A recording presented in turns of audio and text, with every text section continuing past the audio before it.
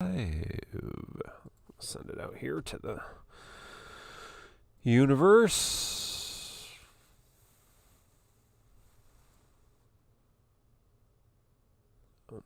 Live on Mark Myers' YouTube. Wow. Awesome. Yeah, let's try that again.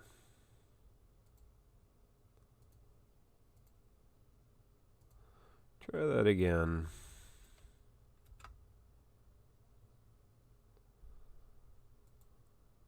Let's get the actual freaking channel.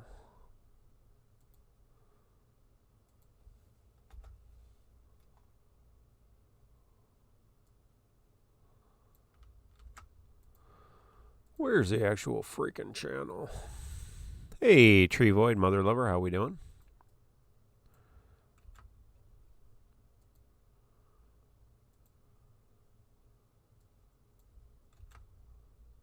There we go. There we go. Has the show started yet? No. We are in, this is the pre-show, as you can see if you are watching online on the internet. This is what the pre-show is. We are a pre-show. You're live in YouTube. Awesome. Happy New Year.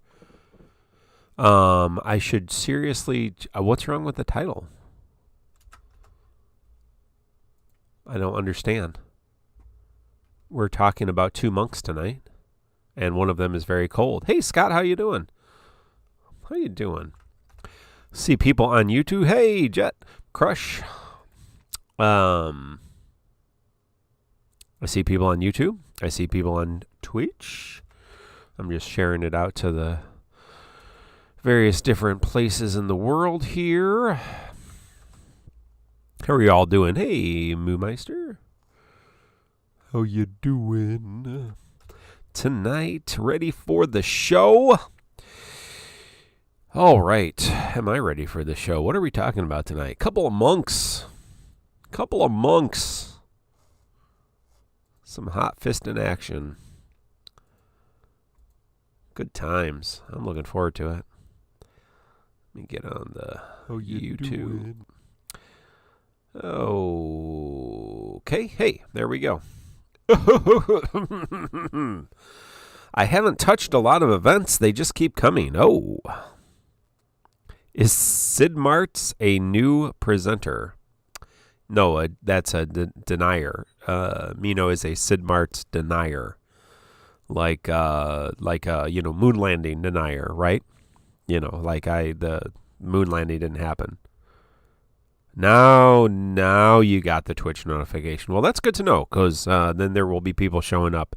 Excalibur Summon Biscuits. GRW18 is here. Casey's here. Shadowheart's here. Scott's here on YouTube. Poto Cedar, our TCC intern, is here. And Shu is here. Hey, Airbag, thank you for the subscription. Finally catching it live. Awesome. So, Amons is here. Moon. Speaking of Poto Cedar, Wombleteat, thank you for the subscription. Appreciate that. 2 months. Nice. Poto Cedar. Jax, how you doing? Gave us Soraya the Ranger. Thank you for this subscription. New year, new subscriptions. Bring it in, people. Bring in the love, the subscription love. Poto Cedar gave us this exciting TCC trivia. I did not actually know this answer. I had to go back, and I did know because he told me, but I went back and listened to this episode, just the end, to find out the answer and to realize what a prophet I am, how amazing I am. But yes, in episode 26, many moons ago, TCC talked about making a kit for a character which has not yet been released. What character did I talk about? That was Pierre, Mino, and myself on that show. Pierre talked about General Leo, who was at that point had not been released in GL or JP. Mino cried about a Shantota rework, as she had just gotten some boost in JP that sucked. And I talked about a character that would go on to be released in Defo. Curry Destros here. Joe is here. It's Friday. I can actually catch the show. Doing some character guides on my channel. Yes, Joe. Everybody can check out Joe Wags. He's on YouTube. Has some good stuff. Definitely check out Joe. Definitely check out Joe. How's everybody doing? Happy New Year. 300 tickets and 50,000 gems for Fran LD. Woo! Got everything for Machina. Oh, man. In 91 tickets. That's good. That's good, though. Black Cloud Strife. Everybody can check out Black Nero on YouTube. No Billie Eilish today. I just saw a picture of her in her new, like, grunge chic outfits. She's really mixed it up here a little bit. So yeah, she had like this oversized sweater, short skirt thing going on. So very hot, very good look. Yeah. She was on this. I think we talked about this. She was on SNL a few weeks ago. That she was hilarious on SNL. I thought she did a really good job. I am not particularly into her music. I don't have a problem with it, but I just don't.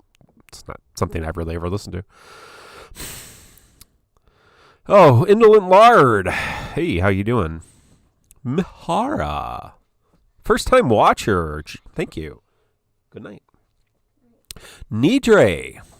Blog about my recent polls. Yes, please let us know about your polls. Soge King is here.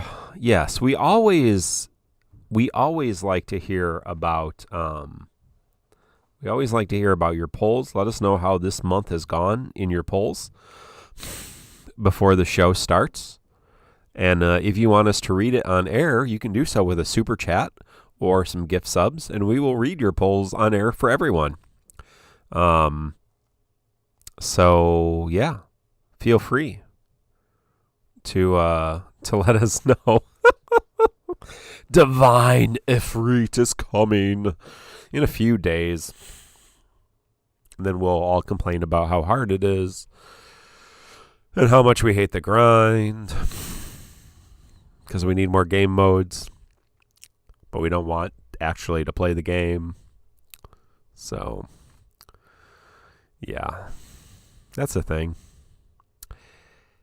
15,000 gems, isn't that super exciting? Nice. Thrilled with your snow. Oh, like the character, not like the snow in like my backyard here. Yeah. Oh, come on. Indolent Lard says on YouTube there's 17 people. There's more than 17 people watching on YouTube. 21 people I see watching on YouTube and only 4 likes. Come on, smash that like button. Thank you, Sky, for the sub. There's obviously much more. I don't see the breakdowns on my viewer. It's kind of funny. Mino and I were talking about this because it splits up our viewer count. So neither of the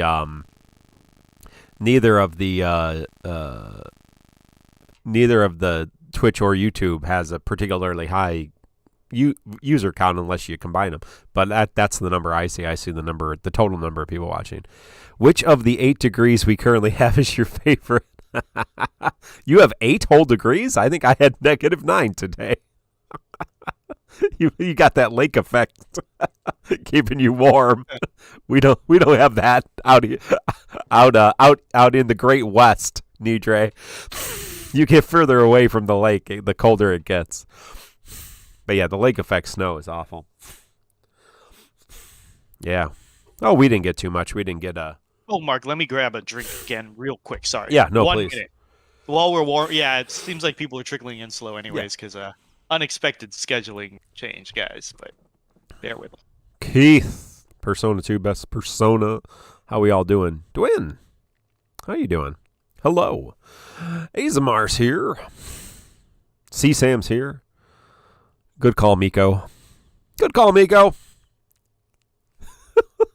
Good call, Miko. But yeah, no, it's very cold. But we didn't get that 8 inches, 4 to 1,000 inches of snow that they predicted.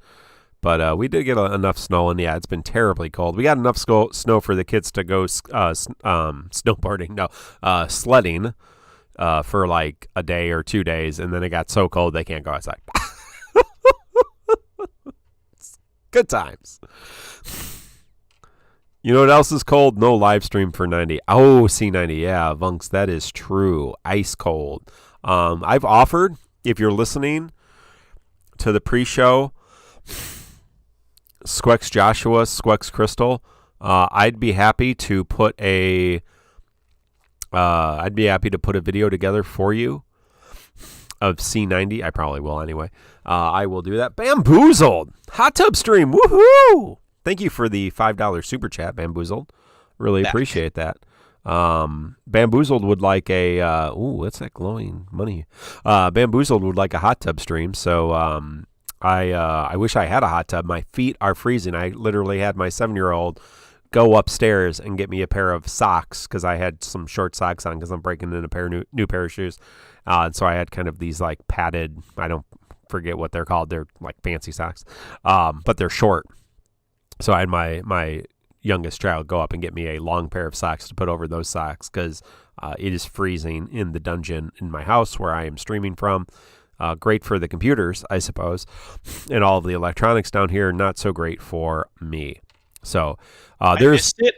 I came back to some slander. Uh-oh. Did you address this? DJ saying I'm playing FF14 while I'm listening. Oh, because Mino gave it such glowing reviews. Yeah. You address this? Yeah. No, you can address that. We'll let you go on that here for a few minutes in the show here. So yeah, there will not be a stream on Monday. There is no community stream. There will be a community in-game announcement, and we will talk about that here in a minute. So let's start the show, folks. Are you ready? I'm ready. I think we got a good crowd here. Sure. Do we have a good crowd? We got about 75 with us right now. Good enough. Yeah. It is Friday. I get it. People do have lives, yes. We like any schedule change at all fucks with people. I get it. Yeah. But the numbers are going up. So let's start the show in 5, 4, 3, 2.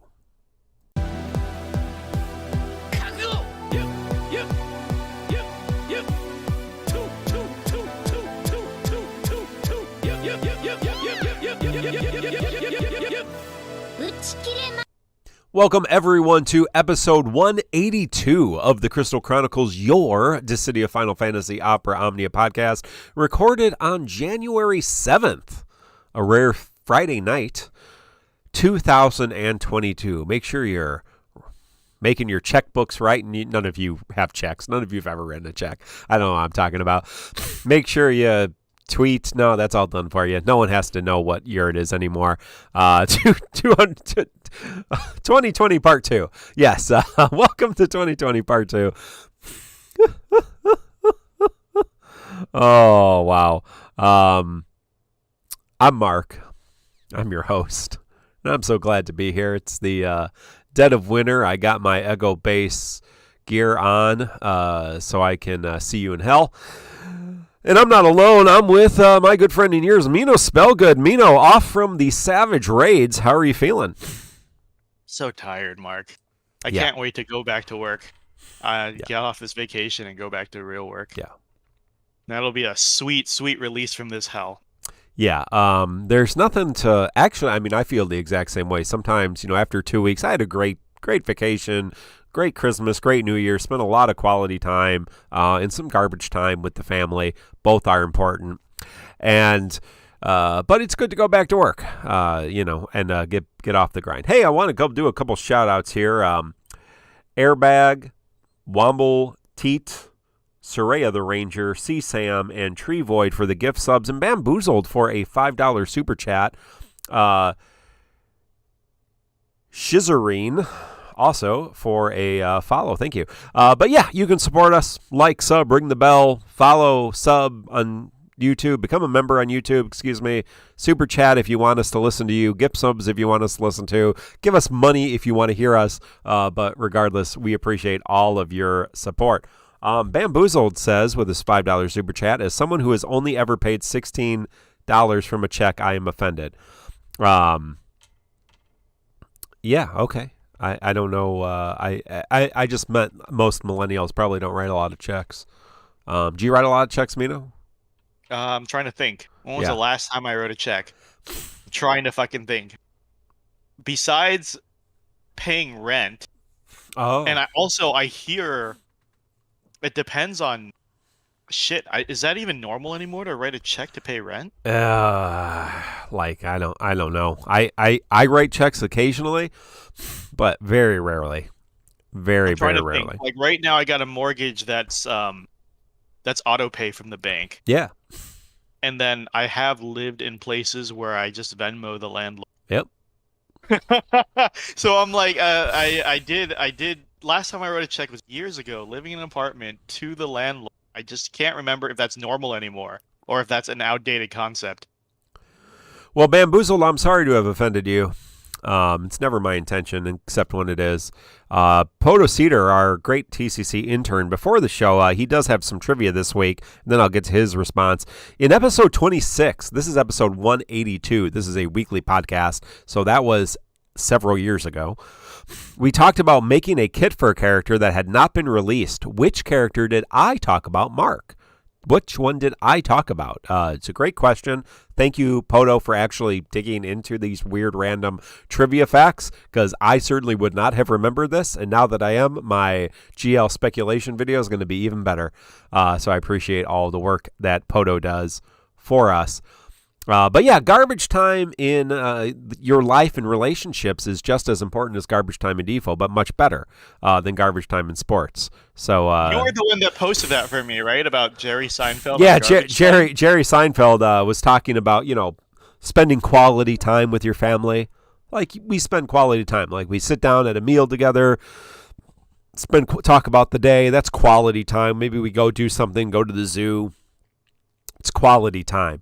But just as important in relationships is garbage time. Sitting on the couch, being on our phones, reading books, ignoring each other, but being present together.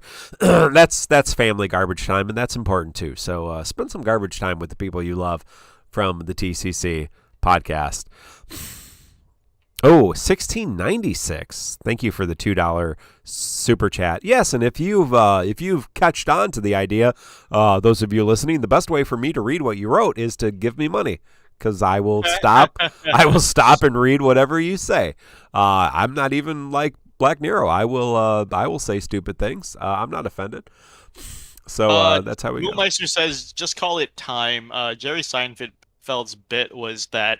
Yeah. We're so obsessed with quality time, right. So he said garbage time to compare to quality time. Because same thing, right? Like, trying to differentiate your time is a little ridiculous. Like, saying quality time is better than just normal time spent.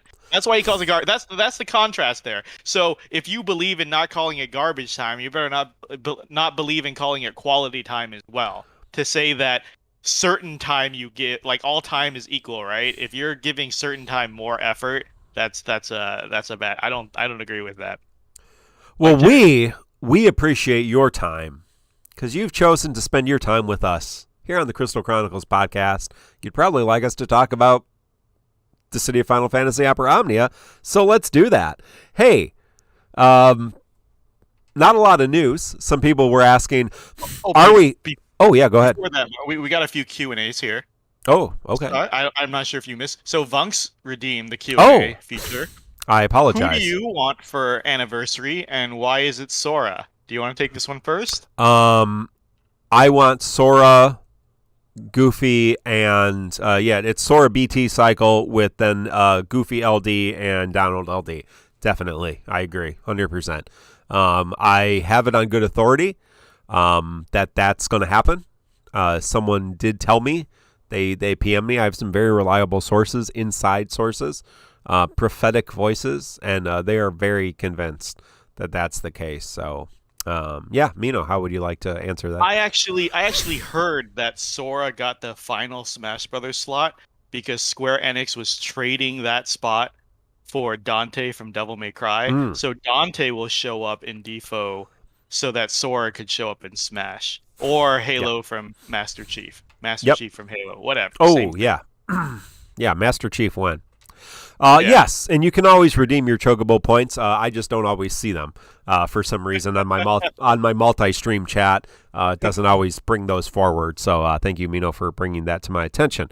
Yeah. So if we had for a serious answer, sorry, like I guess I'm gonna hate myself because FF14 players, but I was thinking a character added purely for gameplay. I would really like Urianger because I think the Astrologian or FF14's version of Time Mage is fun to play. We need more Time Mages in FF14. Oh, that's right. He becomes an Astrologian. Sorry, that's spoilers for Mark. Yeah. Damn it. Oh, man. My whole game experience. I don't even know where the hell Urianger is right now. We were talking about that on Monday night. We're like, where the hell's Urianger? Like, where's Thancred? Oh, there's Thancred. Oh, he got Cryo kidnapped. Like, where's Thancred? Where's, Yishtola's unconscious throughout this entire expansion. Like, where the hell's Urianger? No one knows. I don't have any idea. There's probably some lore. Some of you idiots probably know. I don't know. Man, I pretty much at this point, pretty much going to quit. I don't even parse, so I don't know why I'm playing at this point. You're going to install that. When are you going to I should. I do. I need to. I don't know. I really should. There's no reason I can't. So yeah, I definitely got to parse all of my great healing abilities. One more question from Joe Wags is, Mark, I have a great idea for a sub campaign. How many subs for either you or Mino to pull on the New Year banner with gems until you pull an LD you don't have? That's fucking suicide for me, but probably worse for Mark. I think I'm missing 13, 14 LDs tops, I think. Mark's like way less. I'm missing 8 or 9. Okay. How much for a green? Time and money. Bamboozled. How much for a green? I actually like the pull on the New Year's banner. That's interesting. How much? I don't have anybody to green. There's no way this will succeed, right? $100. If I get $100, I will gem pull on that banner. Until I get an LD I don't have. That's my price. I'm naming it $100. I want to say that's high enough that people won't actually pay that. There you go. Are we counting what we've already gotten? Fuck. I mean, if that goes directly into the 100 that I'd be receiving, like 100 to me. Oh, okay. Well, if it's 100 to you, then it has to be like 150 total. 150, 175. What do they get? They get about 50% on Twitch, 70 or 30% on YouTube. So yeah, it'd have to be like $150, or no, it'd have to be close to $200 for Mino to give Mino $100. Mark's the numbers guy on the podcast. $200. What is that? Yeah. That's divided by 5 because 5 per sub. Yeah, 5 sub. I don't care. No one will put the money forward. Where this is a waste of time. Yeah. All right. But sure, $200, and I'll cut Mino a check for $100, and he will pull. He will pull on the New Year's banner, I guess. Yeah. Well, 40 subs? No way. That's not 40 subs, is it? Holy shit! No. Then we gotta raise the price. 100 subs. What is that? 500. 100 subs. 50 subs. 50 subs. 50 subs because they're about 200. 200 net, not gross. Correct, Nidre. Nidre is correct. That's how that works. You want 200 net. Double it for subs, right? Yeah. You want. Yeah. Okay. Right. Yeah. Worry Chad, thank you for the subscription. Yeah. 100 subs. 80 sub. Wait, 100. Yeah, 100 subs. 100 yes, subs. Yes. What Mark said, 100. 100 subs. That's and where we're going. 100 subs, and then sure. we'll deduct super chats from that and memberships from that as well. So keep count. Thank you, Bamboozled. Should be one of those collective goals. Yes, we would. It will be a collective goal. So there aren't 100 people on this channel. No, not now. But you never know. So we'll keep track of that as the time goes. Thank you for the subscription. Shizarine and Bamboozle, thank you for the $10 super chat, worry chat. Thank you for that. Anyway, we have a show besides this tomfoolery, and I do appreciate all your support. People were asking about the Squex community stream, and there's not going to be a Squex community stream on Monday. What we are anticipating is an in-game announcement. Mino, is that correct in terms of what you recall Joshua was saying? Yeah, Bamboozled $10 should be one of those collective goals. First of all, thank you, Bamboozled. You know what? Let's okay, so if we really want to make this a thing, I'm a sucker, guys. I just like to throw money away. So I'll say this goal is January. Well, actually, how long is the banner up for? Oh, that's a good question. This banner is coming. The 11th or so. Oh shit! Yeah. So it'd have to be now. No, I'm doing the math. You talk about the upcoming thing. So I don't know why people are going bonkers. This is what BC calls the Xenoscopium, even though Xenos isn't directly tied to this. Whatever. People keep wishing for schedule speeds up. So what do people assume? A GL first BT cycle for some fucking reason. I'm not sure why. And guys, this happened last year. Literally last January. We have the receipts. Last January, Josh said they're all busy with the holidays and vacation, so we get an in-game notice. Last January, we got an in-game notice for the month instead of a stream. This is nothing new. It's crazy to me. It's crazy to me how many people are like, they speculate, then you tell them there's precedence for this. This happened before, and then they're like, okay, well, there's only one precedence for it. Show me where it happens again. And like, even if you throw like 10 examples at them, they're like, that's not enough precedence. Whereas the thing they're asking for, the GL first BT, 0 precedence. Yeah. Right? So like, it's okay for them to bank on something with no established pattern, no logic whatsoever, but when you throw logic in their face and evidence, it's not enough. Thank you, Worry Chad, Wumble, Teat, and Bamboozled for some more gift subs and other subs. So, yeah. So we're at 1, 2, 3, 4, 5, 6, 7, 8, 9. We are at 9 of 80 subs, minus $30. So we'll figure that math out, but if you want to keep coming. So, yeah, so we'll talk about that in-game stuff. Of course, that will be the announcement of C90, where we will get ultimate weapons and C90 mats and all that kind of stuff. So there's going to be a lot to talk about next week, and we will do all of that there. There is a one funny bug, and that is Ursula's EX animation is bugged. Was this something they had in Japan? I don't recall. I don't recall. If it was, I didn't do the research on it.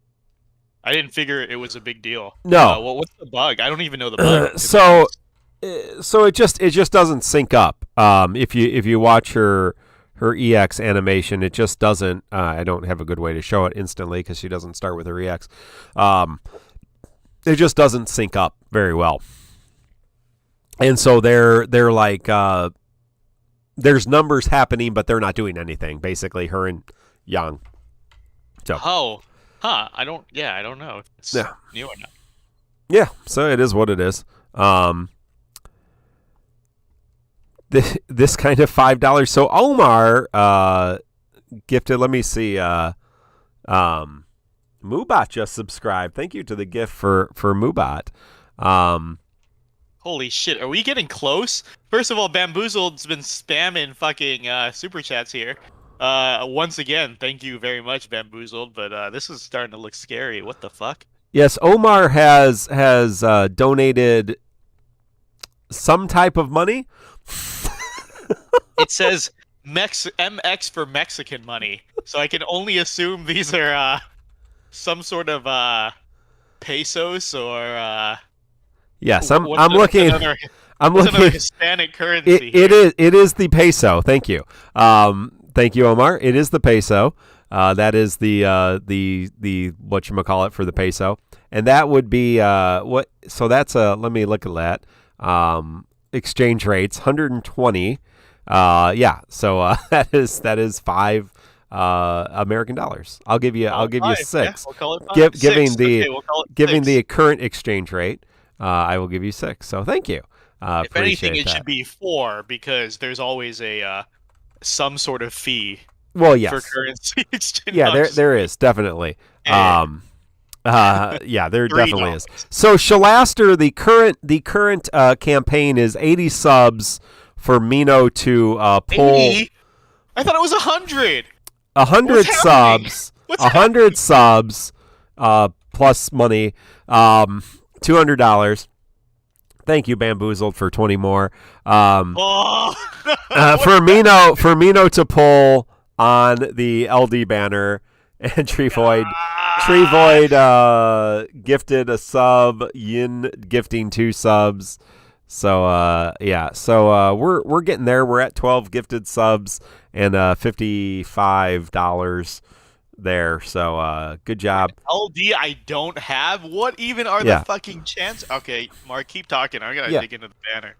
Yeah, you gotta look into that. How much is left? So quite a bit. quite a bit. How many subs do we got here, Yin? Yin's got 1, 2, 3, so 2 more. Can we call this like a regular gem pity, like 150K? Yeah. Can we put like 150K cap? I was thinking 75,000 cap, very truthfully, but 75 is not enough bang for their buck. Okay. As much as I talk shit, yeah. I love you guys, so I'm here to satisfy. So if 150, we'll see. We'll talk about it. We're holding Reckless, Reckless Harlot with that, Trevoid with that. I appreciate all of those subs. We're at 20 subs now. 20 subs, $55. That's how that works out. So there's this costume for snow. It's a lot of fun. It's a rerun. There's some ongoing New Year's Eve sales. And we did get that 6,000 gems if you logged in 3 days. So there you go. And thank you, $10 more from Bamboozled, up to 65 on the dollar side, 20 on the sub side. So I can't pull Jegrin, so that would be hard to do right now. Let's actually talk about some of the events. And so the first event we had was the intersecting wills for Snow intersecting wills, which was called Parted Hope. And so we got a updated character in Snow's LD. Snow's, if you're not familiar with the character, is a ice damage tank. So he is a defensive character that brings incoming damage towards him and does ice damage. He has never been particularly exciting in his iterations, but his EX Plus was pretty good. But his LD actually makes him pretty useful. I know he is going to come back with a BT and a BT Plus here very soon, but his LD is nothing to sneeze at. It gives him a new overhead buff, called Vendetta, which is a stackable buff. And when it reaches 2 stack, when it has 1 stack on it, he does basically a preemptive strike before his turn. If he takes damage or uses his skill 1 and gets up to 2 stacks, that attack becomes a quadruple dump, 4 HP dumps. And so it can actually do a lot of damage. It has Brave gains, it's AoE, it's split HP, but it can do a lot of damage. And that's pretty much what he got. A little bit more defensive power, brave damage reduction for the party HP up with this, HP damage taken reduced, and so he does a little bit more party defense and a lot more offense. So he's pretty cool compared to what he's done. Well, let's stop here for a second. That's pretty much all I had to say on Snow. I think he's really awesome. I've been using him a little bit. I wasn't planning to kind of go after him very much, but he's pretty potent damage dealer considering his role. So I think it's really cool to have him kind of on your team here. So shout out to again Bamboozled, $20 more, CSAM for $10, and Kristen for $50, $49.99. So thank you. I'm pretty sure this is gonna happen, so I'm gonna download BlueStacks and start transferring my account over. But just so you guys know, thank you guys. I was planning to do the shout out and update at the halfway point because we really need to do this show. We're grateful, guys, but we are keeping track of everything. We'll shout everyone out at the end. I was gonna do an update mid show, and then we'll do it all post show. But we see you all. Thank you. Yes, we truly do appreciate all of your support. Mino, like I said, I think Snow's really solid. He continues to be a tank, but he's doing fairly good damage. The downside, I would say, is he doesn't have really burst healing, and so you're relying on his HP regen if he's your only healer. Other than that, I think he's really solid, and we know he's only going to get better with C90 and burst. So if you like him, get him now, enjoy him, and then you'll continue to use him later on down the road. Mina, what are your thoughts on Snow? I haven't been a super big fan messing around with him. I don't know. The concept's great. I love Snow as a tank. Mark said he never had a time to shine. I slightly disagree. I think in that first year and a half, him and Wall were the only tanks. Literally the only people. Yeah, and so when he came out, first of all, a lot of people ran Wall in the beginning period. Yeah.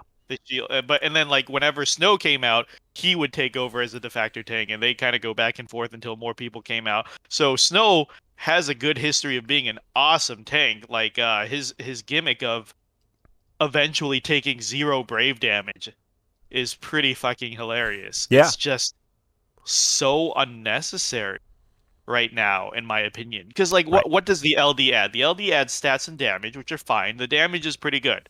Good, decent damage, I guess. At this point, we're measuring against the Millionaires Club that we undersold. Yeah, he's doing better damage than characters that aren't doing damage. Yeah, that's what I'm saying. I find it hard for me to personally say he's doing good damage because his damage is up to par, but honestly, right now we're comparing to the Millionaires Club, and people said we undersold the first and arguably worst of the Millionaires Club. People said we undersold Maki. We called him a 1 million damage button. People are getting several 16 million in burst phases, and I've gotten sometimes up to 2 million when properly set up and stuff. He's literally melting fights on his own practically. So if you think we undersold Machina, and Null and Locke, who are coming very, very soon, have even more potential, then how can I in good conscience tell you that Snow does good damage? Right. Right? Yeah, that's fair. And that segues into my next point of why would I ever run current Snow when I could run Machina, Locke, and Null? At this point, I said this last week, at this point, why am I running any support at all, let alone a tank? And I saw Telute ask this on TCC Discord before the show started, is Pain's debuff stance useful, or am I missing something? Because I feel like I always want to run her in buff stance. Because buff stance gives you all the damage buffs. Debuff stance, less incoming damage. But why? Why? Why? Why do you want the enemy to take so many turns that you need to mitigate their damage when you can just have them do no damage by instantly murdering them? Why, in a meta where we're trending towards our damage numbers getting higher and boss HP staying the same, if not slightly lower, do I want a slow tank who gets a preemptive on his turn? It felt really bad to me. I want to throw it back to Mark later. It felt really bad to me. I pulled Snow's LD. I messed around with it, and I was like, "Oh, sure, he's gonna get a preemptive now." It's only on his turns, I believe. Am I wrong? No, it's before. It's like before his turn. Yeah.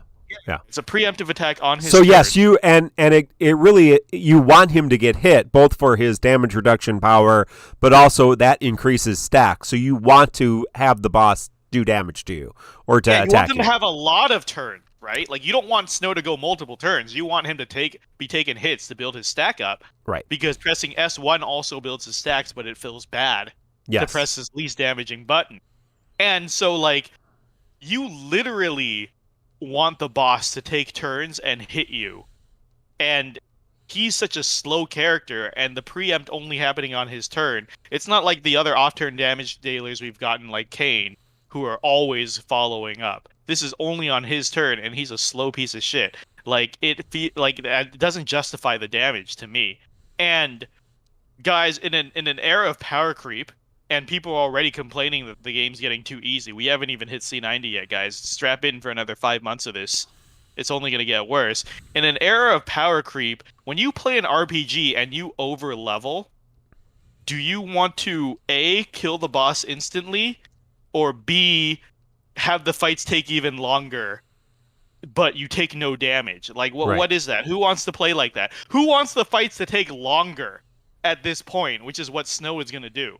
I'm just not I just think Snow is a bad idea. I don't know why so many people are excited. Am I missing something? But this seems like not a great tuning pass, honestly. Oh! Credit to DJ. He's a great auto farm. Great auto farm. Yeah. Yeah, he is. He is. Guaranteed. Yeah, it's a very, very fast animation, and he is definitely kind of premier auto farmer right now. He's doing a good chunk of damage, and it's super fast. Like probably the fastest animation we have right now for that. Much faster and much more damage than Yuffie. So there you go. But yeah, I think that's kind of going to be the question for every character. What are they doing, and are they doing good? Yeah, Black Nero's kind of saying you didn't build around his damage. We've seen Black Nero's done some testing and gotten well over 1 million damage with his preemptive strike. So I think the damage potential for Snow is fairly significant, especially if you pair him with other damage dealing support hybrids or other supports as well. He can probably run as your primary damage dealer.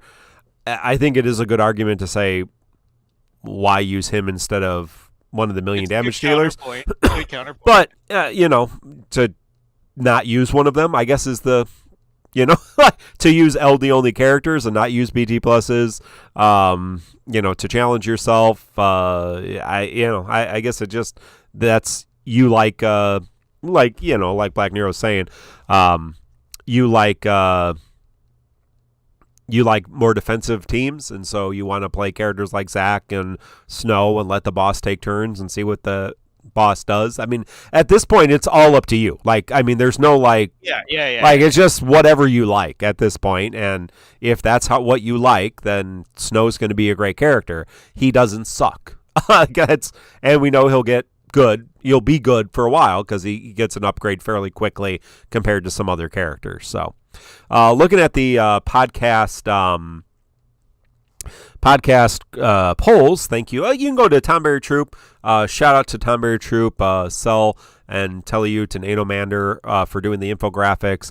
Little concerned about the position of Shiva on the bikes on those. I guess I never really noticed in game if that's what it looks like. But you can check that out, TonberryTroupe.com, for all the nitty gritties about Snow's kit. Podcast polls. If you come to our Discord, you can get a podcast poll. So looking across 13 servers. Wow. And thank you to MateriaBot.j.a for that. Quetzalma for setting that up. 5 people going to pity Machina's BT. 11 pitying Snow's LD. 10 using gems. 144 tickets and 77 skipping. So a lot of people investing on Snow. Did you get him on the free poll, or did you use some resources?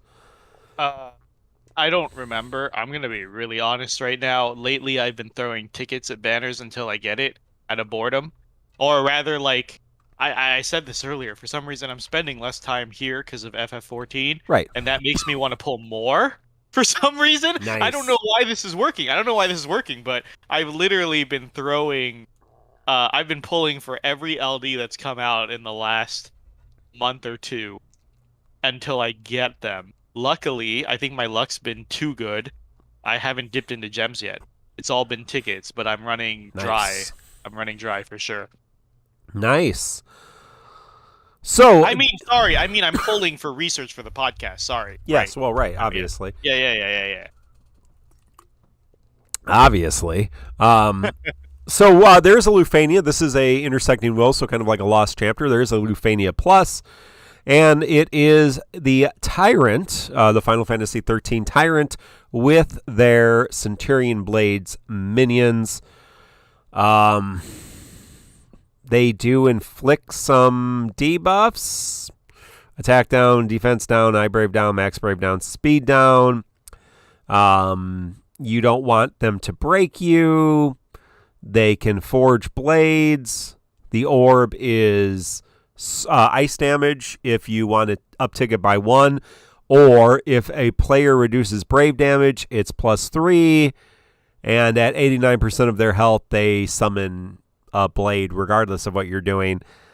I feel like most people no-turned this because this was not the most challenging of the fights we've had.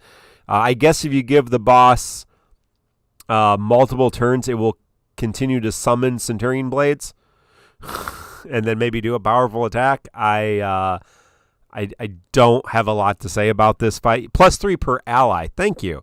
Thank you, Excalibur. And you can check out Excalibur's infographic, Destros infographics as well about these fights. And they are very good. Excalibur's infographic is available on our Discord under information and also on each of the fights specific threads. Mino, anything else about this fight? I don't even know how much we're going to be going into fights these days because they're not really. Like, yeah, last week I didn't even want to touch the fucking fights, but I do feel like reading back through chat while we were talking, I should honor some points. Some people like Shizuren are saying, like, as a new player, Snow has been helping them get through a lot of content. Yeah. And, And BC's saying you should treat Snow as a DPS and support him like a DPS to see real results. Like I assume so. Honestly, I did not take that approach clearly, and I can see the appeal to that because I mean his whole gimmick is brave gains between hits. Yeah.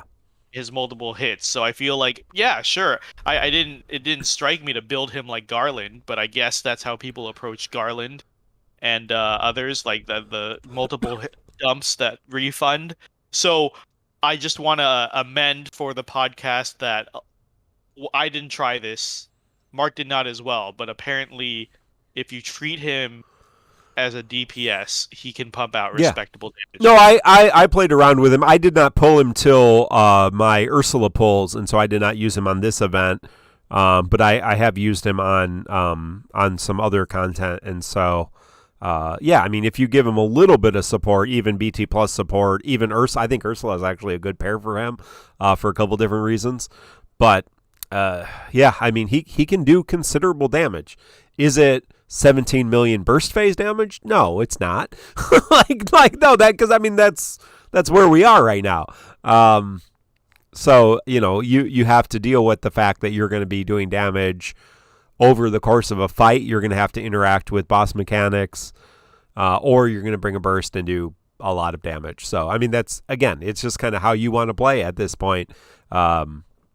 It's hard for me to say, yeah, Snow is a competitive damage dealer with Lock, Machina, and Null. No, I don't think so. But is he a competitive damage dealer in this era for what we need? Certainly. And, with a little bit of support, he's doing decent damage. That's for sure. And again, at this point, it's just pull people who are interesting and people who you think are going to be fun and use them because that's garbage time. Pretty much anybody's going to be usable. Anything else about the fight? No, got nothing. All right. Well, as we take a little update here to interlude from one fight to another, just an update. We are a little over halfway to our campaign. No, we're pretty close. So we will probably get Mino to pull, but a little extra support certainly wouldn't help. As I'm tallying numbers here and doing math, remembering it's not 1-for-1. Twitch takes 70% and or 50% and YouTube takes 30%. Before taxes. So, so for me to give Mino $100 cash, which I will. We will need a little bit more support. We will need a little bit more support. So if you'd like to throw us a sub, become a member on YouTube, or give us a super chat, or give some subs, feel free to do that so that we can get Mino to pull gems on the anniversary or the New Year's banner. So we are pretty close, but we are not quite there. A couple shout outs to friends of ours on the internet as well, other content creators with some benchmarks. Blartanian, Blart Defo hitting 500 subs.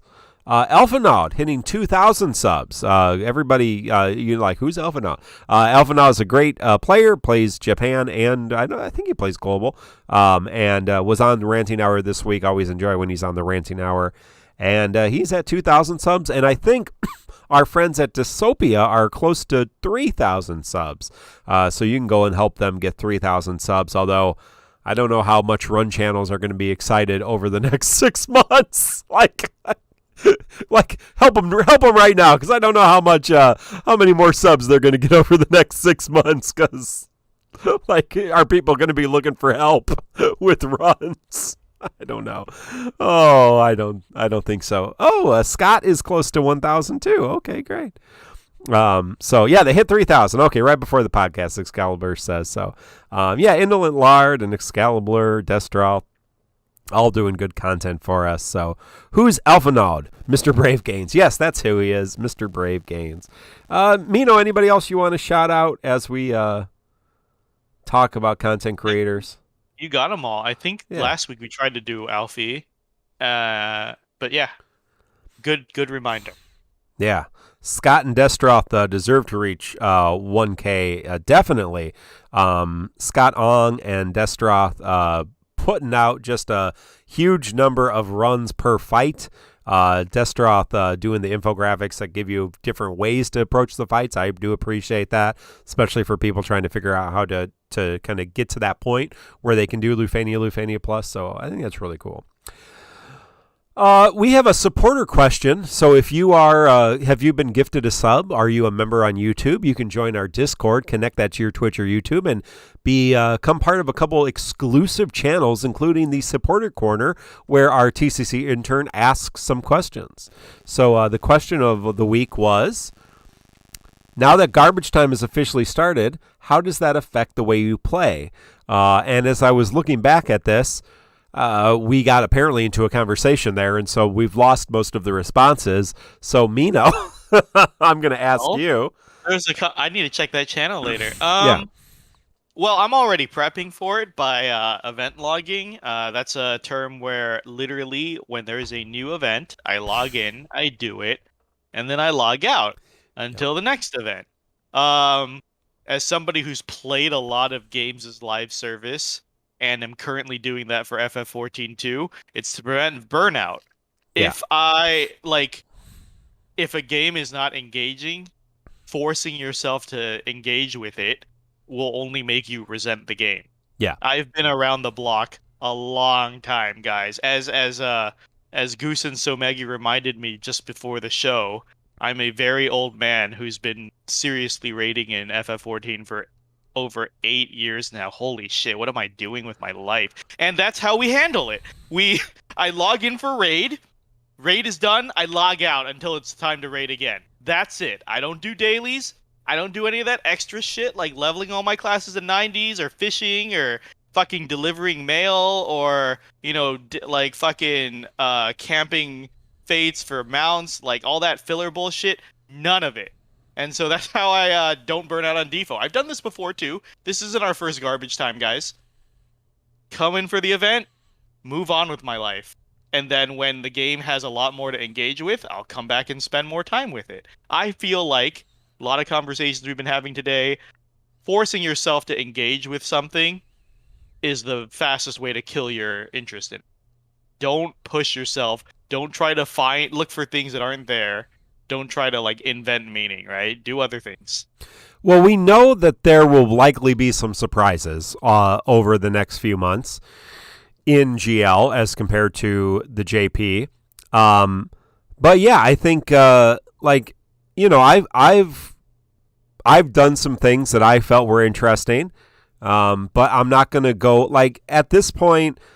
Like early on in the month, I was doing some TCC challenges and really kind of reached a point where I realized, and I know it's only going to get worse, that you either bring characters that can do the content or you don't. And like you can carry some old characters through content, or you can use the same old, you can Sid Mao, you can Yidderoth, you can do all these kind of strategies to get, non-BT plus characters through, but that's not particularly challenging, right? When we used to have an event and we said, hey, no BT plus, or no synergy, and that's all we needed to say, and then it became a challenge. You had to think, oh, how am I going to attack this if I don't use synergy, if I don't use a BT?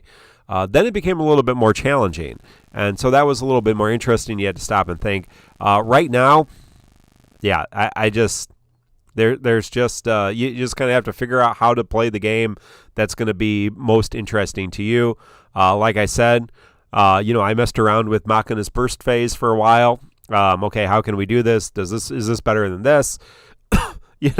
I did Yidderoth. Hey, can you do a 0 turn Yidderoth? Yeah, sure you can. Somebody said, no, you can't do that. I'm like, okay, well, let's try. And we did it. I mapped it out, and sure, yeah, that's possible. We did that and ran that. Okay, great. And so that's fine. And like I said, hey, if you just want to sign on Yidderoth and sign out, great, good, that's good. If you just want to burn through it, fine. I'm still interested. There's going to be characters here and there. I'll use them. There's going to be some events that I'm going to enjoy, and I'll enjoy those events.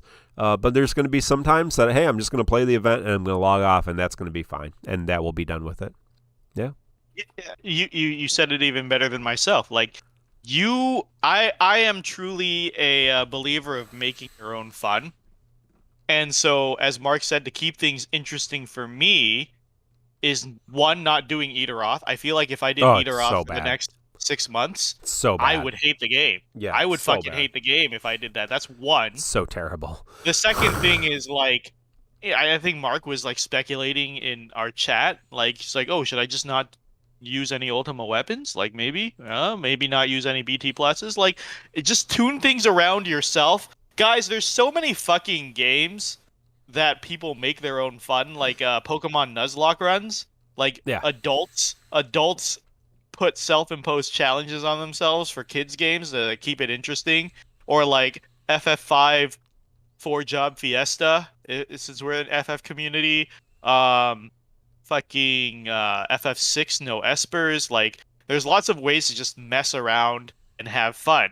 So, and for example, this stupid sub-campaign for me is, hey, I could end up throwing hundreds of thousands of gems away tonight. That's okay. It's a fucking game. This is going to bring me more fun than Yidderothing through the next 6 months. So, why not? It's all fake money. I don't care. So, like, just find how you have fun. I really hate the attitude of somebody has to bring fun into my life. Did you guys ever read the Phantom Tollbooth? That was the whole yeah.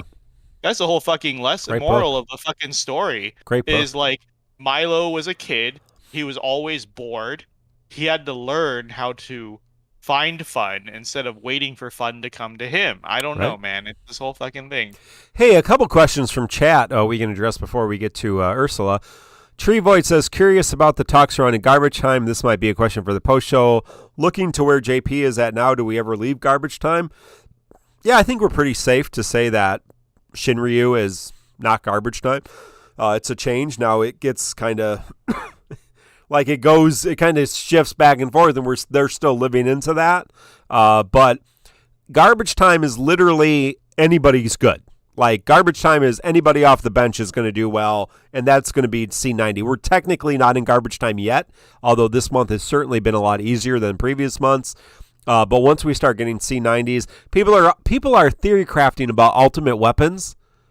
Like, dude, you don't need ultimate weapons at all. I mean, that's like just a win more button in an era where you already have win more buttons. Like, anybody who gets a C90 is a win more button. Any BT plus is going to be a win more button, and you're just going to make it even easier for you. So like don't fret about ultimate weapons at all. Like, I'm not even worried about it. I've literally spent no time thinking about ultimate weapons because who the freak cares?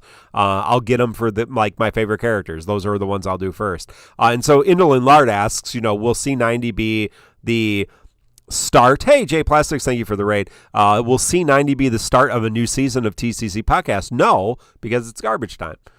We are still in the Lufenia era, the LDBT era. So when we get into the Force Weapon era or the Shinryu era, that will be season 5. That's how it works, and we'll do a wonderful retrospective about garbage time back then.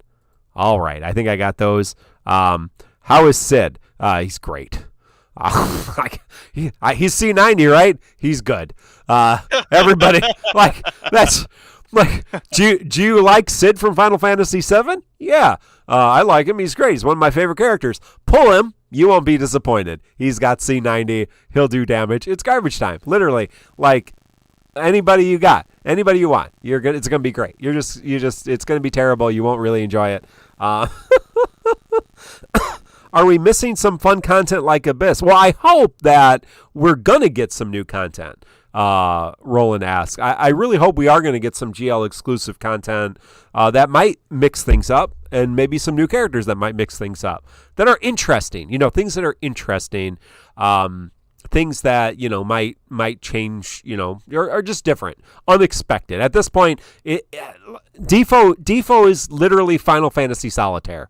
Right, so everything is, you get 3 characters and you bring them to a fight and you kill a boss. That's Defo. That's it, and that's fine. That's what it is. Yes, there are some different kind of modes, but who cares? That's the base. You got 3 characters and you got enemies and you fight, and that's the game. And you play by yourself, and maybe you co-op if you hate yourself, and then that's it, and that's okay. I enjoy that. I'm not looking for anything else. And so, right, some things that are unexpected at this point would be appreciated. And GL's always gotten some unexpected things. We always got some in early things. And so I'll look forward to that. So, yeah.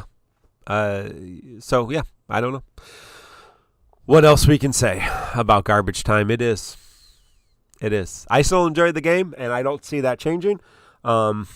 We'll still talk about it. We'll still be here every week, and we'll break down characters. But yeah, realize that at this point, you're not. I'm actually, as I do my tier list for next month, I'm actually going to do 3 separate tier lists, depending on which of the 3 BTs that you want to pull on. Bamboozled, yes. So yeah, look forward to 6-man. I am looking forward to 6-man. But again, then you're bringing 6 characters and killing bosses. It's a little different, but everything at the end of the day is I don't expect anything shockingly different or new. What I can expect are maybe some unexpected surprises. I think that's fair. Well, let's talk about Ursula's event, Gentle Fists. Ursula is a new character. She is from a game that you probably haven't played. Well, Mino's played it, but you, the listener, probably hasn't played, called Final Fantasy IV: The After Years, or Final Fantasy IV Z. Is really what it should be called, because it's pretty much just Dragon Ball Z in Final Fantasy IV form. But we do get a new character, and that new character is good old Ursula, Yang's daughter. If you're not familiar with the game, it's Final Fantasy IV: The After Years is kind of literally everybody's kids, and this is Young's kid. And so she is a melee attacker. and does a whole bunch of different stuff. Kind of an interesting kit. So she is a melee attacker unit, damage dealer, but she does have some free turn, warp turn ability. She has a lot of battery potential, and she also has some support in her kit. So she's a little bit of a hybrid unit. She does some debuffs as well. So she does do some debuffs to the party. Just to kind of quickly go over her kit, I guess. Her skill 1 is her basic attack that does an HP damage and brave. I think most of her stuff has brave gains or batteries, so you're going to want to support her if she's going to be doing damage. That gives her her 1 buff. The second skill, the chakra, is basically interesting. I don't think we've had a skill quite like it. We've had a couple skills like Charlotta and Iggy kind of have skills that do similar things, but this instantly raises all of the party's current brave to their max brave. And then batteries, and then it does HP damage but doesn't consume her HP. That's, I think, free turn, instant turn, and extends all her buffs. So that's very interesting. Her EX is a big attack, ignores defense, gives her her other buff. And then she gets her LD, which is, again, big attack, ignores defense, free ability on the next turn, and gives her 2 special uses of an HP attack, which batteries the party, does HP damage, doesn't consume its brave, and then gives the heals, maybe, or does more battery too. Yeah, it does more battery to the allies. Excuse me. So she does some interesting things. I'm sure Mino can talk a lot more about her, but I was interested in her kit. I did spend quite a bit of resources, as he did, getting her kit and building her up a little bit and messing around with her. Again, she does have some party support, so she does have, it's not great. Like, you wouldn't want her as your solo support, but she does have some attack up, some max brave up, some brave damage up, some HP damage up, some overflow, that kind of stuff. And if you have her on your party, your max brave will never hit below 20%. So it's hard to be broken, all that kind of stuff. So she has some really interesting utility. I'm not sure, again, at this point, who are you bringing her with? Well, like, it's really a matter, as I see it, of, oh, this is an interesting character that does some different things. I guess if I want to build around her, I can use her. Mino, what are your thoughts on her after using her for a little bit? I mean, you said it perfectly. She has a lot of great concepts. All the new characters are bringing something unique now, right? Yes. Like, you can bet your bottom dollar that when you pull a new character, they have a new gimmick. Whereas returning LD characters, you never know, right? Like Snow's preempt is not. We've already had preempts in Jegrin now, and continuing on, the LDs will be more powerful, sure, but new, not always necessarily. New characters like Ursula, you can always bet on a new thing. You said it perfectly. Lots of great tricks that aren't gonna be needed now. Right? Like, if difficulty was hard, like the first 2 months of Lufenia Plus, I'd say she's a godsend. The skill 2, setting party max brave to 100, ignoring all reductions, holy shit, that's amazing. Right now, though, unneeded. Numbers don't matter. She has a lot of cool things, right? Like 20% brave floor, meaning can't be broken or always has that much to spend. Great, but it's unneeded, right? She has a warp. A weird one. She will insert her turn between an enemy and an ally's if an ally is directly after an enemy. Yes. Very fun to play with. I love doing this, like using a rebreaker like Jack to stagger enemies, so there's always allies between enemies. Great fun, yes. Powerful, not really. Excalibur says, mix her up with Selfie and put Selfie's LD debuff on, and then chakra 4 times in a row. Very, very, very true. Like at this point, who cares? That's exactly the kind of thing that I would spend time doing, right? Like why not? I actually messed with her similarly. I don't have selfies LD, so what I did instead was put Rain's Call on her in a summon phase and tried that. Yeah, like first, like great fun gimmick to play with. The problem is, one, I fucking hate launches, so I'm not gonna do that, and two, it's still not gonna beat out Machina, right? Like if I just wanted pure damn, but like fun to play with. And as Mark said earlier, during this garbage time, just play what's fun for you. Yeah. Right? Like I was having a lot of fun doing like a what did I run for like Snow's event in this one? It was something like Ursula, Shulk, and Kane. Oh yeah. Or something, right? Like just characters I like. Just the mechanics I like to play with. Like that's how I'm keeping the game interesting to me. And like Ursula is right up my alley. I love turn manipulation. I like warps. I've always been a big fan of the warp characters like Eldnarsh and Realm. Yep. You know, she has her dad's propensity for AoEs. She has a lot of 100% AoEs, very fun. And she's like the new Charlotta 2.0 with how her HP plus works, right? Like she will dump all of the party's brave into HP attacks without spending the brave. Like that's a lot of fun. Like she has a lot of fun things. It's just not needed, not powerful. Unfortunately, people always talk shit like BC, saying like poor timing is a meme. I reject that. I think you really can have a great kit and come out at a time where it's not needed and be overlooked. So I was going to ask that. Ursula is the last C80 character. And so do you think she's going to be as problematic as like other characters kind of were at the end of the C70 or the end of the EX before EX Plus? I don't feel like she's going to be left behind, but like everybody gets real good now. Like, right? I mean, yeah, it's like,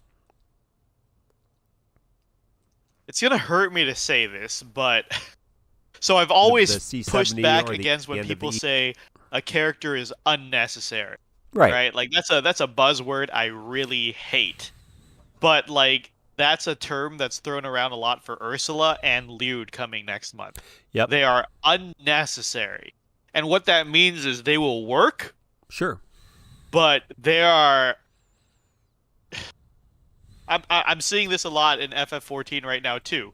Do you want to put in extra work for the same, if not slightly lesser results? Do normal people want to do that? Right? Like unless you have some insanely sentimental value to these characters, which I kind of do Ursula, not so much Lude. Right. Like, do you want a more complicated character? Because let's be real, these newer characters are more complex because they're bringing new gimmicks to the game. They're innovating the game. Their playstyle is a little more involved than, say, like Terra. Yeah. Where you just hit any button, right? Or and like right now, as Nidre complained, Machina lost a lot of his nuance too because you just want to spam the HP plus. Yeah. Like I don't know. I don't know I've ever used any of his skills ever in the entire history of this game because I never played him before this era, and now I don't think I've ever used maybe skill 1 once. Like I might use the free skill 1 just occasionally. Yeah. So basically, for these old kits, these old characters, of course they're extremely basic.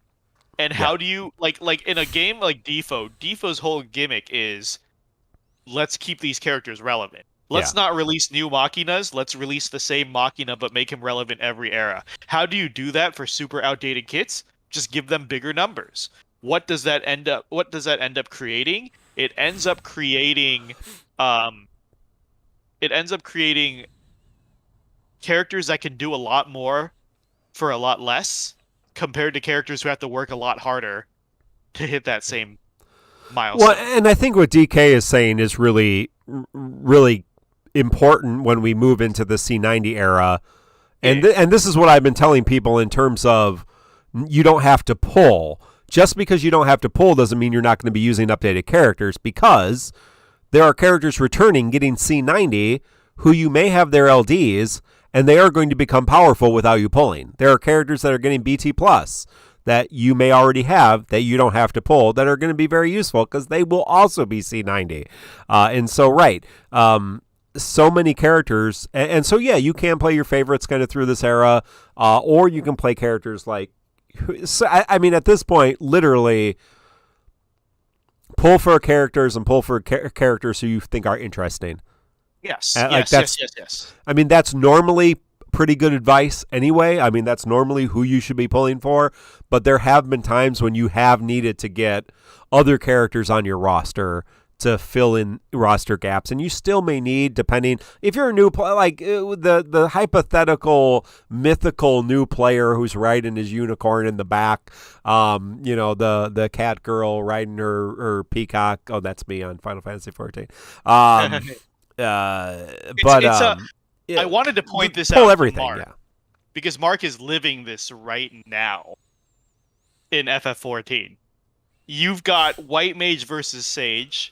Sage is the new healer. It's built to be for more advanced players and more complicated. Mark, as like an average FF14 player, like, is that something that appeals to you? Like a super advanced class that gets whereas when you play White Mage, it's so easy to press like 3 buttons and do way more than Sage ever could. I feel average is a bit of an understatement or overstatement in terms of my Final Fantasy skill level as a filthy casual Final Fantasy 14 player. Yeah, so I have, if you're not familiar listening at home, friends, some of my in real life friends and I play Final Fantasy 14 kind of as a way for us to get together and just chill out, hang out, talk every week. So we decided, instead of doing some other things that we've done over the years, we're literally just going to play Final Fantasy 14 through the story and just enjoy that. So we're on Stormblood. We've been doing this for several months now.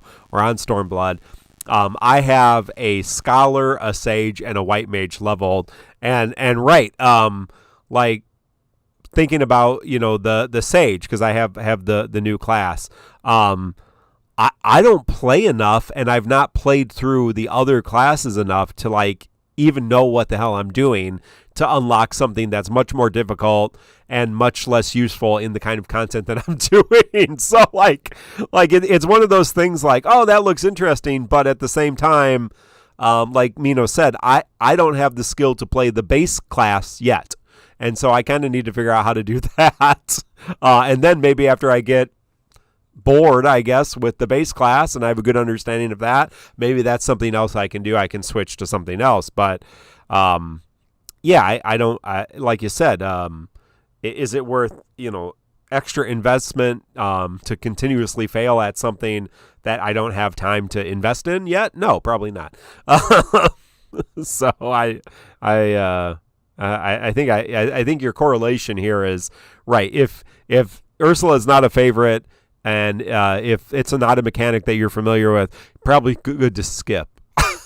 I was more trying to compare that, like, as Mark is a newer player in FF14, he can see the classes, the design creep. Yeah. The classes get more complicated the later they come out. Exactly. So right. White Mage was the very first healer, and in FF14 launch, that was the only healer. Yeah. White Mage. Then Scholar comes out after that. Scholar is a good deal more complicated than White Mage. Then Astrologian comes out after that. More complicated. Sage comes out after that. More complicated. Like, it's a design creep. The older the class, the easier it is, the more powerful it is for how easy it is. Same with tanks and warrior and stuff as any FF4. So I'm saying, like, Ursula, look at Ursula like that. Ursula's the newest toy. Is it worth it to you? Ask yourselves, listener. Are you the type of player who wants to try harder to get the same, if not lesser, results with Ursula than, like, let's say, Machina pressing one button and doing 1,000,000 damage, right? Like, very few people purposely challenge themselves that hard. Yeah. Well, she doesn't suck, and that's pretty much what we're going to be saying forever. So enjoy that. Hey, well, you can check out Ursula's infographic on TonberryTroupe.com, and or you can go to Compendium database, figure out all the nitty-gritties if that's what you are into. She's interesting. I'll give her that. I've enjoyed her. I haven't uploaded my run for this because I've just done one. I haven't gone back and done this fight again. But I actually used Machina as a support for Snow and Ursula and kept delaying Machina with his HP attack so that they could do things so I could see how they worked. So, yeah, you can do it that way as well. And still super, super easy. No problem at all. Even when Machina's not doing 20 million damage per phase because you're using him as a support character. But there is a fight, Gentle Fist, Lufenia Plus, and you fight two killing scissors, and they have mechanics, I've been told, by reliable sources like Excalibur. And you can check out Excalibur's infographic on our Discord. And so they are immune to terror. Sorry, Eldnarsh. And they... I know, what the fuck? Yeah. It's bullshit. Because that was, someone was like, we were really concerned, like, oh man, Eldnarsh was going to cheese this fight. Said no one. Like, I actually used Eldnarsh on the, three fights ago. There was what was it? There was a ranged orb that I used Eldnarsh on. Like, come on. Yeah, this is like, come on. We don't need to shut Eldnarsh out of content. But they have attack pattern. They do rend, and that inflicts a defense down. Then they do Hydro Shot, which buffs their defense up and speed up so that they have some defense spikes. And then they do Bubble Breath, which is their big damage and delays the targets. Their orb is based on the player's ability to battery an ally 100% of their max brave in one turn. So if the player can battery the ally, they go up, the orb pops up. So obviously Chakra does that, and so that's what they want you to do. Proof that Ursula's gimmick is very good but unnecessary at this point is that so many people can hit that requirement without her. Yeah, without her thing. There are a considerable number of characters that can do that, and you can come on our Discord and find them all because people are bringing through all kinds of ridiculous characters. They also buff you all with a max brave up. So I guess the idea behind, I thought that was interesting. If we're going to talk about fights for more than a second, they actually give the party a non-turn limit framed buff that increases your max brave. And I assume the idea behind that was the boss is buffing your max brave to make it harder to hit the orb. It's not. And they failed, and all they did is give you more max brave to do more damage to them faster, so really shoots them in the butt. It was a really not a great, like a good idea. Like I appreciate the effort on the devs coming up, look, oh, this is tricky, we're going to get them here. Just doesn't matter. They also changed colors. I have no idea what that does. You have any idea why they changed colors and what that means? It didn't seem to mean anything to me. I don't remember. I remember as I was playing, I was like noting things. I was like, oh, okay, so in this color I can't do this, but I've forgotten entirely already. They have two colors. They are blue or green. And I have no idea that either of those phases matters or anyway. No effect on color change. Scott Ong, everybody, we talked about Scott earlier. I was tricked. Fucking it just coincides with the orb appearing and disappearing. So, motherfucker. Yeah, so the orb appears at 79, disappears at 49, appears at 29, and yeah, they changed colors. So I'm like, yeah, I saw him change color. I'm like, what is this doing for me? Nothing. So yeah, bring your defense down buffs, or just bring your max brave characters, or just launch, or just Rainsmow, just Yidoroth, triple BT, delay, delete. Is there any strategy that is not feasible on this particular fight? No, it's whatever. Bring 3 EX only. You could probably bring 3 EX only characters if you brought the right ones. I'm gonna say so. Yeah, it is very similar to the LN LD. Yeah, interesting. Yeah, and that means there's a lot of characters that can hit it. It does absolutely. Changing your green is meaningless. It's just a fear response as they take millions of damage and they can do nothing about it. They turn green as they realize they are about to enter into the void. And so, thank you. If you are having, we are underselling these fights, but if you are new, if you're not familiar with the game, and this is Lufenia and it's challenging to you, you can come on our Discord and we will help you out. And if you are a new player, the hypothetical new player, pull on everything, build up your roster, and invest in the characters, and you're going to have a lot of fun in this era because everybody's going to be good, and you're going to get through content fairly easily. We got some breaking news. Oh. Apparently, Sayador is bugged right now, and he is providing holy chant for the entire party, something he shouldn't do until he gets his rework with his BT Plus.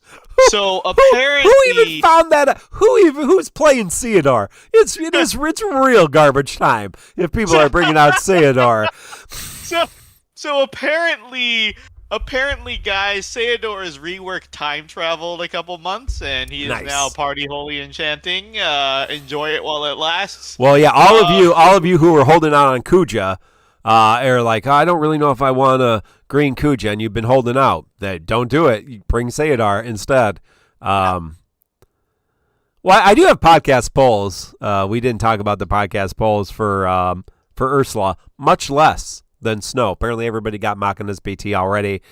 Only 8 servers, 4 people pitying the BT, 8 people pitying the LD, 74 tickets, 55 skips. So, yeah, many less people going into there. So, thank you. Tonberry Troupe, thank you. Excalibur, Destra, Scott, all you wonderful people. Macnol, Quetzalma, for all your hard work to make all that happen. Well, let's talk about some questions of the week. I have under topic of discussion violence because I was so pissed off earlier on. Pissed off? I want to hear pissed Mark. Guys, I don't know. We hear pissed BC and pissed Mino every week on Ranting Hour. I don't care. I love you all.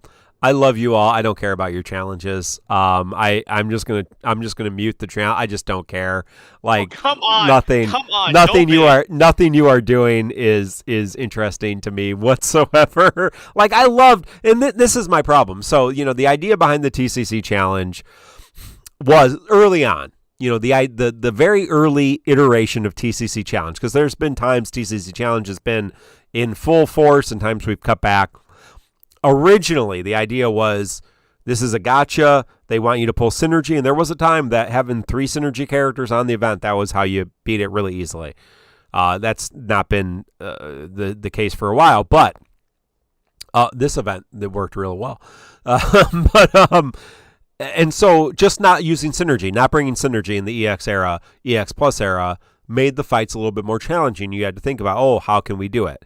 Then in the LDBT era, it was, okay, don't bring a BT because that's a whole extra damage phase, whole extra, phase the boss doesn't go. So that becomes a little bit more challenging. In the BT Plus era, it's, don't bring BTs. And that became challenging. If I'm not stacking 3 BT Pluses, it's a little bit more challenging.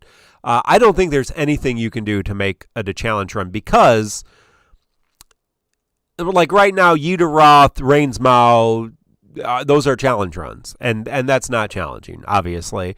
Yes, not using three BT pluses is less challenging, I guess, but it's not really. And the only way to make it really challenging is to use really old-ass characters, and they just can't do it. Like, you can carry your old-ass character through. You can carry anybody through.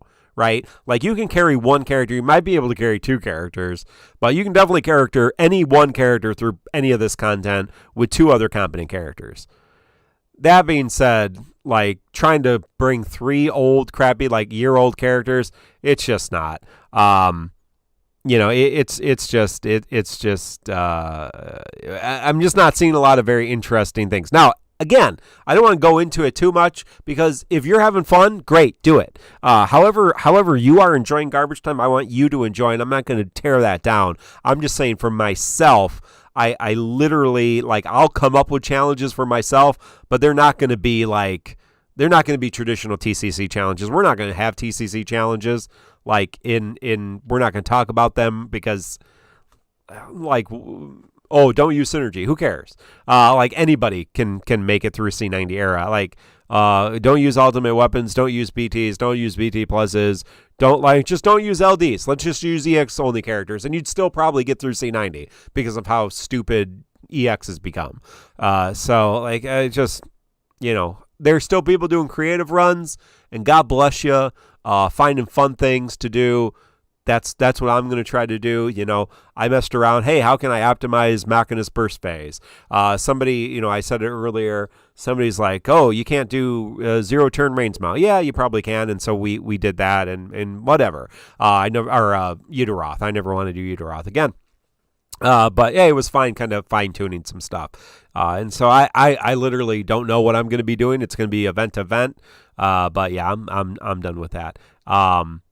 And so we were arguing with Ink too before, and I have no idea what Ink was talking about.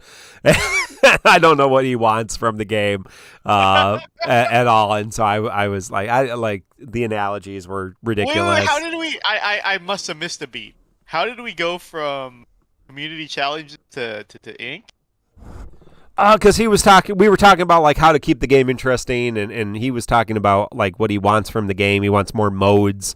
And we're like, what kind of modes do you want? And then he's like, well, I don't really want to. And like he listed off things in Pokemon Go, and then like the 16 modes in Pokemon Go, and then he's like, but I only play Pokemon Go like 2 minutes a day. Like, well, then there's not a lot of, because I play other gacha games with a lot of different modes, and all of the other modes are like super grindy and take a lot of time. So hey, you could like play. Like slime, you can grind the event, or you can grind for weapons, or you can grind for this, you can grind for that. I'm playing this other game. I don't even know what it's called. You can do tower, or you can do the story, or you can do the dailies, or you can do arena, or you can do guild raids. I mean, they're all the same event. They're just packaged different, and some of them are super, super grindy. And so that's default. Like, you can do story, and then sometimes we get events, and sometimes we get lost chapters, and sometimes we get intersecting wills, and sometimes we get transcendence, and sometimes we get a freed or divine boards, and that's a whole different thing. We're gonna get six person fights, and that's another thing. You can do co-op, and you can grind co-op if you really want to, or not. We got choco boards. That's something you can do. We got our daily missions and our weekly missions and all that kind of stuff. There's all kinds of different modes in this game, but yes, they are all literally the same because that's the game. And that's not going to change. So figure out, Pokemon Masters. I apologize. Pokemon Go, it's the same too. That's at least you're like talking to other people in Pokemon Go. Pokemon Masters is what he plays, I guess. I didn't think he was playing anymore. I just don't know. I don't know what you want. I mean, I have a few questions here. First of all, like, one thing you said was that you're right. No matter what they add, defo is still defo, right? Like, some people, like, I think we were talking about Moo. This isn't a call out. I forgot why. I'm a couple. This isn't a call out, but I'm specifically gonna call you out. Yeah. This isn't a call out, Moo Meister. But I'm trying to remember. We had a discussion very recently. I don't remember when. Was it last episode? Was it on the TCC Discord?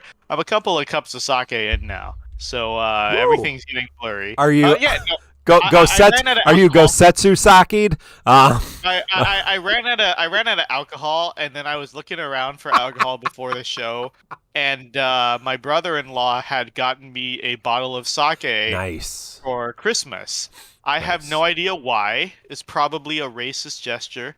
Is your brother-in-law is white? Yes. Got it. And I don't even know if this is good sake because I don't really drink sake. Is it cold? Is it cold or hot sake? It's room temperature. Oh, well, is it supposed to be cold or hot? I don't know. I don't know either. I'm not Japanese. I don't know. That's the only thing that was around. That's what I'm drinking. But anyways, so like I remember we were talking to Moomeister recently, and he was saying, I think BC was asking, "What are you hoarding for?" And Moomeister said that for the game to become more interesting, because Moomeister said sometimes the game releases big releases that get him excited again, like BT or LDs or something. I don't remember. But like, oh, I'm waiting for the game to get exciting again. And I'm just like, isn't the game always the same? It's just more of the same. I don't understand why people think like it'll change revolutionary like revolutionize, because people are like, "Oh, I'm waiting for Shinryu to breathe life into the game again." I don't understand. Isn't Shinryu still just more defo? Like, yeah, you're swapping an orb out for a gauge. Like, is it really that different? Like, if you don't like the core gameplay, I don't think you're gonna like the expansion. It's like saying I don't like FF14, but I'm gonna wait for the 8th expansion to see if I'm into this. You know, like, it's the same fucking game. It confuses me because throughout Defoe's history, people were all like, Defo needs new modes. Every mode, QE made a video. QE made a video when 6-Man came out. He was like, I don't understand 6-Man. It's just the same thing, except you have 3 more mans. Yeah. Like, and I'm like, what were you expecting? Like, what were you expecting? Fucking Mario Kart? I don't understand. Like, what, racing mode? Like, what do you want from this fucking game? Mini games. He's like, every mode is just 3 people on each side taking turns to hit each other. I was like, what the fuck do you want? Dude, I don't understand. Like seriously, like, and that's why I was, Ink was trying to give different, like, comparisons, and so he brought up Magic or hobby board games, which are so mad. That's because completely ridiculous comparisons. You made me so mad. It's completely ridiculous comparisons. I don't necessarily even want to get into either of those because I just completely don't understand. But like, I don't understand any of this. But yeah, I mean, any other gacha game, and I've played at this point, let's say hundreds of gacha games. The gameplay is the same. And you might have different deviations of it, but it's the same. Like the one that I'm playing right now is a match game. It's a gacha, but it's like a match game. And so that's the core of the game. Everything else is different. Yes. The slime game is oh man, I can't even remember. But it's the different types of. Sometimes it's live, combat. Sometimes it's turn activated. Sometimes it's characters have 3 different modes. Like Bleach Brave Souls. But again, everything is a little bit of the same, and the only things that are actually different are just stupid grindy things. Like almost exclusively, show me the perfect gacha game, and I've probably played the game that you're going to talk about, like you random people on the internet, like that where something's actually different that is actually quality. So like, I mean, we were talking about games as servants, so that's gacha games. Let's compare gacha games to gacha games.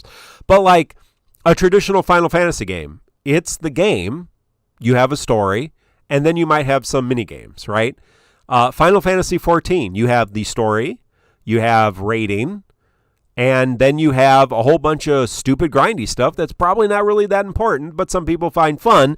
But it's also a huge community and a big game and a console game or a PC game as opposed to a gacha game, right? So you can spend 40 hours a week fishing, or 40 hours a week doing your fashion show, or you can grind your mounts or your glamour, or you can hang out in brothels, or you can buy your own brothel and start your own brothel and be your own madam.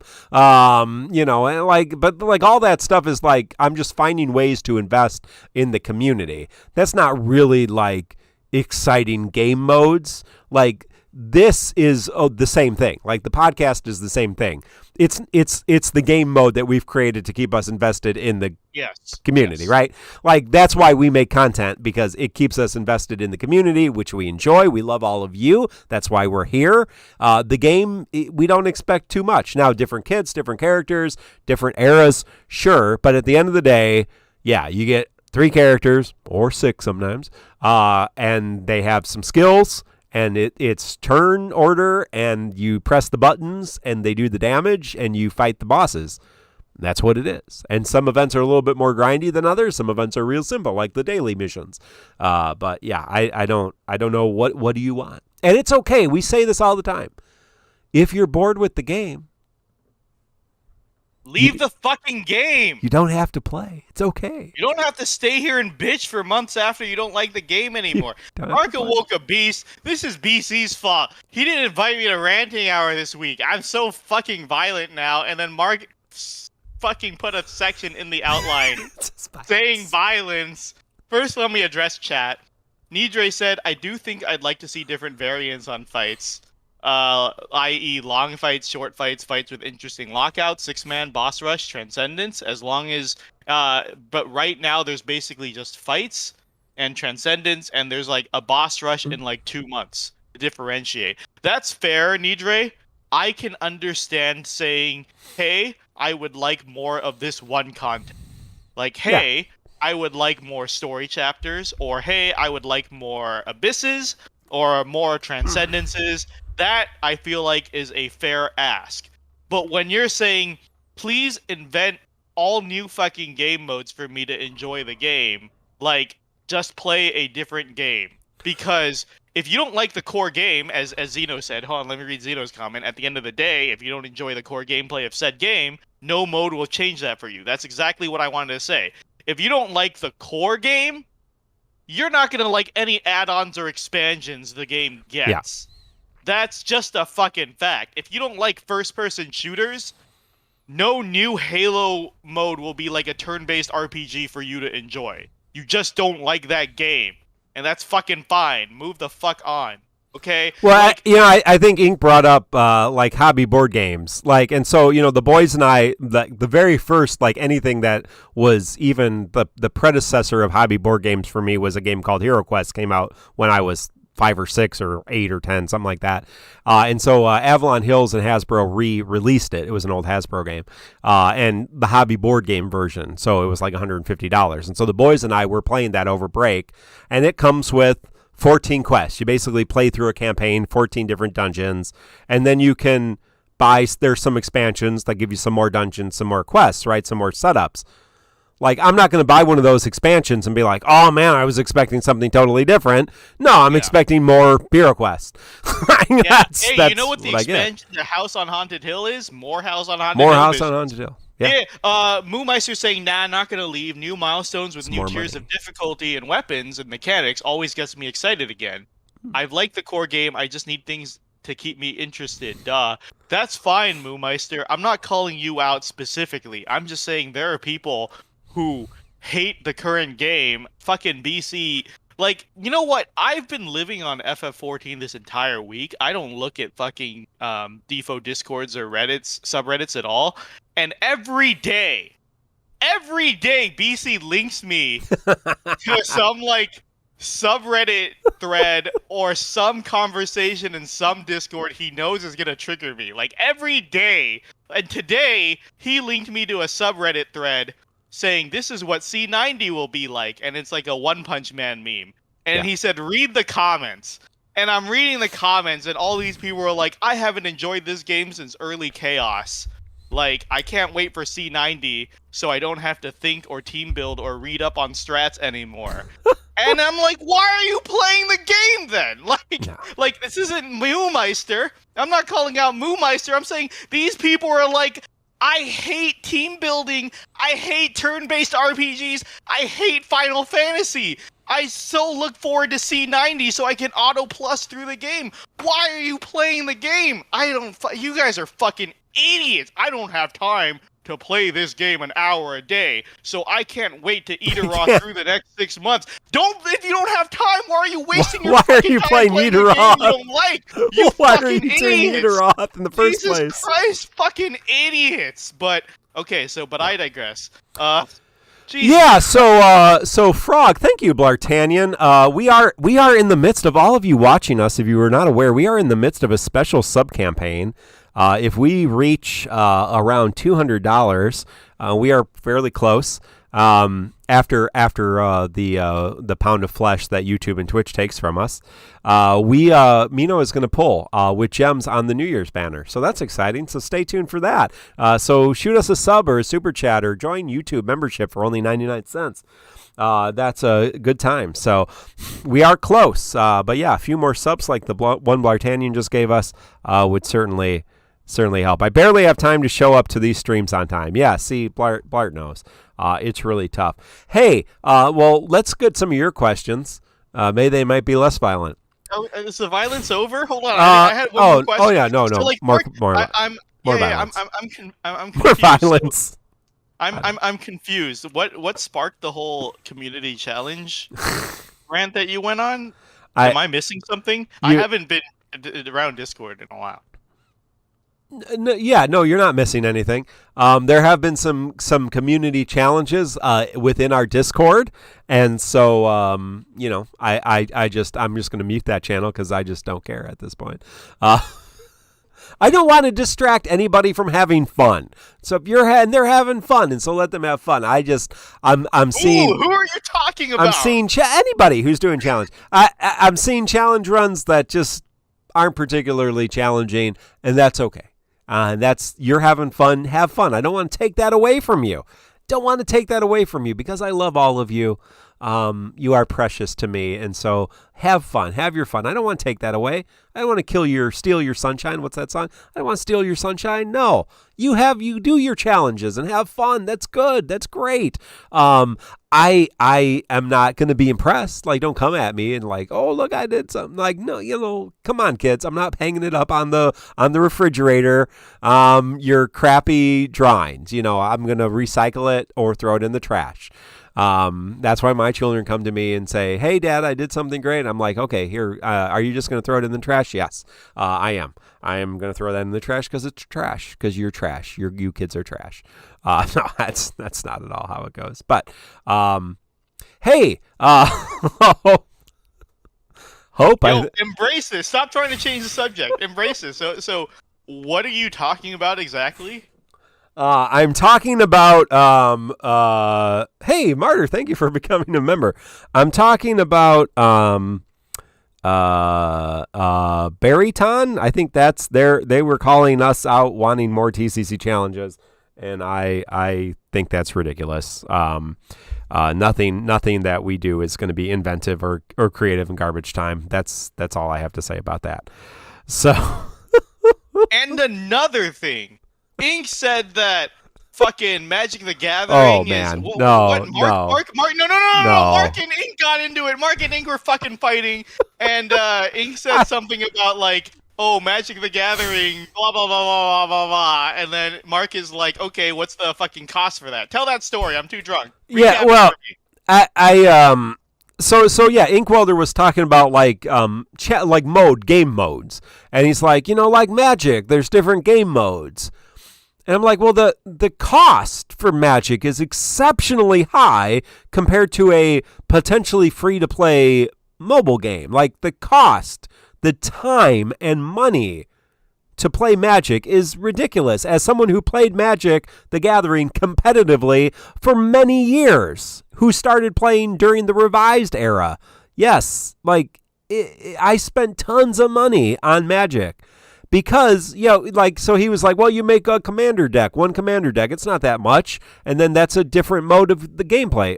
Yes. So you're going to build one deck and you're going to play it over and over for 40 years? Like, yeah, I have one commander deck because I don't... How many did he say a commander deck was? Oh, I don't know that he actually said. He was talking about, like, buy-ins for... when you get the 3 boosters and you do drafts like that, he's like 12. I think it's more than $12 anymore. I don't know the last time Inks actually played Magic. But let's say it's $12 for a buy-in for a booster pack. So yes, I admit, right, you could go to Friday Night Magic or your local Magic store. Sorry. Belzak says all modes of Magic are still Magic. Yeah. You don't start throwing cards at each other. No, right, exactly. Well, that's the point. There are some different ways you can play, but again, you're not like... So I played Magic all throughout high school, junior high school, and I played through college. I didn't play every day. We would play and when I came back from college and I played, I would literally play Friday Night Magic. So that was a couple hours. And I didn't do, I like drafts and everything else, but I like making good decks and making people cry. And so I went and I played competitively, and yeah, that was like one night. So I'm not playing every day. Or in college, we would play occasionally, and yeah, we would play Emperor, we would play Commander, we would play just 12-person Magic. We would do all kinds of different things, right? And those are different modes that we created to have fun because we didn't have a lot of money, so we had the same amount of decks. But yeah, we weren't playing very often either. And yeah, that one person that played that one deck over and over again got really old really fast. And so we're like, yeah, dude, we get the stupid deck that makes everybody's life shitty because we're just trying to have a fun casual game of Magic, and you're playing your stupid Stasis deck or your dumb fairy deck. Like, we get it. It's nice, and we could play decks like that too. We're just trying to have fun. And so, I mean, like, literally saying, like, I got one Commander deck, and I'm going to play that for the next 10 years is basically just the Uteroth of Magic the Gathering. I don't know a single TCG. I've played fucking TCGs a good amount of my fucking life, too. No, probably nowhere near as Mark. Who the fuck plays TCGs and has one deck for years? Everyone I've known that ever fucking played TCGs has several decks each cycle. Several decks each fucking cycle. Jesus Christ. I probably have 20 active decks as we speak, and I've not played in 5 years. Yeah, because right, every cycle you created several new decks, and then updated some old decks. But generally speaking, you have to use the newest cards, right? Like it is the original gotcha. Not the original. I guess the original gotcha is baseball cards or something. But yeah, it definitely taught me to be a gambling addict. And yeah, the cost, even if you were doing $12 a week and then you're only doing drafts, you're not really creating any valuable decks because what would that be? 3 packs a week. So let's say 12 packs. You're not building useful Magic decks with 12 packs a month. You're buying 3 cases or 3 boxes every cycle. And then you're going on eBay and getting the rest of the cards so that you can have, epic of whatever epic cards you want and all that kind of stuff. I have a friend who plays TCGs active now. He's been pursuing, he plays TCGs all his fucking life, competitively, in tournaments, and right now he's playing Pokemon TCG. Oh. And he says every cycle, he and his friends go in on several boxes. Yeah. Right? And then open the cards and divvy them up. So him and his friends go in on several boxes wholesale. So they buy them from the wholesaler. Yep. Because that's what hardcore fucking card players do. And he says each cycle costs him several $100s. Oh, when I was playing Magic in high school, was playing Magic, I would buy a case. I would buy 3 booster boxes every expansion. And so I would buy them because I worked for the comic shop. I would buy them at cost for about $300. And So wholesale, any serious TCG player is spending hundreds of dollars every 3 months. Yeah. That could average to at least $150 a month. So Inkwelder, I fucking ask you, what mode does Defo have to add to get you spending $150 a fucking month? All right? Well, and that's not even draft costs and tournament costs, and yeah. Yeah, because if that's nothing, I don't want to fucking hear it. You make a fucking gacha game then. I don't give a shit. I'm tired of this bitch. But Worry Chad redeemed a fucking Q&A. Oh, nice. Did you simp for hot TCG card females, Mark? I do have a couple angel decks. I'm gonna be honest. I do have quite a few planeswalkers who are female. I have a Liliana deck. I do my only commander deck is a vampire deck. I have a monocolor commander deck that is all foil, every foil vampire from early on until when I stopped playing more consistently. So yeah. And I do have some. I at least have one angel deck active. So, and a lot of planeswalkers in that era. But it's been several years since I played, so I've not been keeping up. Yeah. You can teach an old dog new tricks. Hey, Hope, how you doing? There's still time to get Mino to pull recklessly and without abandon on things. Yeah, that's probably going to happen. I'm prepared for it. But also, just reading back in chat, people are asking about how TCG Power Creep works, while some other members in chat have been answering. Yeah. Basically, what it is that there are cycles, and in tournament play, you literally cannot use cards that are too old. Yeah. And I think it's been a while since I played competitively, but I think the cycles are Magic. I think release in a year. Yeah, Magic was your current. You're like. They've changed the way they tier things now, but the most competitive way to play is you can use the last core set and the last 3 expansions. And so they're a core set every year or 2? Yeah, usually a core set every year, and then because it's usually based on the year, so like Magic 2020, Magic 2021, Magic 2022, and then 3 expansions. It may be a little bit more than that now. I don't know what the release date is these days, but back then, you would get a core set, and then every 3 months, kind of an expansion. And so you could use the last core set, whatever the last core set was, and then the last 3 expansions, even if they weren't in the same cycle, you would just use those cards. So, yeah, this is peak. This is peak garbage time. And I played a lot of collectible card games, CCGs, lots of them. This is adjacent to DeFo.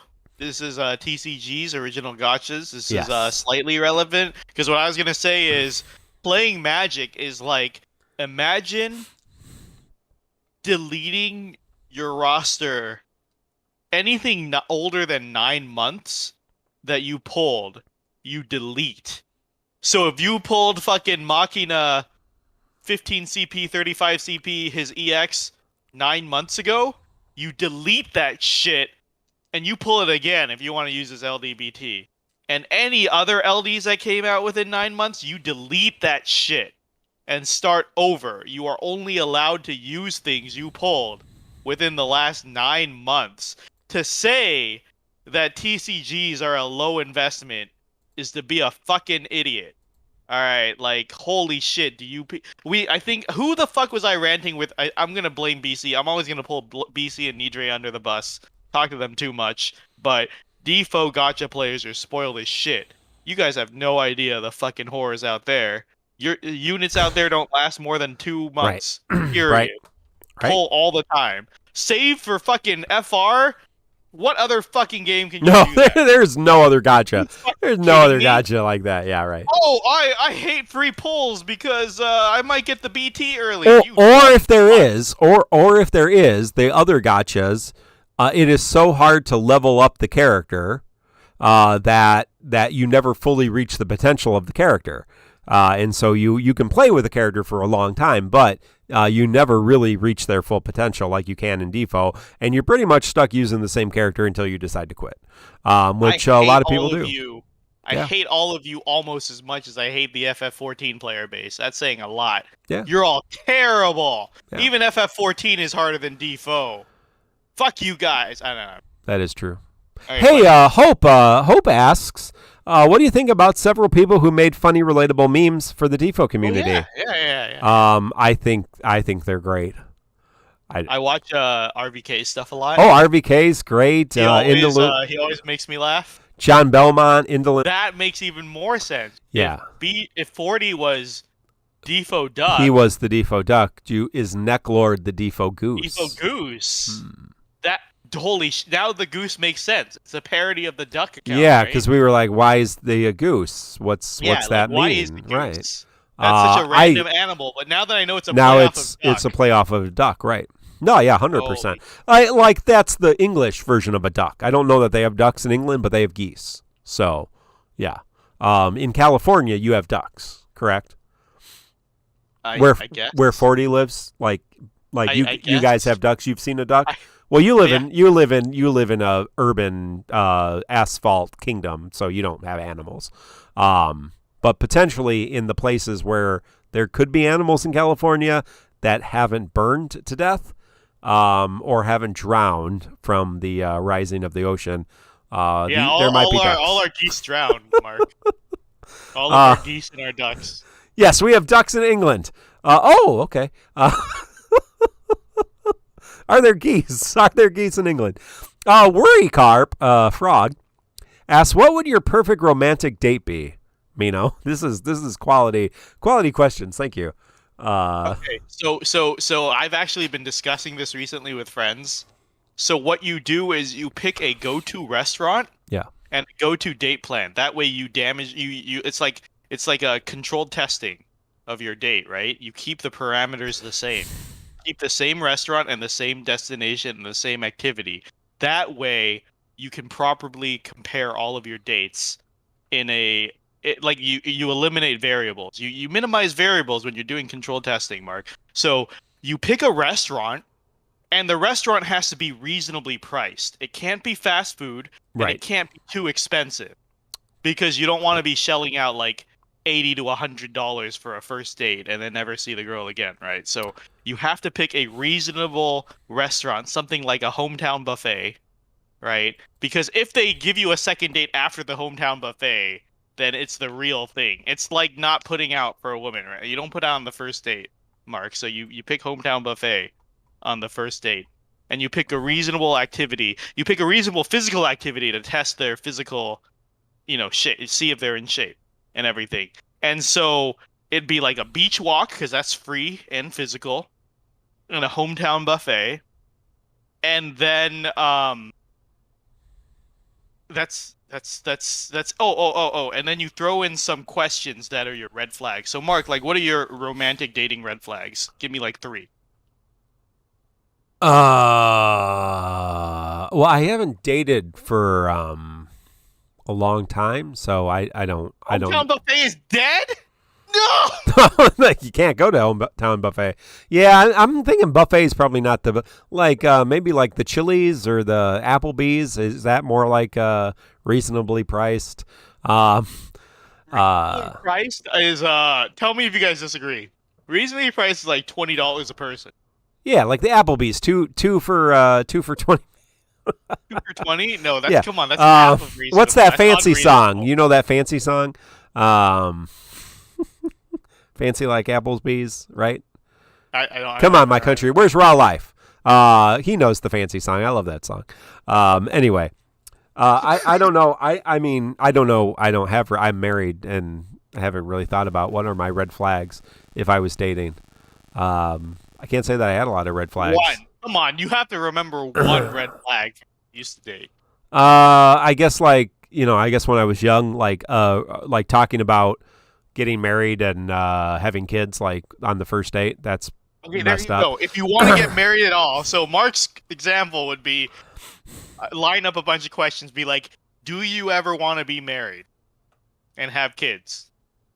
Right? Like that's part of the intro interview. Right? Like, how do you interview your new hires? That's how you do it, right? Yeah. And so, right. So you keep the parameters the same. You pick the restaurant. You don't want to get gypped. You don't want to be taken to some expensive ass restaurant and end up paying for an expensive ass free meal. You know, like, I'm sure we've all been there. And you select a free physical activity. That's the perfect romantic date. Now, Mark, you have to do the heavy lifting. What's yours? Well, I'm married, and I've been married for many years now, and so my ideal date with my wife, who is the person that I would go on a date with. Him covering his bases, like his wife's going to listen to the podcast. She's not, but not at all.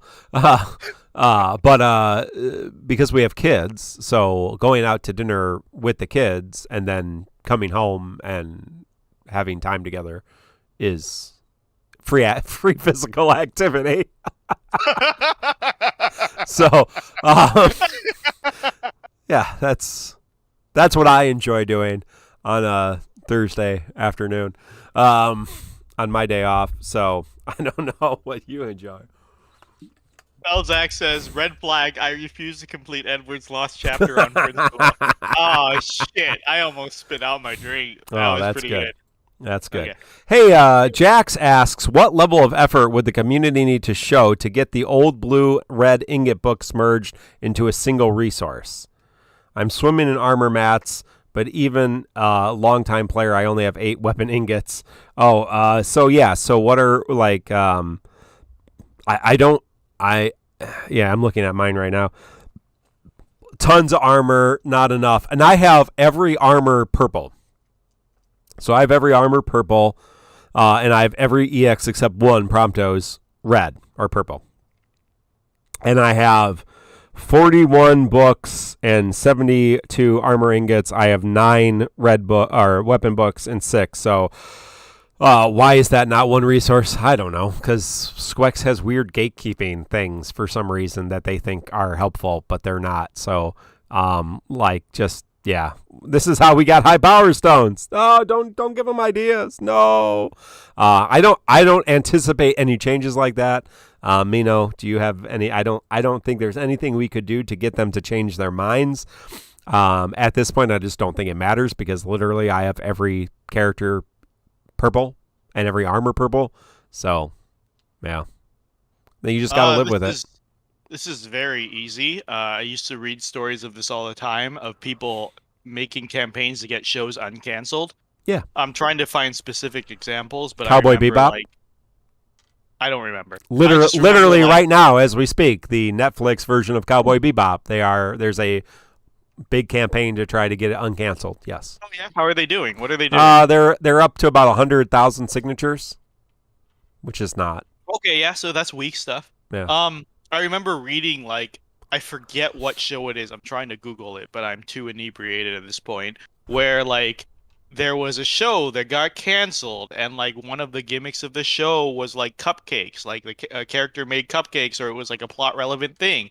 So a bunch of people, started, making, mass-making cupcakes and sending it into the studio to say, please renew whatever, right? Gimmicky things like that. There's other shows where it's, whatever gimmick, to catch their attention.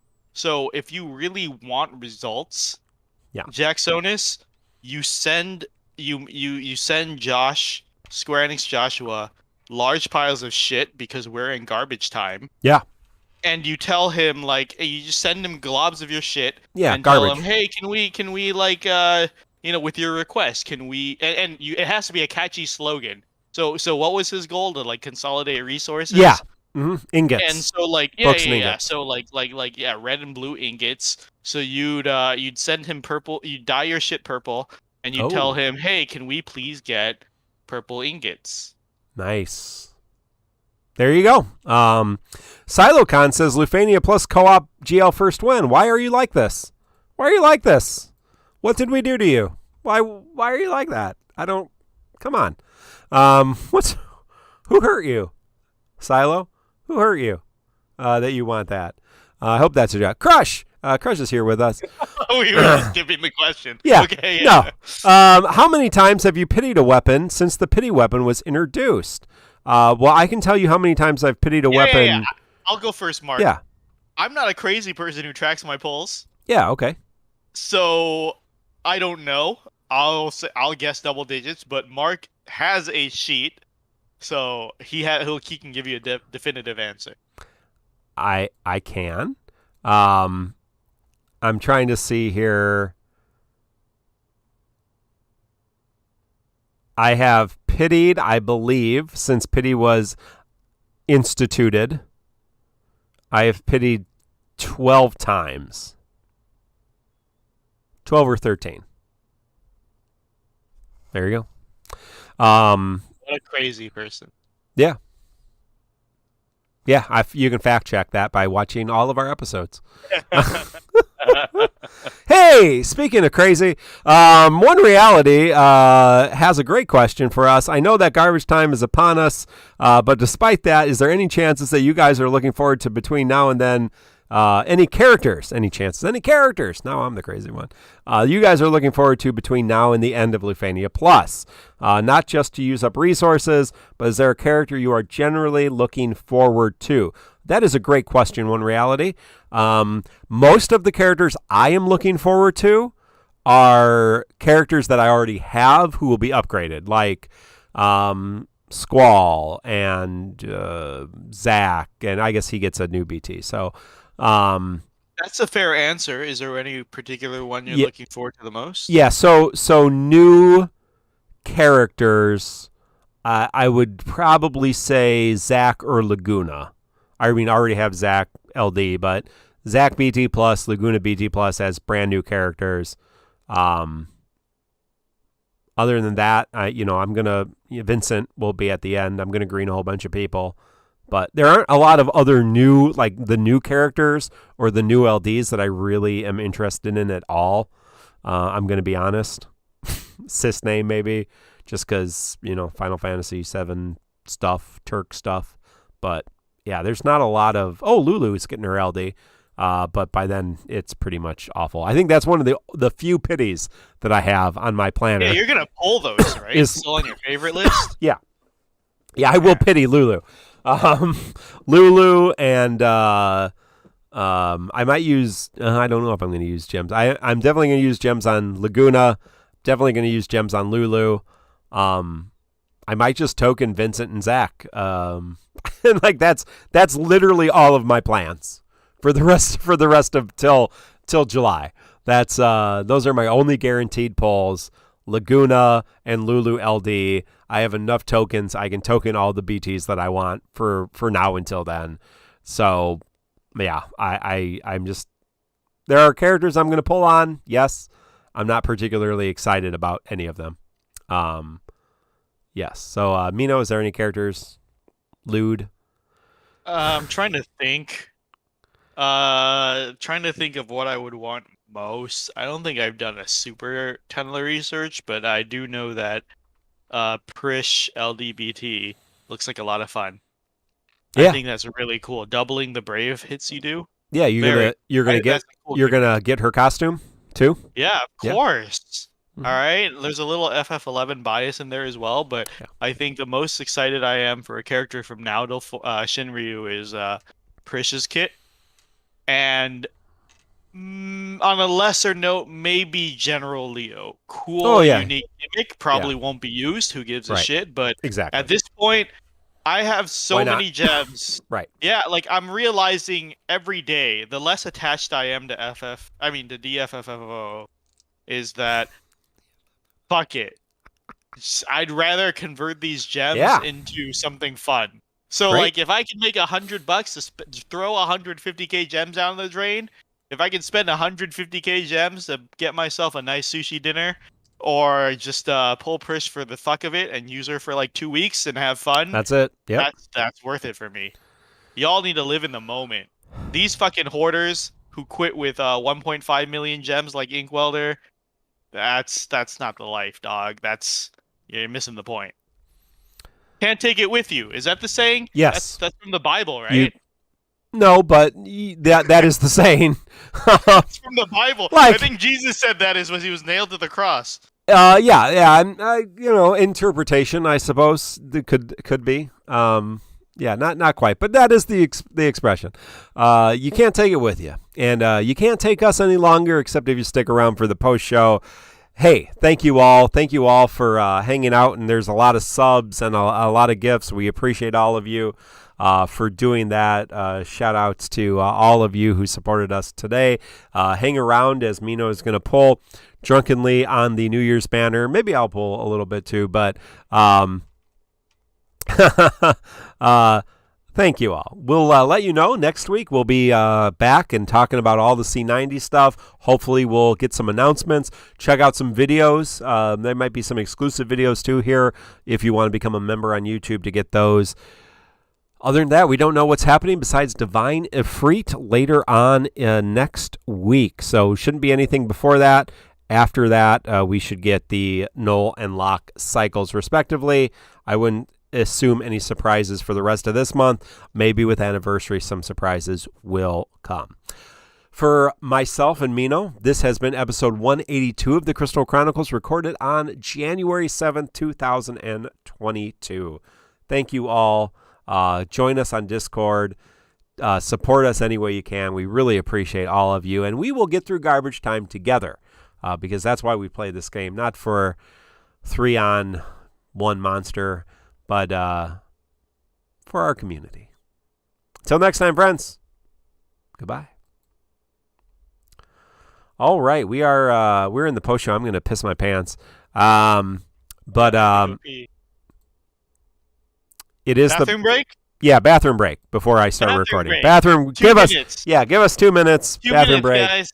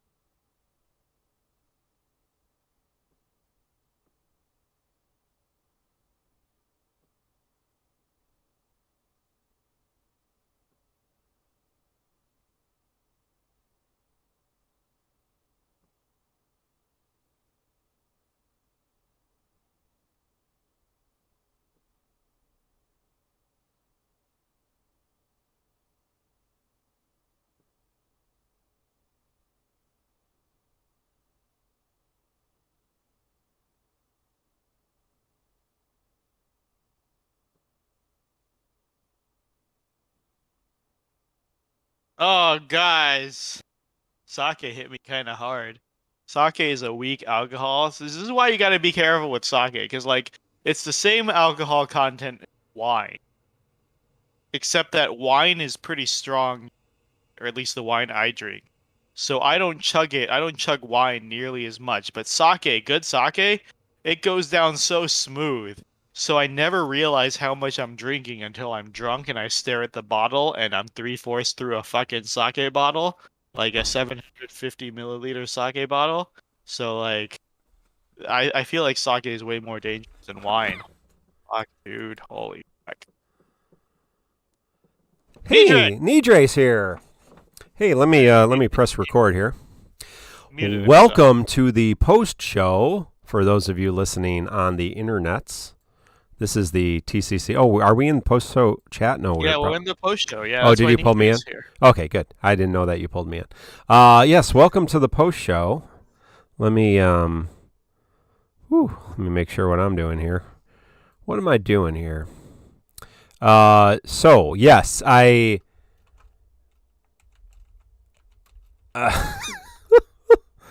Oh Lord. Hello? Hey, Nidre. Hey, what's up, dog? Hey. How are you? Can you hear us, Nidre? Nidre? Nidre? We heard you say hello like twice. And then now we can't hear you. So we're not sure what's happening. Testing. I saw the mic blip a second, so he might be thinking. So are you going to try to stream?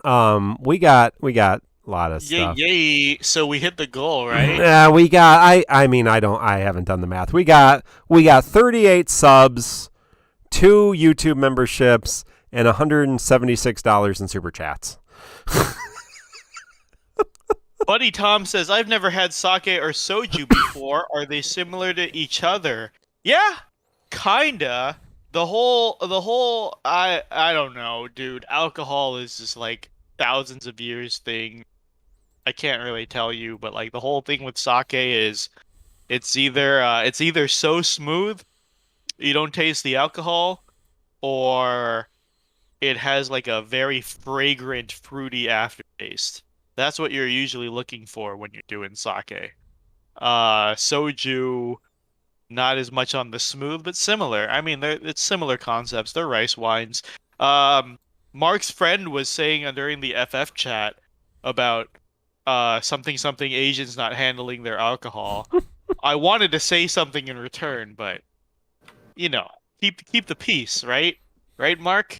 And so what I wanted to say is what is actually the truth is that we can't handle barley, which is why we don't drink the same kinds of alcohols Westerners drink.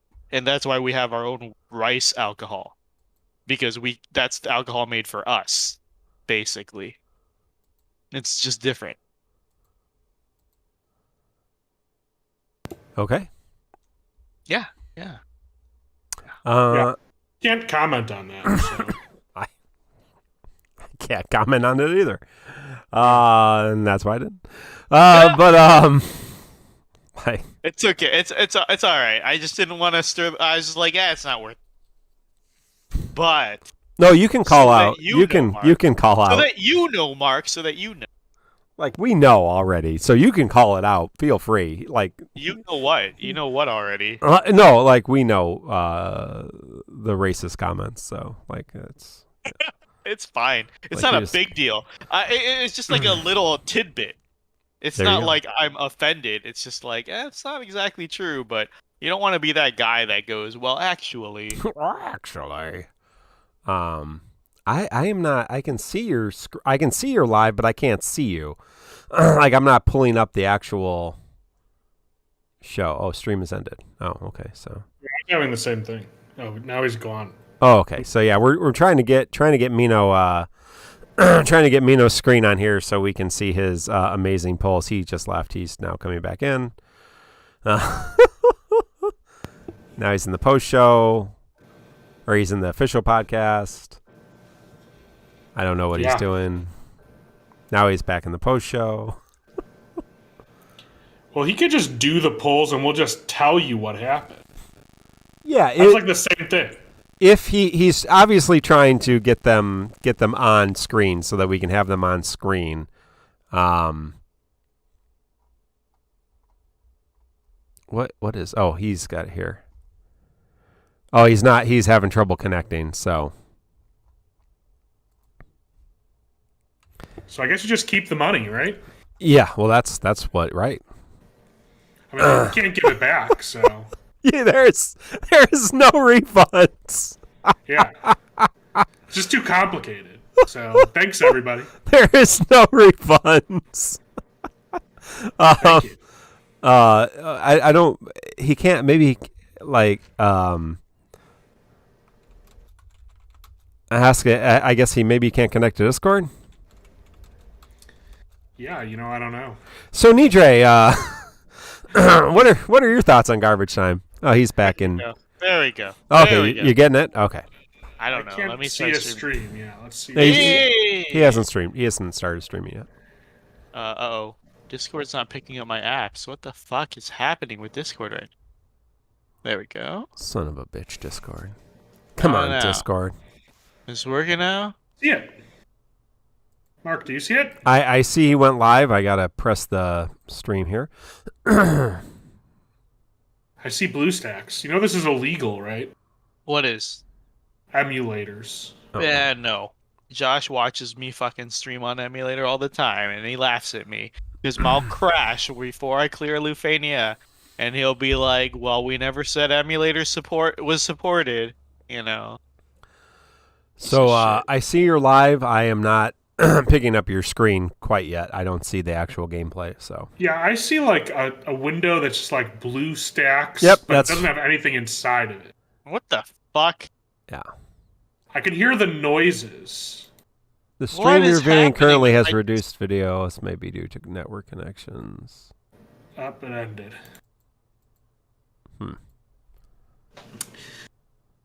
Well, we could make up the polls. We could just say, "Oh, look, he got a gold, but it wasn't." Yeah, it was. Oh man. Really excited. Oh man. Wow. Oh. I left. Yeah, I left. This is this is peak post show. I'm glad we did. Unfortunately, I feel like the people can't see what's going on there, but maybe I should just pull on this banner. Good. Maybe I should just pull on the banner. Yeah, there you go. I think you're missing fewer LDs, right? You said you were missing like 9. I think I'm missing 9. Yeah. We could. Since that's not up yet, we can go back to main show here, and if I look on the banner that we're talking about, so yeah, you can actually go here because I don't have the LD shop like Needtrade does. Maria's 1, Leon's 2, Dark Knight Cecil is 3. This is a good way to check. Theodore is 4. Ferris is 5. It's got to be Discord because I did a speed test and everything's running fine on my end. I don't know what the fuck is happening. Hold on. 6, Cypher. Okay, now it should be working. 7, Lion. I see it. 8, okay. Ash. Yeah, piece of shit. Fucking Discord fucker motherfucker. Mark, see if you can see it. Okay, I will. I think there might be one more. I'm looking to see if there's one more. Yeah, and Jegrin is 9, so I'm missing 9. All right, so now can we see it? Watch the stream. Oh, hey, look at there we go. So let's go post show. Did we hit the goal? Did we hit the goal? I mean, yeah, we got 70. We got 176 in super chats and 38 subs and 2 memberships. I don't know what that is. Numbers are gibberish to me. Well, so as long as Mark Venmos me $100. Yeah, so 170. So what's 70% of $176? So that's over $100. After cash and everything. I think we're good. What the goal was? I don't even remember. The goal. I think the goal was for you to get $100 cash, and I will send you $100 cash. Yes, I will Venmo Mino $100. I can't tell if Mark's making out a bandit in this deal. I don't think so. No. I don't know what's happening. No, but I'm gonna try to add a window capture here. I trust Mark. I think he's always on time with his payments. And I think that even though we did not negotiate YouTube thingies, he's been adding that in as part of the deal. I could be completely mistaken. I have no idea what's happening. He just sends me a lump sum of money every month. There we go. I got it. Here we go. Okay, so now I have your screen. You should see, everyone. Tell me if you can see. Mino's screen. What did we fucking agree on? Did we agree on 150K cap? I was going to say 75, but you're pulling till you get the first one you're missing. Yes. And so if you want to stop at 150,000, that's up to you. I would think 75,000 is way too many, but let's get to 75,000 and then we can cross that bridge. Maybe people will say, hey, let's throw Mino a little bit of love for that. Kidoki, why not? I don't care anymore at this point. All right, so I got a list of things I'm missing. I don't know where to fucking put it. Yeah. Let me message Nidre and Mark. Yeah. I don't know. It's 20. I'm missing 20 on this. Oh wow. Total. Well, this is a great banner for you. No. No, Nidre, come on. This is a great banner for him. 20 LDs? So this is. Are any of these good? I'll put it in chat. Okay. They can see it. Desh, Diesel, Rosa, Kryl, Barrett, Zach, Zell, Kistis, Selfie, Renoa, Fujin, Garnet, Gabranth, Zaz, Aranea, 7, Deuce, 8, Karen, Twins, is available. So there we go. Okay, so yeah, I don't know. I'm missing 20 on this banner. It's a what the fuck are the chances on this banner? It's Oh, they're not great. It's each individual one is 0.005. What am I doing? Okay, whatever. Here we go. What are even the G token rewards? Fuck. Well, you're gonna get a lot of power stones, man. Man, this is awesome. Okay. All right. So yes, you will stop if you get an LD that you do not have. Yeah. So Mark and Nidre have to keep me honest here because I can't remember what I don't have. I don't know if I'm gonna get some nano. I cannot look. I cannot look. LD first, so yes, that is. I have not gotten an LD yet. So on my pulls, I got 2 so far, but they were both dupes. Oh, nice. Power stones. Yeah, that's great power stones for you, Mino. You got 1, I think. That's Cam 15, that's a Cam 15. It doesn't matter. You got them both maxed out, so. 35. Cam 35. Hey, why isn't that? Whoa. Why isn't your Cam 35 maxed out? Why don't you have a check mark by it? These are all new because I just downloaded them. Oh, right. Okay. Ooh, it could be right here. Could be escaping really quick. Yeah. Could be right fucking here. Here's the gold orb. Oh, Soraya, I think. Fucking gabbling degens. Soraya gifted some subs. This works out well for you, having skipped in the past. Thank you, Soraya. It makes your life easier now. For the gift subs. All right, that's a Cater EX and a this is true gotcha. You guys have never actually fucking played those fucking those capsule machines where you just turn the thing and you get a there's no fucking pity rates. No. There's no fucking selective pulling. Welcome to how life was before pity. Real gotcha. This is real gotcha. This is awful. Are you keeping track of how much you've spent? No, I thought you were. This is 15K. Okay, good. Nidre, the bean counter's got it. Yeah, the bean counter has it. Official DissidiaFFOO bookkeeper. All right, and that's not racist. I just counted to 3. Nice. Golbez EX. You're gonna get some extra EXs. Is this an Alice weapon? That's Ramza 15. Ramza. Yeah. Holy shit! How does Nidre know this shit? I played JP, so I don't know what any of them like the text are. You know? Yeah, I can't read, so I got to look at pictures. That's impressive because this is gonna be fun because I don't know what the fuck any of these gold weapons are without the faces. So I didn't even know if that was Camelot 15 or 35. So. That's a little mini game. Yeah, that one I didn't know. I would not have been able to figure that out. You're all laughing, but Mino is cashed in once again. Fake currency for real currency. Yeah. Once again, no. Mark is the master of this shit. I learned from him. I didn't know this. You could do this until Mark was selling his fucking biddies. I'm kind of impressed that you got to the goal that you set too. All right, so this is pretty impressive. This is Golbez 15. I want to guess. Golbez 35. Actually. I think it's 15. It's an ugly ass dragon. It's not silver. Yeah, silver is 35. I think. Yeah, that's 15. This is. You might be wrong. Oh wow! Well, we were wrong. Motherfucker! Silver. What is he doing? Silver is the. And EJ just has DissidiaFFOO weapon. Fucking flashcards that he studies. Okay, I think this is 30K.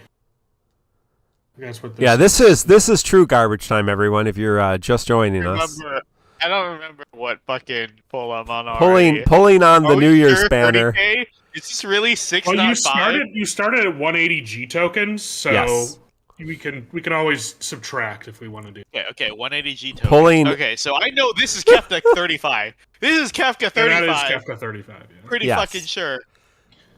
Yes, okay, Pierre reminds us 35 of the character is in the picture. Fun fact of Kefka 35, it looks kind of like a bong. Yeah. I think all his hats look like a bong. Well, yeah. Who hasn't taken a hit out of Kefka's caps? What do you think he has those for? Why do you think he's got the crazies? Because he has the reefer madness. That's anti. Whatever. Because Anti-evil clown? I don't know. I'm too. Holy shit! I'm gone. All right, that's 815 CP.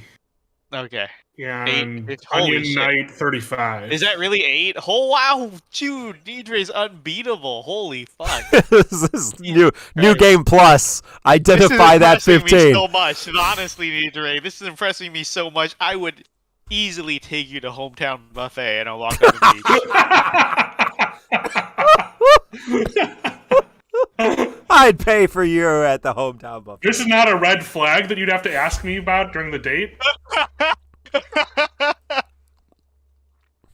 Like, do you know? Shit, I don't know who these weapons. That's Cam, right? Oh my, no, that's not Cam. That's Jagran. 15 CP for.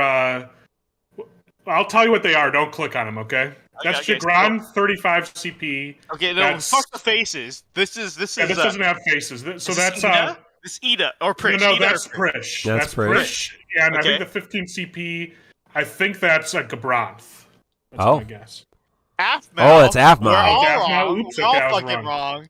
And Gabranth. Oh, okay, that's impressive. That's impressive. Yeah, I wouldn't have ever guessed that. Yeah. I don't think I would have remembered that he uses he uses swords. Yeah. Nidre, who's your first ultimate weapon? Oh, good question. I haven't really thought about it that much yet. Me neither. Maybe dagger. I don't know. No. What was your first in JP? Unique, because I greened Knoll. Yes. Yeah, I'm gonna do unique too, because Eldnash. Yes. Is that okay? I know this. Come on, Katana. That's Sephiroth, right? Yeah, I think that's Sephiroth 15 CP. I'm not sure, but I think it is. Yeah. Sephiroth. That is a long katana. So hold on. Okay, so you were at 320. Let me do the math on that. Have I even gotten a fucking LD yet? I don't think so. No, you have not. You have not pulled an LD. This is not a good banner to pull on. If we needed to figure that out for science, I think you're at 35,000. I guess is what it said. Is that right? That seems low. I don't know. This is what? How many G tokens do I have now? You said I started at 180. Yeah. Yeah. Someone's saying 160. I don't remember. Okay, Soraya is saying 160. I trust Soraya. So you started at 160. Okay, Dota says 160 as well. 160. Okay. Yeah. So you've done 160. 160 G tokens is 8 pulls, right? Yeah. Yeah. Okay, 8 pulls. Okay. So you're going to 15 or 25, right? I don't know. Here's pull number 9. It's gonna be really sad if you don't get any LDs. You gotta get an LD, right? Come on. I need the power stone. Yeah, at this point, yeah, I like pull till you get an LD. May not even be like any LD, just like any LD. This is not making me feel good about my chances of picking one up here. I guess I still got a chance to get Prompto's EX though. So that's a realm weapon. Yeah. Yes, good job. Yes, that's the 15 CP. That is a Realm 15 CP. Pull number 10. No, not even EXs. This is. Oh, I feel. You people don't even know. I've pulled for 3 years without pities. This is nothing. I feel bad for the people that actually pulled on this banner. Like well-meaning people. Yeah, that was rough. Shouldn't have done that. Shouldn't have pulled it. Oh, every LD. That's such a great. No, it's not. It's not a good. It's not a good idea. I haven't even totaled up. Is it like single LD odds? Like banner LD odds? Yeah, no, it's not great, is it? Right? Because it's. You have to like add them all up. I don't know. This is number 10. I think there's 11, right? Oh yeah, man. You'd have to do the math on that. Somebody do the math on that. Not me. Frog used 400 tickets. Wow. This is riveting. Oh, that's an Ace EX. That's a Furion EX. Where are all the LDs? I don't understand. Do we need Celeste 15. That's Celeste 15. Is this banner bugged? Is that a Celeste 15? I don't know. Now nobody will know. Oh, generally. Oh, hey, I was in the right game 15. At least. Was in the That's pretty close, right? Right game is pretty close. Hanshu's getting them army. all right in the chat, by the way. He's doing better than I am. Oh, Hanshu's a scary. Yeah, I've noticed that too. Scary motherfucker. That is impressive. Shout out to Hanshu. Y'all laughing, but I'm gonna be able to max Kane FR as soon as it comes out. Yep, that's right. Ooh. The sad part is 15. That's Irvine 15. The sad part is I won't get the money for a couple months. Mina will get the money tonight. So. Oh, here's a gold orb. Hey, here is a gold orb. I said this earlier, and I'm not even sure it's true, but I trust Mark. I feel like Mark does clean business because Mark and we sat down on my vacation. We negotiated our terms. We did not include YouTube profits, and I think Mark has been throwing those in. Right? Yeah, because if I was Mark, or not even if I was Mark, but if he said we didn't talk YouTube profits and he cut me out, I would have understood. I would have understood. That's just good business. That's just good business. And I was like, do I have to have an uncomfortable talk with Mark? But no, I think Mark's... Okay, let's skip round again. I was making sure. This is Kane. Fuck! Iroha. Oh. Okay. I don't know what poll we're on anymore. Well, I will be cutting you $100 check from from YouTube profits for the first of the year. I'm a very bad business person. Yeah. When my computer broke down and I had to buy a new one and I had to sell, I was trying to sell my friends my old PC, and so they're like, "Oh, son of a bitch!" All right, well, it's an LD, but it's a dupe. But that's our first LD after what? 12 fucking polls?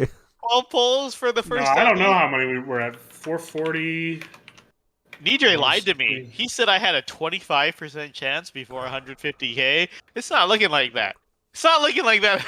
Yeah, that was 14. That was poll number 14. Okay. Look, Nidre, if I don't get one by 150K, you have to pay the difference. How much is 150K gems? That's what you have to pay. All right. Why? Okay. Why? You gave me bad odds. Why?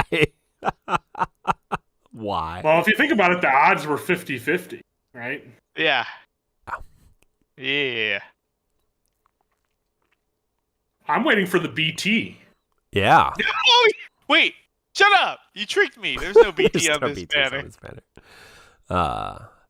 Yeah, so you're saying you're bad at business? No 15.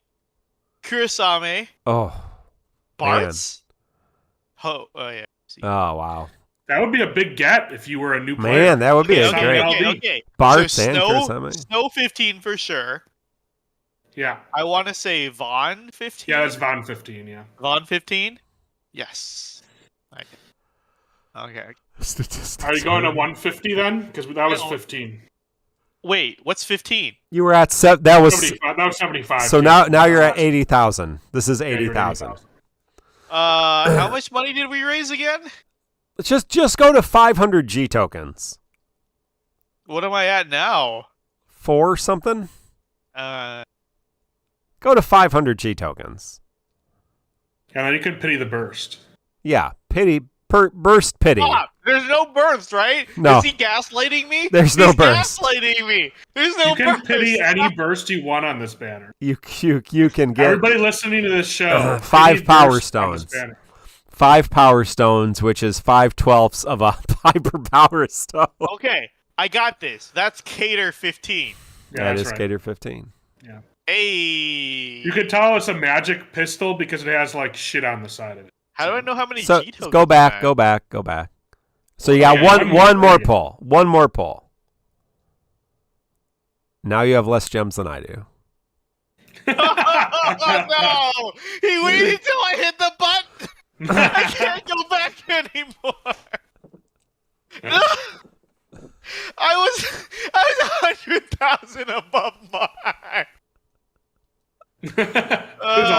It was all a long con. this is the long con. Oh my god. Okay, that's okay. Oh, what is that? I should know this. I know this. I know which one it is. Okay, that's Emperor 15. Yeah, that's right. Yeah. Well, there you go, folks. You got 2 LDs. How much money did we raise? I'm actually curious. We got so I'll tell you exactly what we got. How much money we actually will get is not going to be connected to that, right? So we got $176 in super chats. Okay. So we will probably walk away maybe with about $120 from that. All right? So YouTube, I think, gets around, and there might be some taxes included, YouTube gets around 30%. Okay. So somebody keep track. That's about $120. We got 2 YouTube memberships, so that's... Neither of us are keeping track. Yeah. Okay, good. So we're still about 120. So well. PJ knows me so well. And then 38 subs. So each sub is about $4 or $5, but we get, I think, about $1.70 because Twitch takes a lot of money and keeps a lot of money, which is why one of the reasons we're trying to move on to YouTube, because YouTube is a lot nicer to content creators than Twitch is.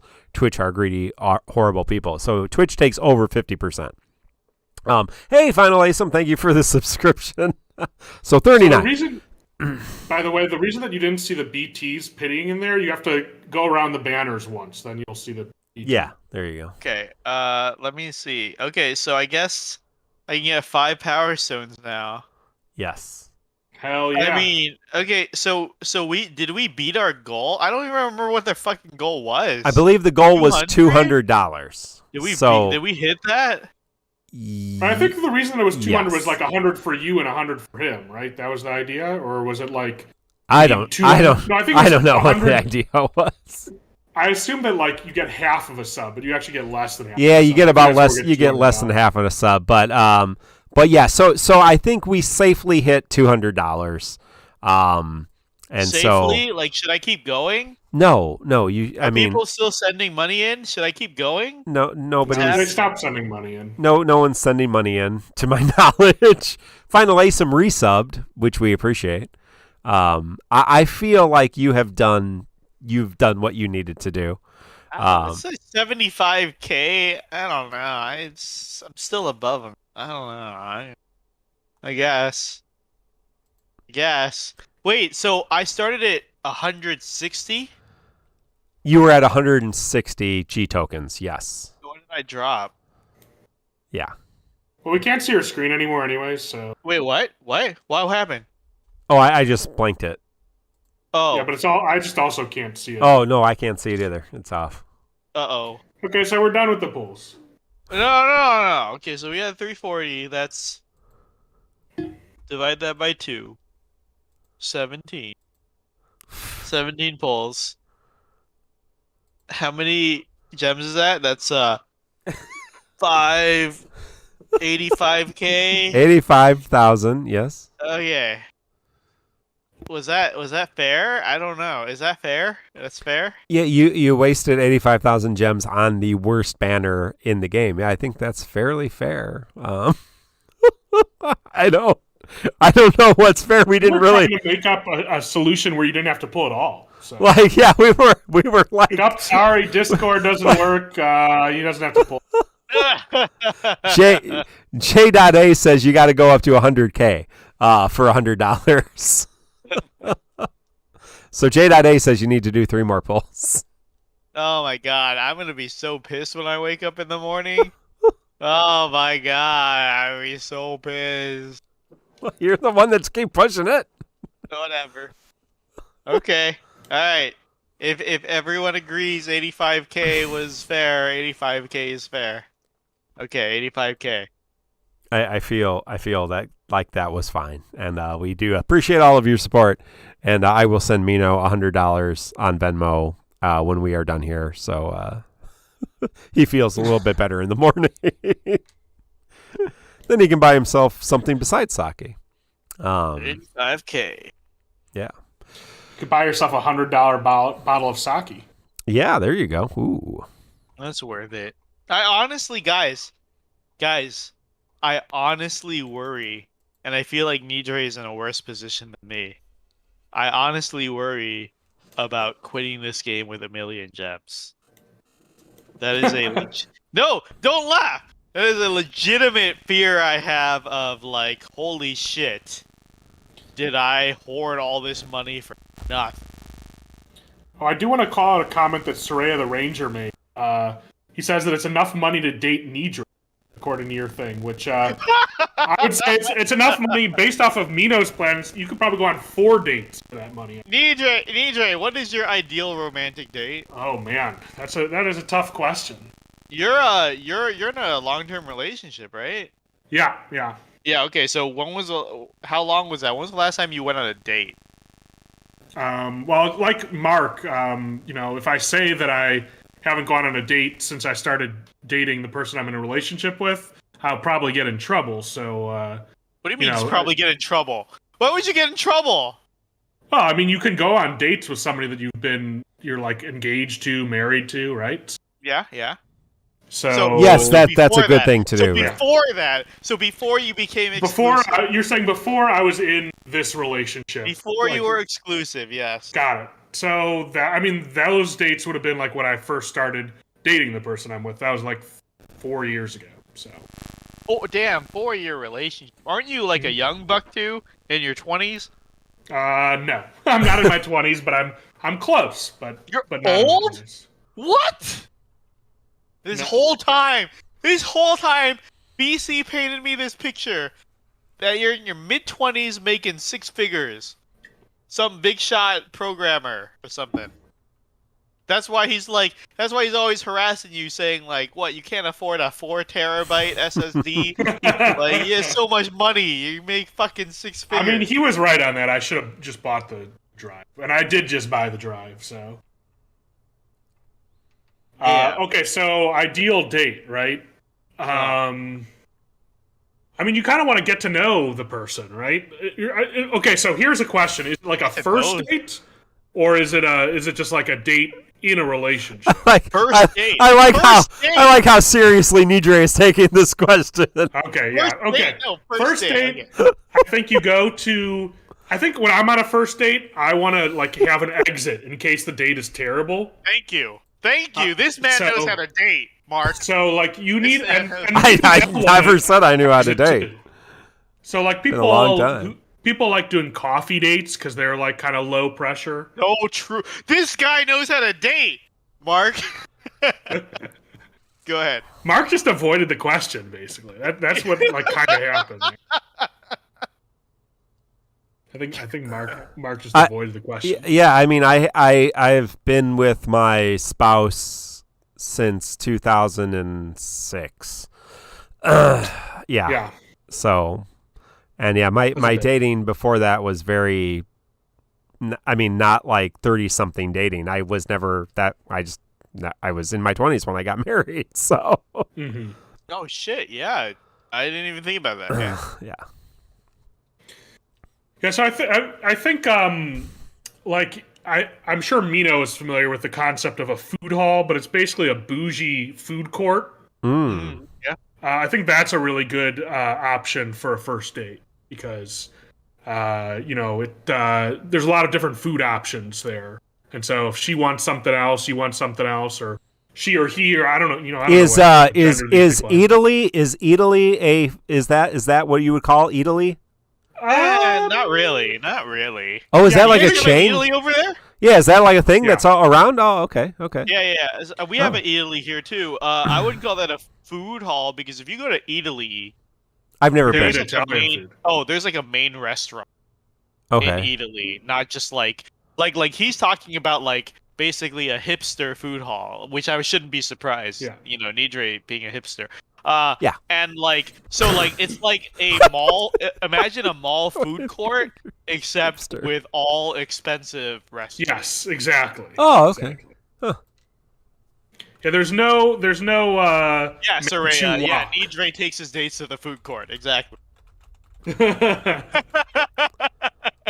There's no Manchu Wok. There's no McDonald's at a food. It's more expensive. Yes. I don't like that. I don't know. I feel like that's saying I didn't put enough thought into this date. I feel like this is like, hey, just pick your poison. Well, how is that not different than like going to the buffet? Buffet, you have a lot of options too. He's got me there. Do you think? Do you think buffets are going to survive COVID? Because I don't think I'm ever going back to a buffet ever again. So I don't think I've been to a buffet since COVID. Yes. I have COVID, not. No. But yeah, Mark's saying like, will they ever come back? Yeah. I think yeah. Yeah, sure. Yeah, no, I got kids, and I hate them. So they. I walked by today one of those places that has like the little conveyor belts that go around, and then you just take the plates off. Oh, yeah. What do they call those? Like the auto. Like an auto mat. Like the old, like it was back in the like war era, like where you would go in and they'd have all the food on the conveyor belts. They're coming back. There's a couple of them, like auto mats. Is that what they're called? Well, that's what some people call them, but I think there's like also like a sushi concept that works like that too. Oh well, yeah, you get like a little sushi boat. Sushi. That's how poor people eat sushi. That's only like half a step up from gas stations. Please don't bring up sushi. Revolving sushi, because that's when like Maxwell's gonna curse the chat. Yeah, like fine sushi. Omakase is when you go to like you have to book it 48 hours in advance, so they prep it for you, and then you come in and the chef quote unquote chooses the sushi that he thinks the customer will like. Yeah. And so with the opposite end of that spectrum is revolving sushi, where they mass produce sushi and they throw it on a conveyor belt and they're like, hey, do you want this payment? Yeah, I mean, like... That sounds good. Yeah, I mean... Fucking peasant. I mean, I feel like sushi is not the thing you want to cheap out on, because, like, if you get bad sushi, you could have, like, a rough couple days. Really? Oh. Yeah, that is true. I guess I had good luck then. Yeah, you can... Well, I mean, if you have bad sushi that's like vegetables, it's not going to hurt you, but... Yeah, that's true. If you have old fish... Yeah, exactly. To be fair, most old fish is probably a little bit more cooked than raw fish, so it may not hurt you that bad. Like, if you ate raw pork, that would be bad for you, but... Yeah. Delicious pork. Bacon. What the hell? What episode is... What are we doing? Something I'm trying to figure out. 182. Ice cold fisting. I can't... Yeah, oh, Jesus, it's worse when you say it out loud. It is rougher. It is rougher in audible form. Okay, anyway, DJ, finish your fucking thought. So, expensive food court. Slurring. Holy shit. Expensive food court. He's very drunk. Yes. Yeah, I think your idea about like going on a walk is too. I think that's a good. I think that's a good second. You gotta make sure they're not out of breath. After ice cream could be good. Ice cream is goated because you can also judge them what kind of ice cream they get. Okay, BC, let's hear your fucking answer. That's nice. What was the question again? Your ideal date of a first date? Romantic. Oh, yeah, wait, was it a romantic date or is it a first date? No, it's a romantic. Let's change it to first date. Fuck romantic date. Yeah, because romantic date, I'm close. It was romantic date, but we've been obviously talking about first date. First date, I am an ice cream aficionado. That's the safest thing you can do. The only problem is if there are certain ethnicities which are less likely to tolerate lactose. That's the only problem with that one. I mean, which ones? Look it up in encyclopedia. Why don't you tell me? I don't see race. How about that? You brought that up. Yeah, that was instantly brought up with no context whatsoever. All BC said was ice cream, and you're like, well, here are a few ethnicities that can't handle ice cream. Actually, guys. Oh yeah, it is black people. Yeah, black people are more. I didn't know that. That makes sense. That checks out. Yeah. Not lactose, lactose intolerant. Wait, black people are lactose intolerant naturally? That's naturally. Jesus Christ. Well, I mean, Asians for sure. To be. Are black people is that this like black people can't have ice cream? That feels like I'm pretty Crow era. I'm pretty sure that's not true. I remember when my gallbladder was falling apart. I thought I was lactose intolerant. That was something they guessed. Oh, hey. African American Asian ethnicity see a 75 to 95% lactose intolerance rate, while Northern Europeans have a lower rate. I didn't know that. Really? I didn't know that. Yeah, this is knowledge. Be careful, folks. If you are in that group, make sure that you're cutting back on your lactose. Well, yeah. I mean, we come from cheese cultures, so you build up a cultural immunity to cheese, I guess, over the. Wait. Am I saying mint chocolate ice cream slander from Belzac? Slow your roll, Slim. Slow your roll. Hey, yo. Chill out. Mint ice cream slaps. Mint chocolate's fine. I'm not a big mint fan, but slaps. I gotta say, I used to hate it. Chocolate, actually, I'm not gonna think. I used to love mint chocolate ice cream, and then one day my dad said, "I can't eat mint chocolate ice cream. It tastes like I'm eating toothpaste." And then I could never eat it again after. I had the opposite. I used to think that, but then I ate it, and then I hated it for a very long time. I hated everything mint, and my girlfriend convinced me. She's like, "It doesn't taste like toothpaste," and then it stopped tasting like that. That really happened. Well, I was gonna say, if we're talking about ice cream taste, anybody who doesn't like pistachio ice cream is shit in my book. Hey, yo, what? You don't like pistachio ice cream? Is it pistachio or pistachio? I don't fucking. Yeah, pistachio. Wait, hold on. Remember that Amino can't say that word. Yeah, pistachio, right? It's pistachio. He can't say it. Pistachio. Oh, he got worse. It's not like. I think it was closer. It's not like. It's not like Pinocchio. Pistachio. Oh my God, there was pistachio. I forget. Now you just he couldn't say it. You just forgot to say the P. There's pistachio. a P in it. Pistachio. Holy shit. Pistachio, yeah. Can we get some Twitch clips? Yeah, just pretend that there isn't a C in the middle of it. Pretend there's an SH in the middle, and then you'll get it. Pistachio? Yeah, there you go. Yeah, pistachio. That's what I said. There I said the P. Anyways. Pistachio. Bro, you better listen back to this shit. I think you're lying to yourself at this point. Anyways. Okay. Legit. People think I'm joking about that. Pick a reasonable restaurant. That comes from experience. Oh yeah, right? totally. Yeah, totally. I don't want to be a fucking cynic, but if you're you don't want to take them to a steakhouse, I don't want to go to a restaurant for a first date. Okay, that's too much. Wait, hold on. First date, right? Yeah, first date. You don't get a restaurant on a first date. Fuck that. You gotta be like Beyonce level to get a restaurant. Yeah, agreed. Imagine you're on your first date and you take them to a restaurant. 5 minutes into the conversation, you learn they're like a neo-Nazi or something. Yeah. And you're on the line for like dinner is way too committal. It's got to be something snacky, like ice cream or like donuts.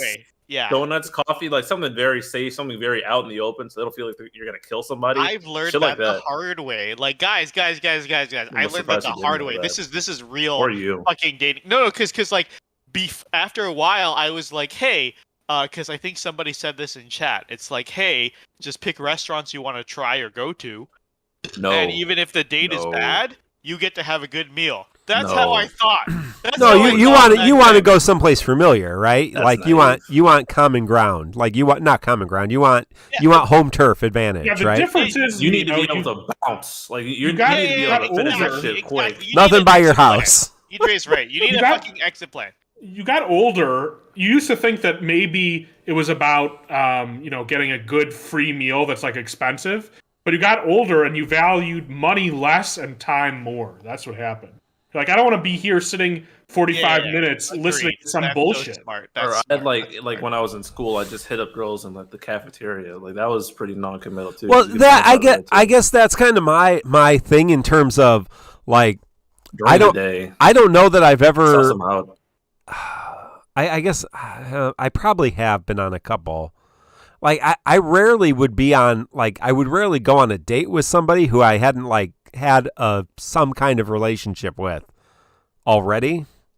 Well, you're old. You don't understand online dating. I don't. No, I don't at all. Really confident. I don't. I'll cook for them for the first date. Like I get. No, I'm 100% with you. You're correct. I have never online dated. I have no online dating experience. Like, in high school there were dances and you took people to dances and then you went out to movies and maybe got something to eat and drove around the town square. Movies are awful. Yeah. Movies are just the bad. only dark room you can get when you don't own your own place. Yeah. Well, in the car, yeah. It's bad for a first date, though, because you don't... Horrible. Oh, yeah, no. Nothing to talk for a first about. date, yes. Plus, actually, the only thing movies are good... Wait, hold on. Shut up. The only thing the movies are good for is to see if they talk during the movie. Because holy shit, that is unbearable. Oh, my God. You don't like talking during a movie? With your skin complexion? Whoa! You lied to me, BC! You're telling half-truths here! You are not Black Nero at all! Why would you say that to me?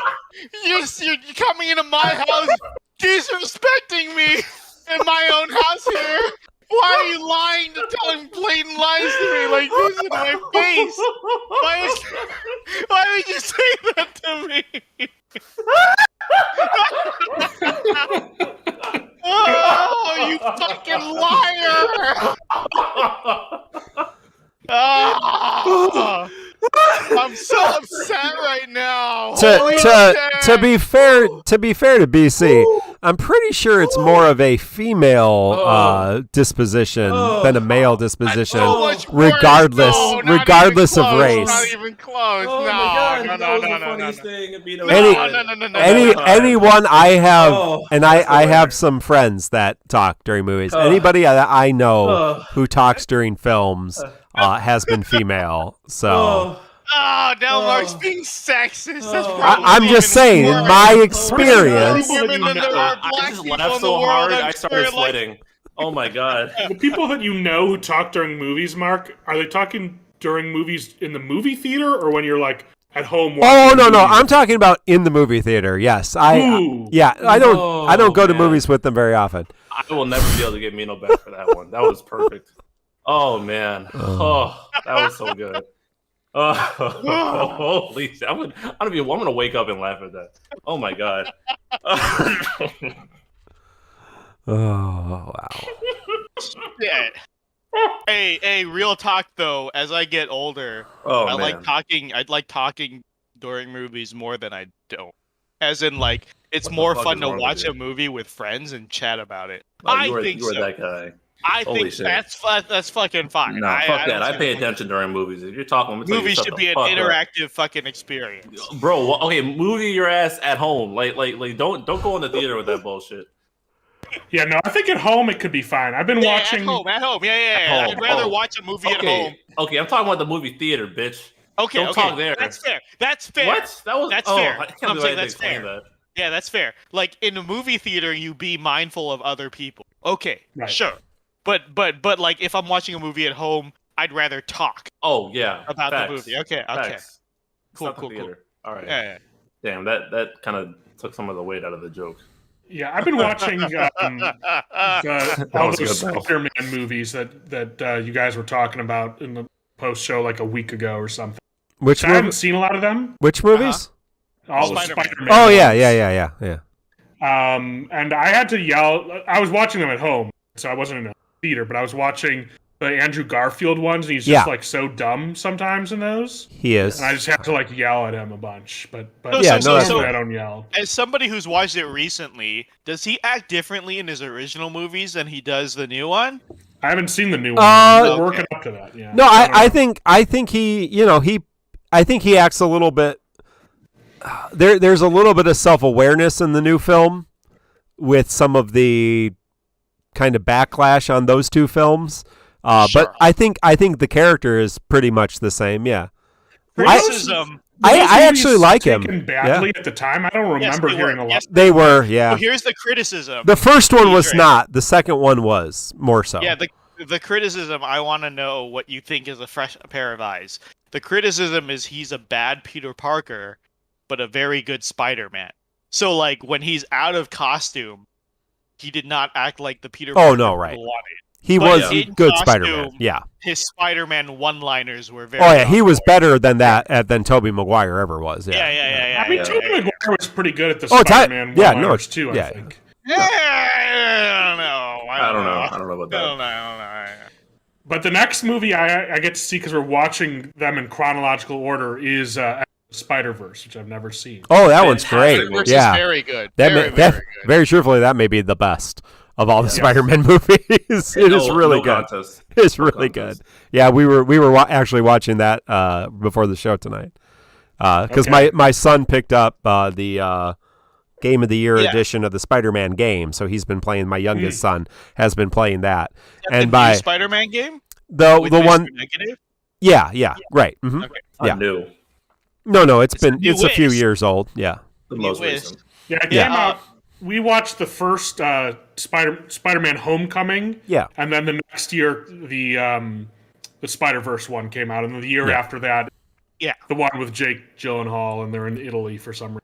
Yeah, as those are teen movies, so you kind of have to the first two Tom Holland ones are literally high school teen 80s comedies. Yeah, I had never the ones that I had seen before is I saw Spider-Man, the original Spider-Man in the theaters. Yeah, original Spider-Man 2 in the theaters. I never rewatched them.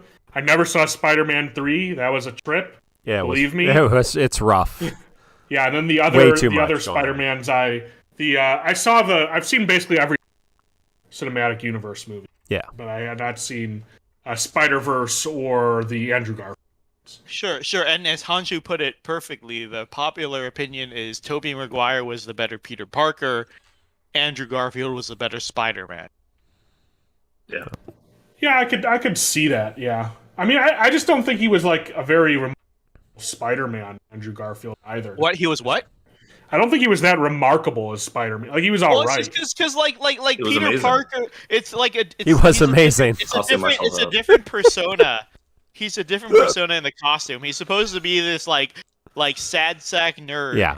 As Peter Parker, and then in the costume, he was supposed to be what do the kids call it nowadays? A Chad, a fucking like jokester Chad. So like it was like he was like supposed to be a completely different person when the costume was on.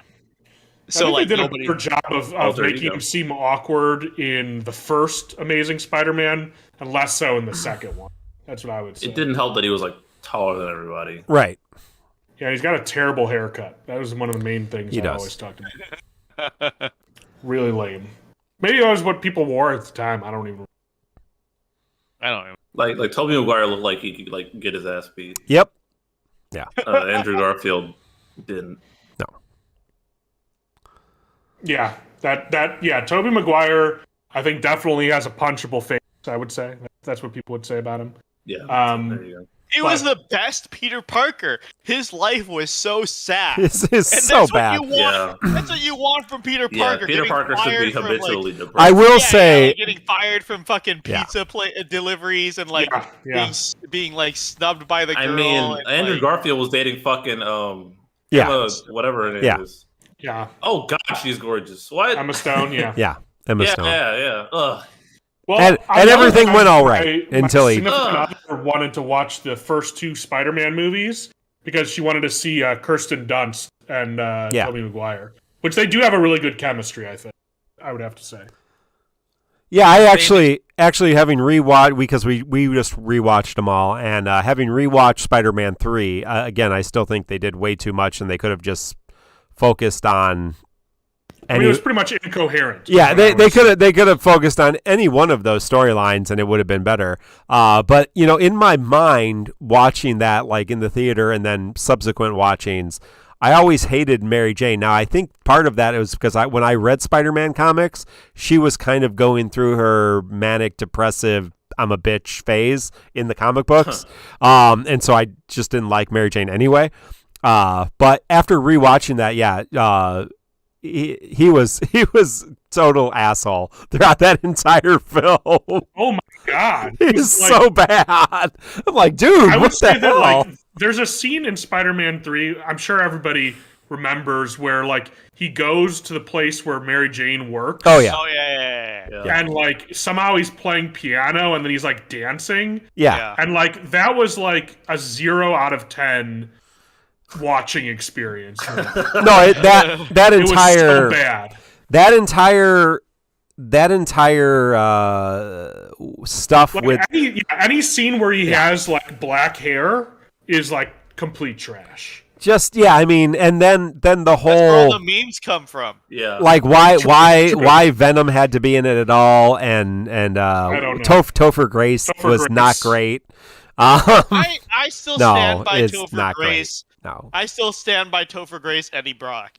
They tried to do the opposites thing, like evil Peter Parker. I still stand by it. It was an okay attempt. Yeah, I feel somebody was telling me that like Topher Grace was like very tough to work with on the set, and that somebody was saying that about like that '70s show. Yeah, and there were quite a few assholes on that show, so to stand out as an asshole it'd be that impressive. Show, yeah, is pretty impressive. Pretty impressive. Yeah, Bully McGuire. Yeah, no, there's all kinds of videos and memes. Oh yeah, there's a lot of memes that still last to this day from the original 3 Spider-Man. Well, they make fun of it, and in both. I mean, they make fun of it in Into the Spider-Verse. Apparently, the fucking there's a pointing meme that I missed in the Into the Spider-Verse. Did you not stick around till the end? Yeah, that's at the end. Oh. Well, that comes from the old cartoon. Leaving a Marvel movie until the lights come on in 2022. Yikes. Yo, that's a Sony movie. Fuck you. Fuck you. What? That's a Sony movie. Oh my god, you are actually stupid. Yo, fucking end credit scenes are basically clickbait for movies. You're stupid. And wait, first off, that was a horrible analogy. No. Holy shit. Tier analogy. Yeah, no, that wasn't Nick level. It was something else. You deserve it, stupid. God, how did you? I know that's how I know you didn't stick around, because it was very obvious. It was the exact meme. It was the meme, yeah. The Spider-Verse sequel is 2022, right? Oh shit! Yeah, it should be coming out. Yeah, with Spider-Man 2099. I'm seeing that day one. Well, it's kind of exciting for me because we've been watching all of, and I got to watch the Jake Gyllenhaal one, which was like okay again. But everybody says Spider-Verse is great, and the newest one is great. So I have look forward. I enjoy the new one a lot. Me too. I heard mixed things about Jake Gyllenhaal movie, and then I literally watched it like 2-3 days before the new movie came out, so I could go watch that, and I enjoyed it. For my part, as a big comic book Spider-Man fan, I enjoyed it. So I don't know why people were hating on it. I think I missed it. I don't know why. Because I thought they dicked around too much in the beginning. That's fair, but like the second half was solid. Second half was solid, but it was just High School Musical. Well, right, yeah. I mean, it's High School Vacation, and the first one was right. But I didn't care. Yeah. No, right. I hear you. Yeah. No, I think that's fair. I didn't care. Do Spider-Man shit. Yeah. Like, all right, they had the prom bullshit the first movie. Okay, fine. You're introducing the character, but like be Spider-Man, please. Right. Yeah, Spider-Man is not one of my favorite heroes, but I admit, like rewatching like the first 2, good movies for sure. Very good. Spider-Man is great. He's such a universal hero. He's Marvel's most popular IP because he's so universal. Well, you heard? Have you heard Stan Lee's pitch about Spider-Man? No. The NFTs on his Twitter. Oh no! No. Okay, we shouldn't laugh at that. It's kind of sad. Yeah. But no, laugh at the absurdity. Yeah. No, so like he was looking for a new hero, and at the time, obviously, Spider-Man's real early of the Marvel heroes and the heroes he's worked on. And so he's like, he was thinking about, he saw Fly, and he's like, oh, let's do something like Flyman or something. So he comes out with Spider-Man because he thought that sounded cool. And he's like, let's make him a teenager because there had been no teenagers. And let's make him a loser because, all these superheroes, everything goes right. Let's make everything go wrong for this poor idiot. I remember that. I know and he pitched it. As a longtime comic fan, like the whole concept of Spider-Man was he was supposed to be the teenage sidekick as the star. That's never been done before. Well, and he pitched it to because teenagers were sidekicks. So he pitched it to his pitched it to his publicist, and the publicist is like, no one wants a teenager. Teenagers are sidekicks. No one wants a loser. Superheroes don't have problems.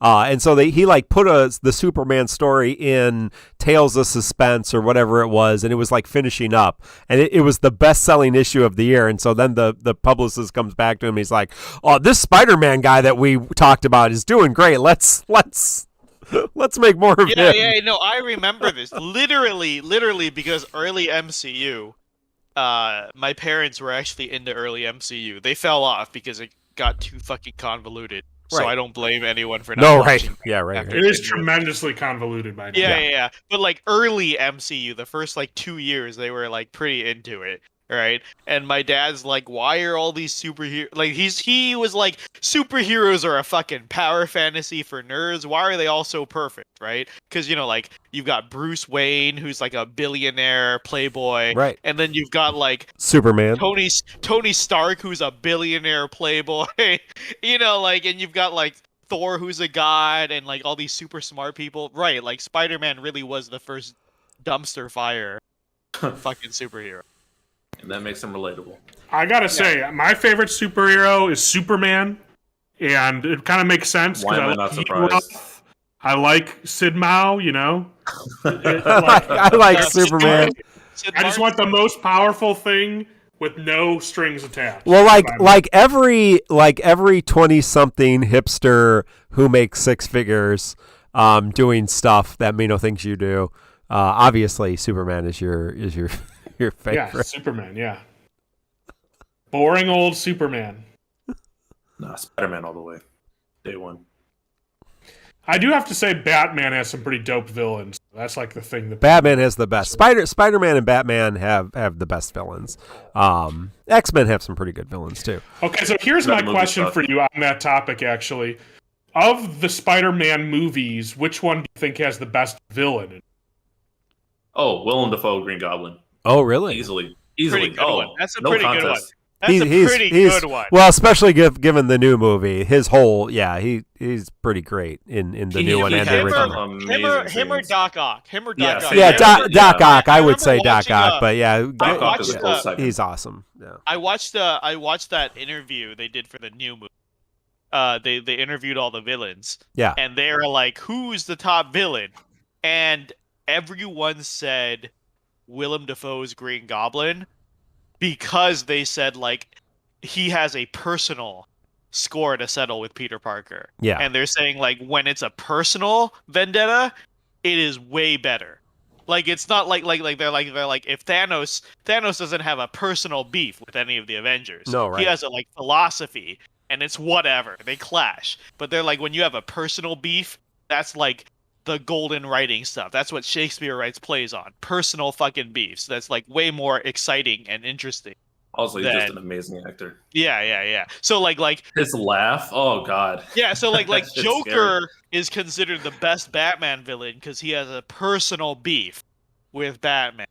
Right. Like so like that. Those are the greatest villains. Yeah, I do remember watching Spider-Man 1 recently and being like, I feel like Willem Dafoe is having a great time laughing while he's flying around. Well, it's better without the mask. That was a really good decision. Yeah. And see, like, I just want to take this into the, another opportunity to slam Defo players because they're like, you Yevon should have been the FF10 representative. You dumb pieces of shit. That feels like a straw man. There's got to be like two people who say that. There can't be a human. There's no way people hold that opinion in mass. Two people that think you Yevon, fine. How about the 10,000 people that think Seymour? Okay, that's okay. That's there bullshit. You go. That's not straw man anymore. But no, it's not. Jet has the personal bond with Tidus, not fucking Seymour. Nobody gives a shit. Seymour is not just you, Yevon. Seymour's a plot device, and he's there to be it's annoying. Jack, you dumb pieces of shit. There you go. Okay. Seymour's the actual villain. Seymour's like the Biggs and. I'm not surprised he said this. Seymour's like the Biggs and Wedge of Final Fantasy X. Yeah, he just kind of keeps showing up and kind of being a thorn in your side, but he's not really that important. He's the Ultros of FF10. They needed there you go. That's better. He's the Ultros. Gilgamesh. Yeah, the Gilgamesh and the Ultros. They needed a recurring boss fight. That was a joke. He's the fucking Reno. Seymour. Yeah, the Reno. He's Reno. Thank you. Yeah, like, come on.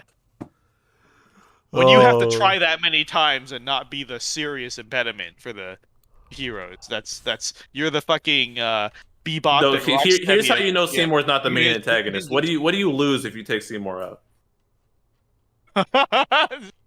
That's true. You lose nothing to the story if you take Seymour out. Yeah. 0 to the conflict. Yeah. Just like Vaughn and Pinello in Final Fantasy 12. How dare you?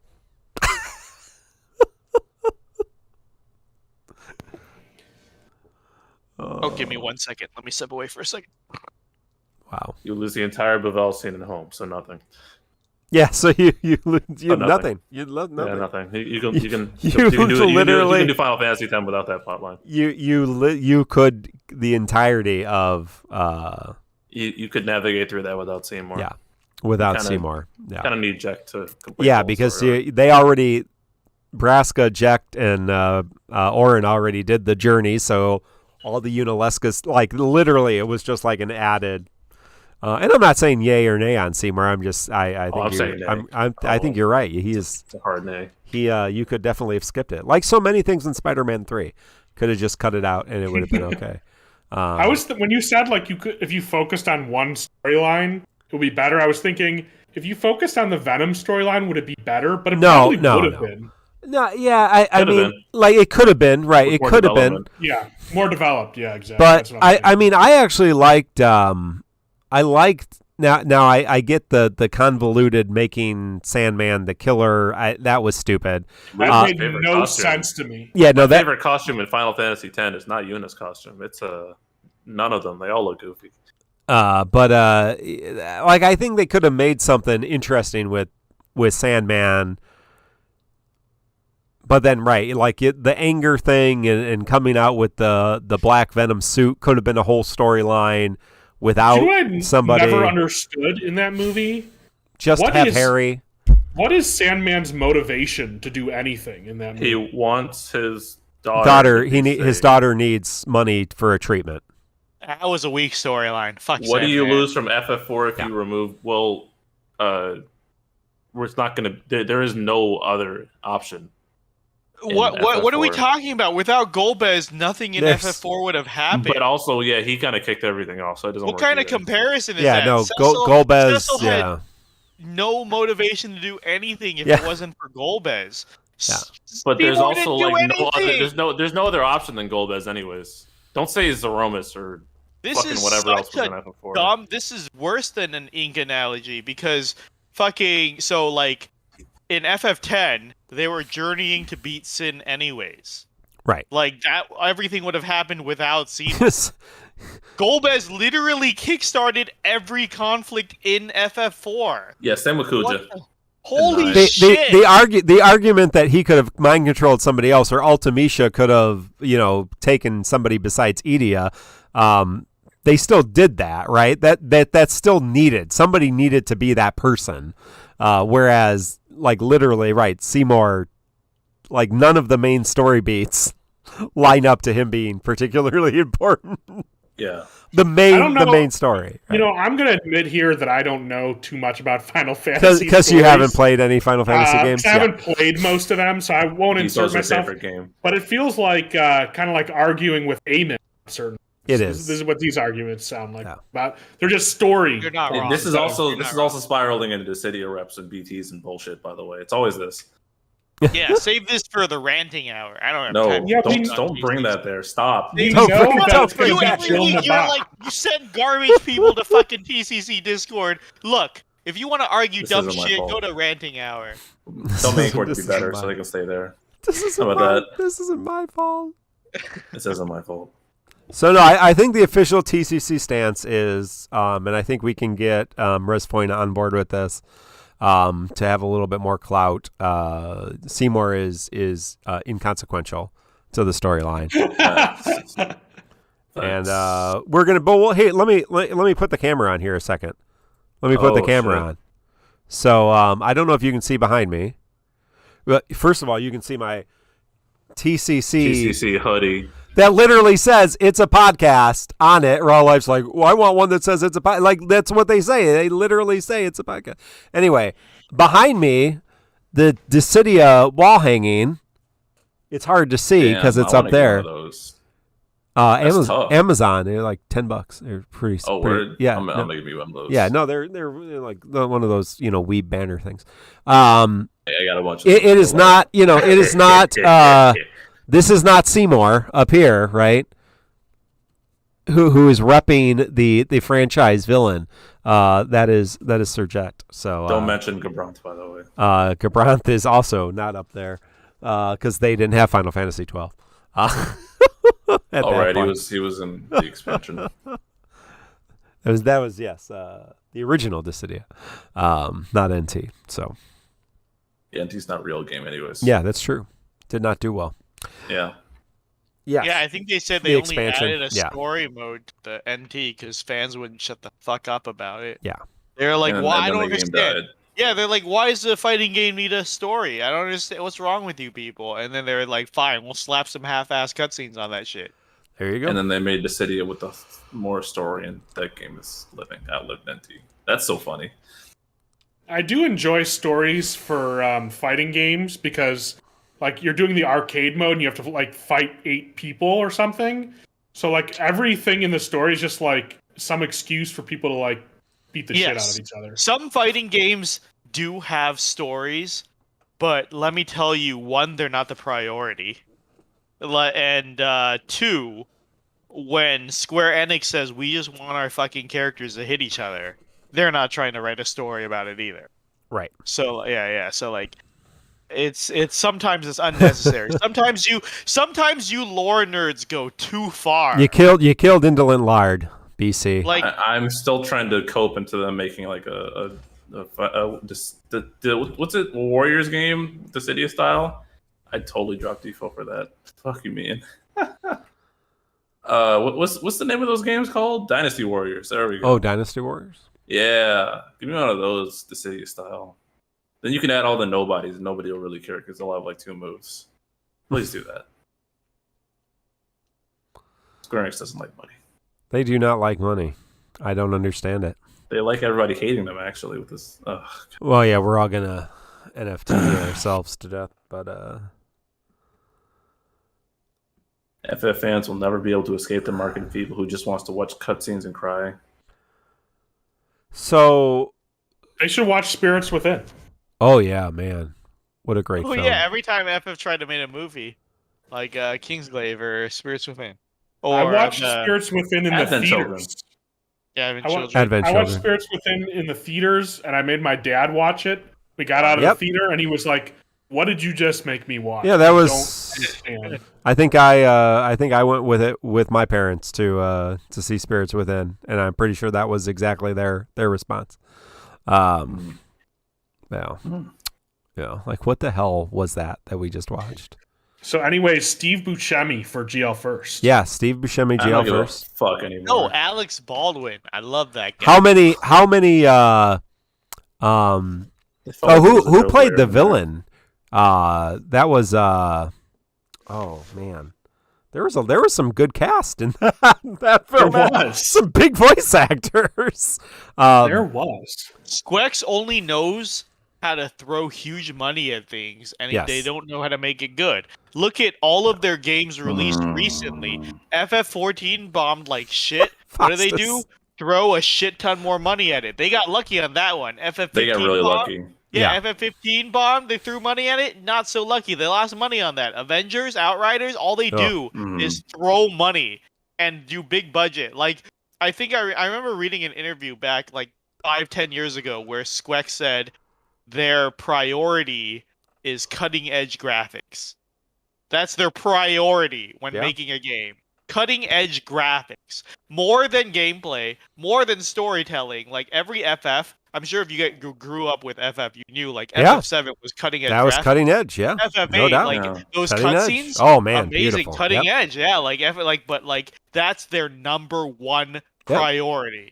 To look pretty. And Spirits Within was definitely they're the Bleach advanced. of video games. Holy shit, I cannot see it. I cannot see it. Just want to look pretty. Perfect analogy. That's all they fucking care about. I hate it. Yeah.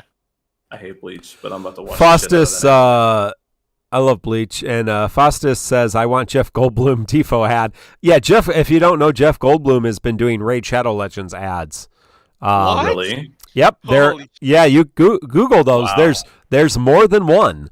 That's too insane for me not to believe it. That Jeff Goldblum on Raid Shadow Legends ads. Yeah. William Dafoe for Defoe for Defoe. I mean, that's great. what he's going to call himself. William Defoe. I like it. Oh God, love it. Oh God. What have we started? They're good. Yeah, they're good ads. Yeah, Jeff Goldblum.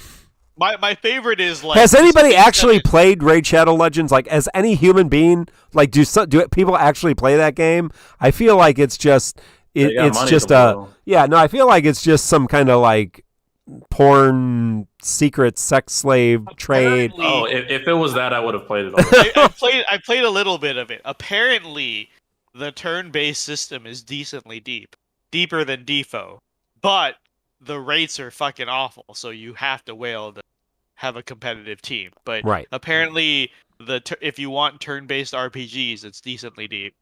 But like Defo player base, they don't want real turn-based RPGs. No, they want brain off anime characters that you can auto plus through and collect rewards. They don't really want to fight other people. They want a challenge that they can do. Yeah, they don't want to fucking PvP against other people in their turn-based. They just want power fantasies where you can auto plus through shit. Don't worry, Mino, that thread made me mad too. They just want us to respect their clears. That's what they want. Yeah. Deddy Variety says, "Who's your favorite most recent LD release? BT characters not included." Easy. I already said it's Ursula. Ursula's a great kid, I think, for fun. Snow. I need you to walk me through it, man. Is he doing amazing? Did you watch my video? No, I refuse to watch your videos. Okay, I'm gonna send you a clip of my video. Watch videos. Okay, I will. Fine. I did this. You do the same thing you do with Jagron, HP damage and overflow and cap up, and then the split because he's got split attacks, so he's got 4 of them. So do the math if you raise the cap. Yeah, but Machina exists. Yes, he does. We're talking favorites, though. I mean, like Nidre favorites recently. Oh, it's entertaining. I have realized that he plays similar to Zach and that he's a DPS tank, and then but Snow's even more brain dead than Zach. Like Zach, I got to make sure he's batteried before his turn, and I got to make sure the debuffs are up, and you got to get the HP damage up on the team. Where Snow, he pretty much he gets knocked one turn, and the next turn he's gonna just shit out damage. I don't even have to think about it. It's very brain off. Most recent LD release that was entertaining. I have to think back far, because Snow's okay, but who's before that? Fran and Saz I didn't pull, so not them. Who was before that? I can't even remember. That was Caius cycle. Caius, yeah, and Jagron cycle. It's in there somewhere. You had Pain, Ida, Lena. Pain is really fun. Actually, yeah, I agree. If not for Ursula, I would say Pain too. Very cool. Yeah, Pain is cool. I want to throw money at them so they make more positional based shit. They did. Just wait till Luna comes. Yeah, but you guys are saying that's like dead brain positional. I don't. I still haven't learned her yet. I need to. I feel like I played her a little bit more, and it's like really fun to use. If Nidre called her fun, that mean I should try and take time to. No, if Nidre calls her fun, that means brain dead. I'm not touching. Damn, both can be true. I mean, Locke's fun to play. Yeah, if I call characters fun, they're usually pretty hard, I think. Really? Yeah, like, well, I mean, Rainsbow is hard. Is anything hard in this game? I don't know. I don't know anymore. I don't know anymore. After meeting with all the hard game is anymore. With all the turn counts we've seen for Edaroth, I assume things are hard. Like I've been infected by Inkwelder's attitude when he said Lufenia was asking too much of the players with its 3 mechanics. Like, and then he threw in like 6 mechanics, but some of those were like looking at buffs and stuff. And I'm rating an FF14 right now, and they're throwing like 50 mechanics at me at a fight, and I'm like, is this asking too much of me? I think people just my working theory is that people just don't have like game senses. Brains? Like, yes, but I mean, there's a certain skill set required for like picking up patterns in video games and learning things. When anything in life asks like 6 things of you, is that too much? No, but like gaming, it's like video games. It's like a different muscle, and like we've been playing games so long, and like especially like if you've played FF games your whole life and you never played anything other. Like I was talking to my friend about it earlier. He's like, it's just like, how is Defo hard? It's just an RPG, right? Like, no, it's not hard. No, I sent him that Reddit thread. He's confused. He's like, why don't they just play Chaos or Lufenia? Right. And I'm like, I don't know. He was saying basically the same shit like you've been saying, which is hilarious. And he's like, why not just or don't play the game if you don't enjoy like the like you just make compromises. I understand now why Malicite is saying that rating is a waste of time. It's just frustration for frustration's sake, because it asks of me 10 times the amount of mechanics and dexterity as Defo. So like that's too much, right? It is too much. Like some people don't. We have that gaming muscle we've developed over the years. Right. Some people don't have that muscle, and it's very weird to see people trying something hard who don't have that muscle. Because in my experience, if I get something difficult, like Dark Souls, for example, I'm notoriously shit at Dark Souls. I just stop playing the game. But some people will take the time to voice their, like, I just call them, be angry about it. The game journalists without game journalist jobs. Well, let me tell you then, like, if you can't play first-person shooters or real-time strategy games or MOBAs or any of the other genres, what do you have left? Do you have RPG games? Right? Yes, that's where they all ended up. RPGs are ultimately the easy game. RPGs are where all the dumpster kids go. Yeah, you guys are right. And especially if you play Final Fantasy, like I think I told you, like I didn't know it. I was bad at RPGs until I played Persona, where I got my ass kicked. I'm like, wait, I need to understand buffs and debuffs. Yeah. Playing Final Fantasy 7 and 8 and 9 all those years, you can just like one of my other friends. He went through all of Midgar without equipping any items. And now it makes complete sense. Yep. Because you can't do that in Persona. You get your shit pushed in. You don't really get punished for being an idiot in the Final Fantasy game. So it makes sense if you've been just, especially playing a bunch of niche Final Fantasy games that aren't hard, that nobody's heard of, and wanting fucking Benjamin and Dissidia. It makes sense why Sid Mao is hard. Right. Yeah, sense. And I'm gonna ask Mark's forgiveness in advance. For this example. No, just because like watching him learn FF14 has been enlightening for me. He's a great Defo player, right? Like he's a Defo expert. I try to remind him that like he has an expertise in Defo that most people don't. Like how do people find Defo hard? But like compare Defo to like FF14, things I think are super easy in FF14, Mark's been like slowly learning, right? Which is understandable. Yeah. That's not, but like things like oh, you have to watch what the boss is casting. Yeah, I don't do that ever. Yeah, and then you have to watch what color the boss is glowing and if they have a giant eye on them or not to do a mechanic. And then you have to know your rotation, and then you have to like dodge things. Like I don't know, like these like story chapters. You take those things for granted. It's like when I play Halo with people, and they run in straight lines, holding on the right trigger. I'm like, just right. Stop and take cover. But like if you're playing with your brain off, you don't think about these things. To make it clear, I'm not trashing Mark. It's just that like in comparison to any other game, Defo is so simple. Holy shit. Yeah, it really is. Yeah, and it's like it's blowing my mind that there are people like, when is Defo asking too much of the player? Like, are you fucking kidding me? Like, what other RPG is this? Also, easy? I mean, Sorry, all these other genres require like dexterity and reaction time. Right. Yeah. But Defo does not require that as a skill. No, you're not on a timer. Yeah, which is fun. I mean, I think it's a great example about this kind of. That's why I play it. Yeah, no. See, but like this, I love Mark, but Mark admits, like, I remember he was streaming Resident Evil one time. He's like, he was the first to say, "Oh, I'm not super good at these like dexterity-based games," which is fine. And he's like, "Oh, I'm gonna play on easy and just enjoy the game," which is fine. The problem is when people bring this to like DissidiaFFOO and say like, no, what the fuck, Lufenia Plus should be beatable by me, who wants to put zero effort in the fucking game. Like team building again around orbs, that's so much. That game's asking so much. What the fuck are you playing the game for then? Just to collect rewards? I fucking said it to Ink's face, I'll say it again. Some people are looking for a Skinner box. They want to hit a button and get rewards. That's all they want. They don't want a game. They don't want interaction. They just want to hit a button and collect rewards. That's what Eateroth is.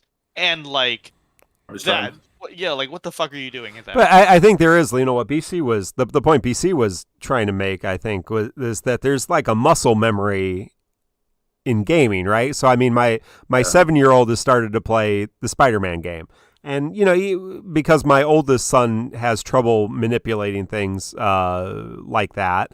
And my daughter can't. Like he's the one learning to play video games of all three of them, more so than any. And so, I mean, it's a game that you have to be aware of different things that are happening, right? You have all kinds of different commands, but you have to be. It's very.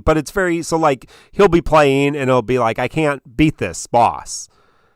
And so I have no idea how to play the game because I didn't start at the beginning and I didn't go through all the tutorials, but you kind of know what the buttons are, right? Because we played video games and, Shocker is got a shield. Well, he's going to do 3 attacks. And then, well, what happens? His shield goes down and you hit him with like, and you just have kind of this muscle memory and he's like, how do you know how to do this? Well, I've played 1,000 video games. What do you mean? How do I know? Yeah, that's how it goes. With my girlfriend last weekend, and then like I was like seeing very obvious, like, oh, big open area, look out, there's gonna be enemies. She's like, how did you know that? I'm like, I play video games. Right.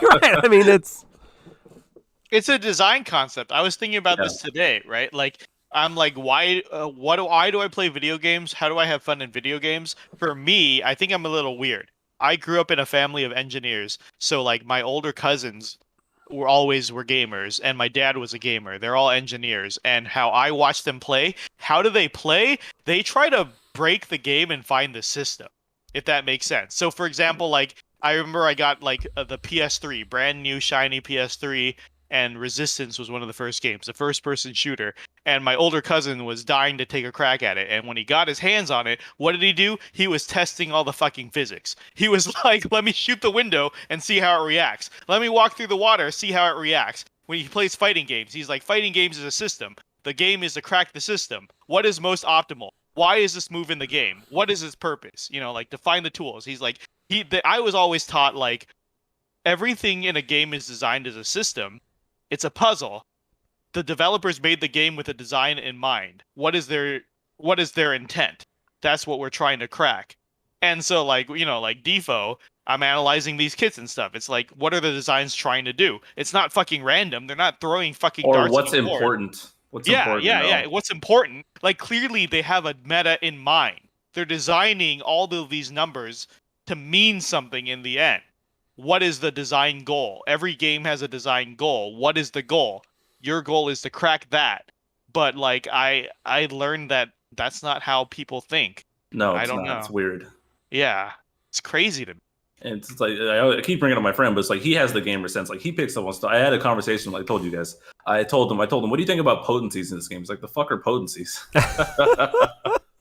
And I'm like, do you even know what half the buffs in this game do? He's like, no, but I know how to get there. I'm like, yeah, he knows how to cut out what's important. And I'm like, yeah. I'm like, these idiots argue about spheres and best in slot artifacts and potencies. And I'm like, you don't know any of that stuff, and you're probably better than 90% of the player base because you know how to make stuff work. He's like, the game's not even hard. I mean, it really puts in perspective how much. I just have so much contempt for the play. I remember Mino like 2 years back. I remember he was like just angry at the whole player base. I hate everyone who plays. I am starting to feel player that base lately. Is awful. I am really feeling that lately. Awful. I was yelling. So Meggy and Goose are good gamers. They are competitive gamers. They just started FF14 recently. They're starting to say, Mino, we understand why you hate FF14 players so much. So Maggie just installed a parser the other day. She's like, I can't believe how many people suck at this fucking game. It's like when FF14 gives you as a class 30 buttons, and your casual player says, I don't touch half of these buttons, you're playing the game wrong. The devs don't put in random buttons so you don't press them. Every button has a purpose. It's your fucking goal. Me with rain strikes on my bard. I was never pressing it's your goal to figure out what the purpose of these buttons half are. Those buttons. And I press the button now, but I'm also... I don't know, but I also don't complain that I can't do savages. Game devs don't spend their entire fucking lives and careers designing these buttons for you to not press. You don't know more than the game devs that you're ignoring half the button. Like, that's not how the fucking game works. It blows my fucking mind. I don't press most of the buttons when I play Machina, so... That's fair. Yeah, that's different, though. Devo's a shit game. I don't They backed themselves into a design corner, clearly. But that's why they're always trying to make everything reworkable so they can rebalance it and then fuck everything up. That's the downside to this type of gacha. It's very rare. We always talked about making everyone relevant again, when most gachas will just throw kits in the trash and say, here's a new Machina. Yeah. How far? Yeah, no, right. How far has the game been data mined? Well, we know what's happening. The fact that we get data mined is how we know potencies and how fucking nerds you don't know. That's why Nick the Ninja can argue about best. And there's no like hard fucking artifact numbers. When people can argue about shit that doesn't matter. So I guess to directly answer those questions, going to Dissidia DB, and there's a Discord for that, and then for Dissidia Compendium, they have a Discord too, and on each of those Discords, there's a channel where they talk about what's been data mined. And so, if you want to know what's been data mined, you go to those two places. It doesn't mean much. Shout out to Selly Belly, who says, "I come out of lurking to say fuck spheres." A direct middle finger. I hold Tonberry Troupe in contempt for making spheres. No. That's what I'm saying. No. I am a big supporter of the regime change. Now that Selly Belly is leading Tonberry Troupe, if you're listening, Selly Bell, Bell says, "I come out of lurking to say fuck spheres." This is a direct middle finger to the to his predecessor, whom constantly made you're reading a lot of that. No. Yeah, I think you may be. You're putting words in his mouth. What it is. This is what it is. I have a feeling. You want it to be. I have a feeling he meant I come out of lurking to hear you say fuck spheres. No, I think Sal hates. He hates spheres. Okay. Fuck spheres. He does. If you're. I just want to say, Sal, you should get rid of the arrows if you feel. Yes, Lord. Get rid of the arrows. Every comment I get on my videos, I say spheres. If someone asks me about spheres, I say spheres do not matter. Spheres don't matter. And I don't answer their question. Every single time. Mr. Variety is asking about if there's data mine information about more tactics characters. That's a great joke. Yes. Yeah. Sorry, bud. Good luck. Good luck with that. Sorry, bud. If you want more than Ramzan Agrias, you probably should be playing War of the Visions. Belzak says Ink made a big deal about spheres till he hated them. Yeah, that did happen. Faustus says, I mean, they put spheres there for a reason. The devs don't add spheres for you to not use them. You think you know more than the devs. Oh my god. Here's why Faustus put. Here's why the devs put the spheres, because this is a free-to-play game trying to milk your money, so they try to make you spend your money. Like, okay, is it any like question why spheres are so front and center and there's so many bundles revolving around spheres? They sold sphere tokens. Yeah, is there a reason? They sell sphere tokens. They sell sphere removal tokens. They sell fucking like EX plus realization materials. Like they're like, oh shit, we don't know how to make this game profitable. Let's throw red herrings at them. So they spend on useless shit. I don't need sphere removal. I don't need sphere removers anymore. I just have enough extra EXs I can make extra spheres. That's the point of the game where we're at. Yeah, they might have been relevant, but the stat creep in this game has eclipsed any usefulness spheres have. Oh, now it's C90. Now it's completely useless, right? It's completely out the window. Like other than some very niche effects, like there are almost certainly you will not notice a difference. I said this once. I'll say it again. When you're developing a game as a live service, you're building a Jenga tower. Yep. The longer it goes, the more you're like, fuck, we don't have a plan. Let's just keep it going. Right. And milk as much There's so much stuff has fallen by the wayside just because it just got blown up or repurposed. Like Power Stones, we had so many weapons. They repurposed them, the high Power Stones. They're getting rid of Bloom tokens. They got rid of their cycle keys were a thing, and they got rid of those. The wild points used to be way more hard to get. We didn't even have wild points at the beginning, and now you used to have to level your summons up to level 20, and you don't have to do that. They're wiping stuff out. So that saying they put it in the game for a reason does not mean that reason is valid anymore. So, sorry. No, I was. Yeah, no, go ahead. I was gonna say live service games don't. It's like the anime development concept. Like I remember when they talk about when they make manga and anime in Japan, even TV shows in America, it's make a stellar pilot. Yep. And then keep running until you're canceled.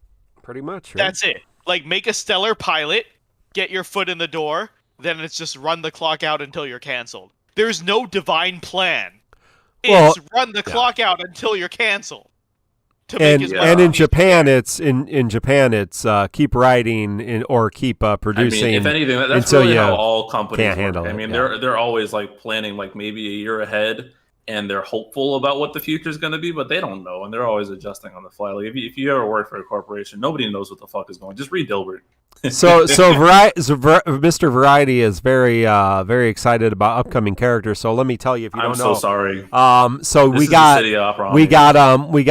brand new characters. So characters that are currently not in the game, who are coming for us, in global. Lude, everybody's favorite character, Lude. He's got wings, so that's something. And then the next new character is going to be Leela. Side character. She's a pirate, I guess. She's hot though, so it's okay. Yeah, that's good. And then and a crow. She's also hot, so it's okay.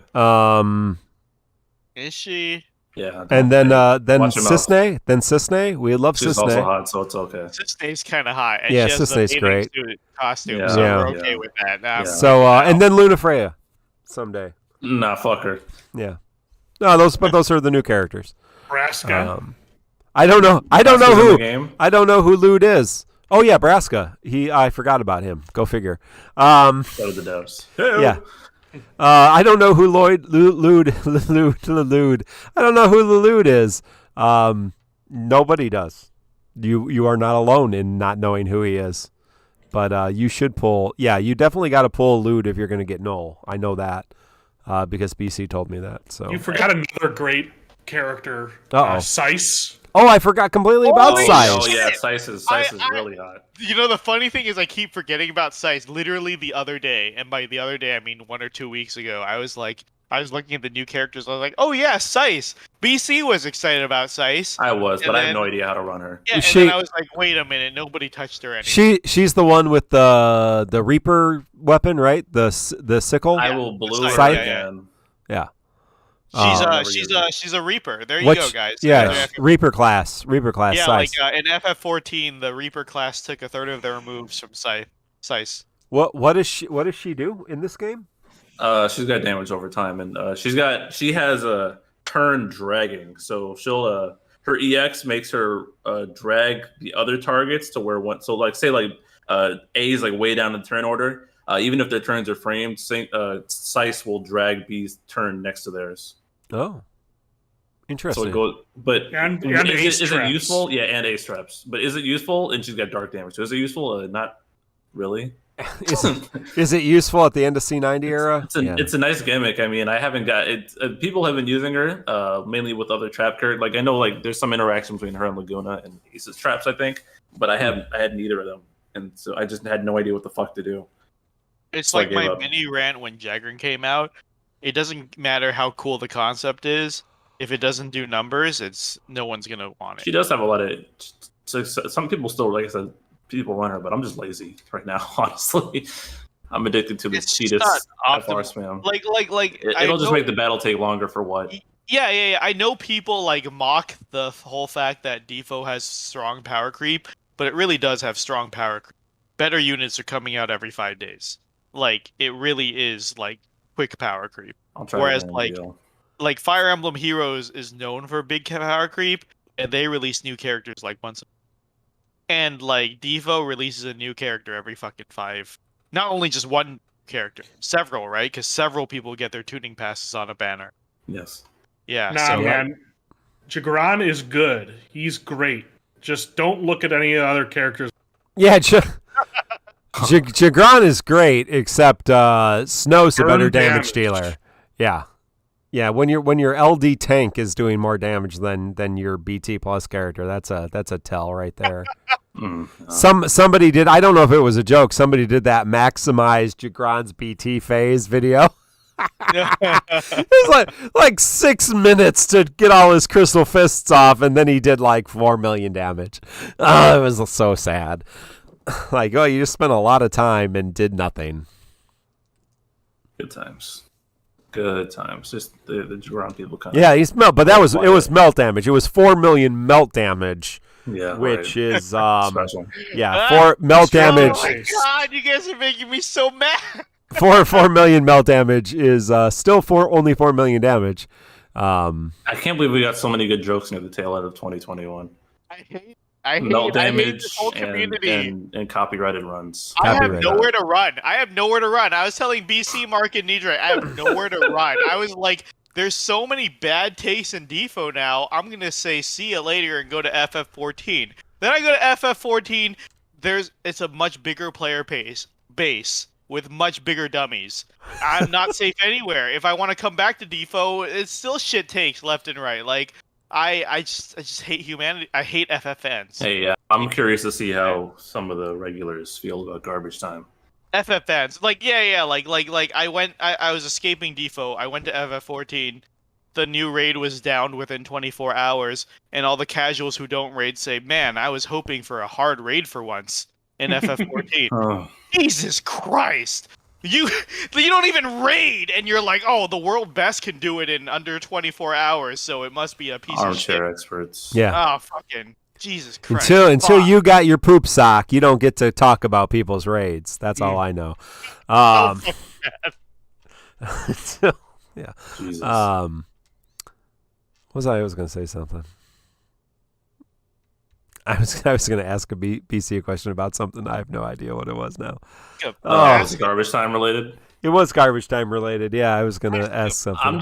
There's like the newer players like Goose. And that's what I was going to say. You know, I'm just more curious. I'm really curious about just their takes in general. I was going to ask about how the that maybe we shouldn't call it garbage time because of the proverbial new player that might be offended that things might be hard for them because they just started the game yesterday. Well, this is like all those fucking game journalists who release articles saying people need to stop calling it easy mode and call it normal and call everything above that hard because it is insulting to the player base. Like, if you get insulted over a video game skill, yeah, like Duke Nukem has like a baby mode. That's what they call their easy mode. Good. And that's insulting. That's insulting, guys. That's ableist. Because some people can't play video games at a high level. I don't care. I hate that argument. That is so sensitive. Holy shit. That's just grass. Just take handfuls of it and just bathe yourself in it. That's the only solution. I don't know. I do wonder sometimes if the well has been poisoned with garbage time. People expecting it to be easy and seeing but I mean, I don't know. I think about these things, but I also don't care that much. So you think people to overcomplicate C90 and stuff when it's all these fucking ultimate weapon players. You expect that? Have you been on YouTube recently? No, I haven't actually. It's already out there. Have you? Yeah. Have you seen the GL? No. C90 videos and Ultimate Weapon videos? I haven't. Oh, yeah. I really don't want to watch. No. You asked me earlier. You were like, Mark asked me earlier. You were like, what am I doing with my Ultimate? Oh, it's not that big of a deal. It really that's one of the funniest things, I guess, going into it. The fact that Machina somehow ended up undersold is hilarious. Yeah. I think people are seeing Machina's damage potential. I think Machina in the right situation can also outdamage Noel probably with just because he raises HP cap. Right? Yeah, because he raised his HP cap, so he's going to win by virtue of that. But Noel's a bit more brain dead, and Locke's brain dead. So if like I feel the worst because I just called them 3 similar damage dealers, and that blew up into something I really didn't want it to be. It got this is me saying something on a one-off. Like I maxed 3 similar damage dealers. I mean, Machina, he does a lot of damage for sure, but like the downside is, like, what if you have to press a button that isn't HP? You're much better off.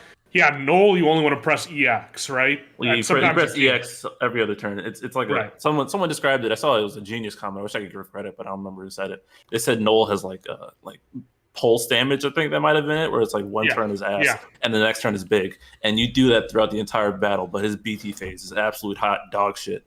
Yeah, because he only gets his EX once during his burst phase. Yes, his EX does not recharge within his phase, so that's probably the worst thing you could do. But I would rather press Noel S2 than Machina S2. Yes, that too. So there's a lot to consider. What are Machina's skills? Yeah, what are Machina's skills?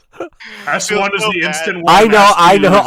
All I know is I press. It feels so bad to press S2. I'm going to be honest. I press S2 to get the buff, and then I don't press any skills after that. Why wasn't Zach considered one of the million damage trio? Well, because then first off, it wouldn't be a trio.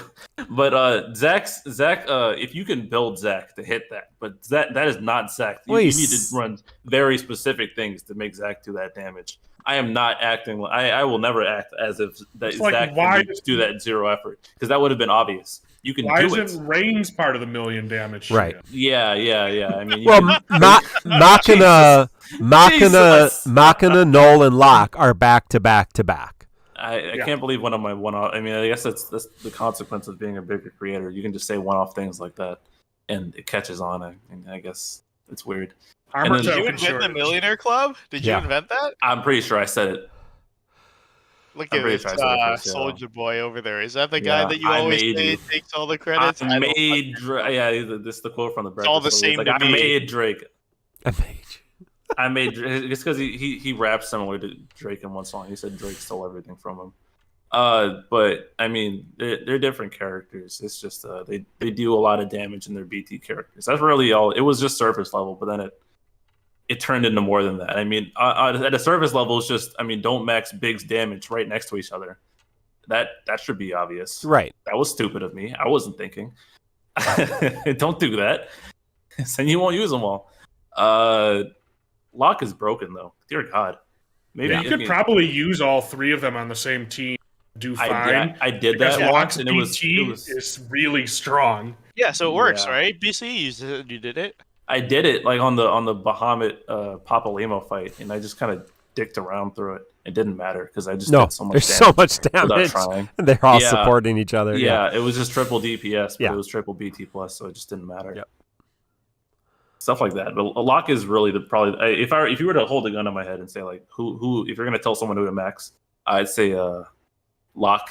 If you're struggling with content, that's if you're struggling. Disagrees with you. I don't think anyone disagrees with you. Everyone Locke is also the easiest to set. Not only is Locke the most broken BT effect, he is the easiest to pump. Like Machina, if you don't support him, you might not see as good results. But Locke with the defense ignore and you're not dying with Locke in the party unless you're really trying. So, I mean, the enlightened answer is to say Machina because he comes back again. Soon. Yes, but even then, you could also VL uses Locke sometimes. The same comps. Yeah, but, I mean, Machina's easier. I'm sure you could because Machina's got the force boards, charge the gauge faster. But I mean, who's going to be playing then, anyways? Faustus says so. You're saying there's a brain dead mode.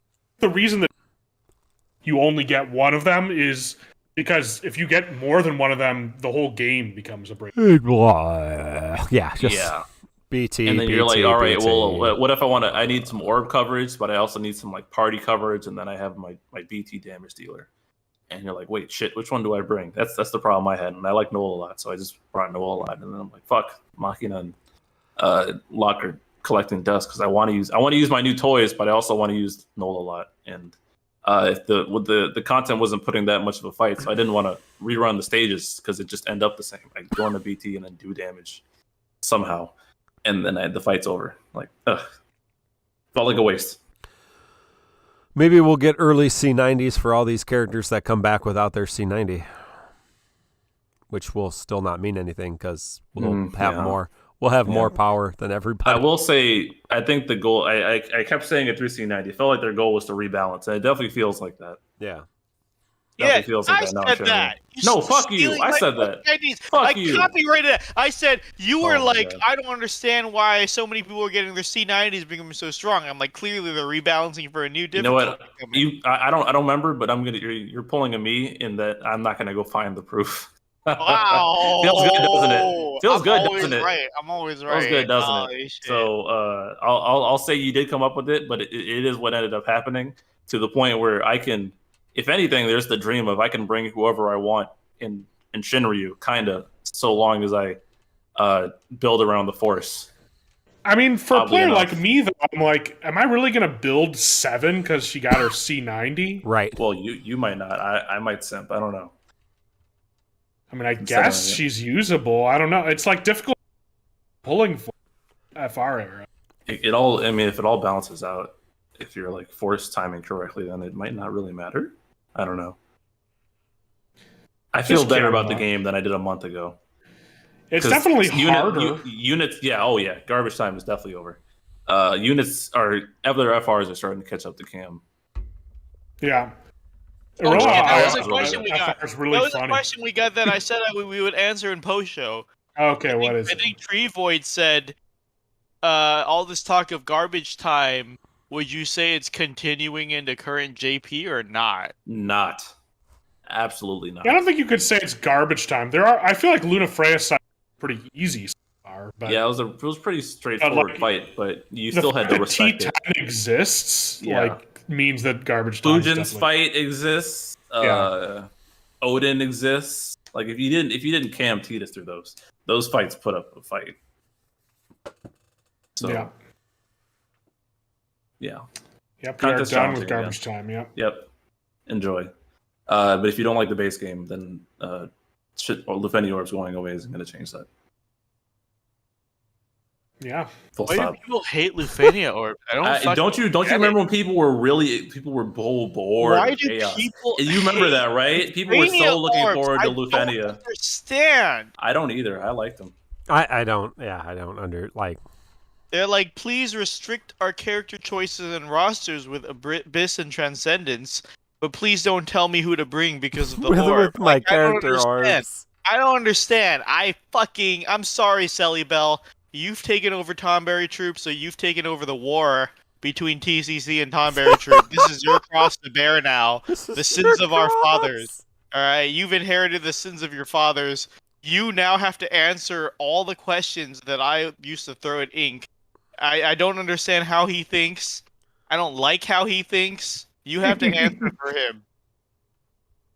Tree Void, you're seeing me run Cam through Cam plus Tidus. That doesn't mean other people aren't doing it. I'm lazy as shit. Don't get it twisted. People are running other things. That is solely me, out of just pure. Like Mino was talking earlier about how he's like stepping, like he's playing the game less because he doesn't want to burn out. That's been me and JP for it's like holidays and my work picking up. And I am enjoying the clay method of beating fights in 7 minutes and then fucking off. Yes. I switched places with Mark. I say this every episode. Yeah. Mark became the challenge runners. Mark used to do one and done runs. Now he does multiple. He's posting low turn count runs on fucking YouTube. I don't know what fucking happened. The reason I haven't uploaded my Luna Freya Shinryu on YouTube is because I did it when I was at the airport. I was offline because I was bored, and then I did not feel like rerunning it. I'm gonna try and do it tomorrow. Yeah, you have to run it 3 times anyways. Yeah, and the fucking Shinryu co-op made me want to play the stage even less because I had to ultimately play the stage like 9 more times because we kept fucking wiping. So I've been having a really hard time. Like I said in my video today, I had a really hard time picking up the game and playing it just because I overdid it with the fucking Shinryu co-ops. By the way, fuck you, anyone who wants more co-op. Just I clipped up the co-op rant. It got demonetized. I'm gonna give Josh a late Christmas present gift. I saw him in here earlier. I don't know if he's still here. He was definitely lurking in chat for a while. But Let me give Josh an early Christmas present gift and let you. I'm gonna say what he cannot say in his position. This is a casual mobile gacha game. This is not supposed to be your main game. This is not supposed to be your fucking life. It's not supposed to keep you entertained 24/7. Stop asking for things. Jesus Christ! Listen, I got 2 years of entertainment out of this game. I'm gonna like I believe Yoshi P said this of FF14 when people asked him to put more content in FF14. He said, "Play other games and come back when we add content."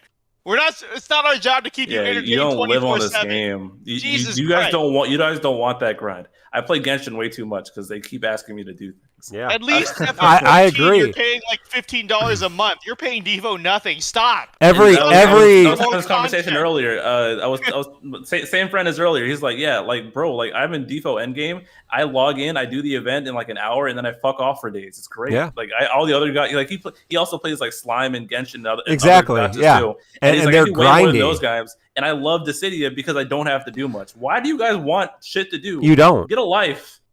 and it's not good. You know, it's not good content. It's just press this button over and over again and auto battle something for. I mean, it's divine. It's divine boards, except you have to do that 3 hours every day to keep up with content. If we got like more what? Board content than co-op. You remember when before GL got summon boards, there were people who were excited for it because it was more content. I have receipts of people saying that. I can pull them up if need be, but people were excited for summon boards. Yeah, right. And this was before all the quality of life. So you had to run each stage 11 times to max out characters. People were like, I want content.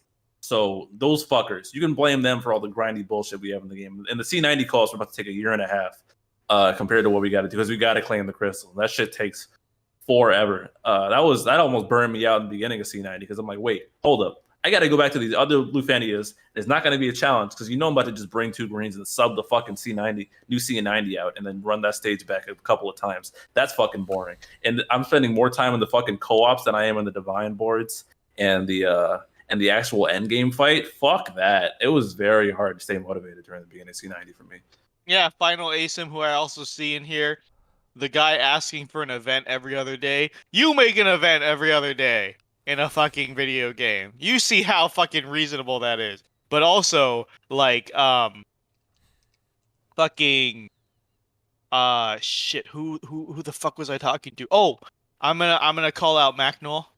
I remember, I had a recent thing with Macnol. He wasn't completely wrong. We were arguing about this. Macnol was a new FF14 player. He's only been playing for less than a year. The game is 10 years old.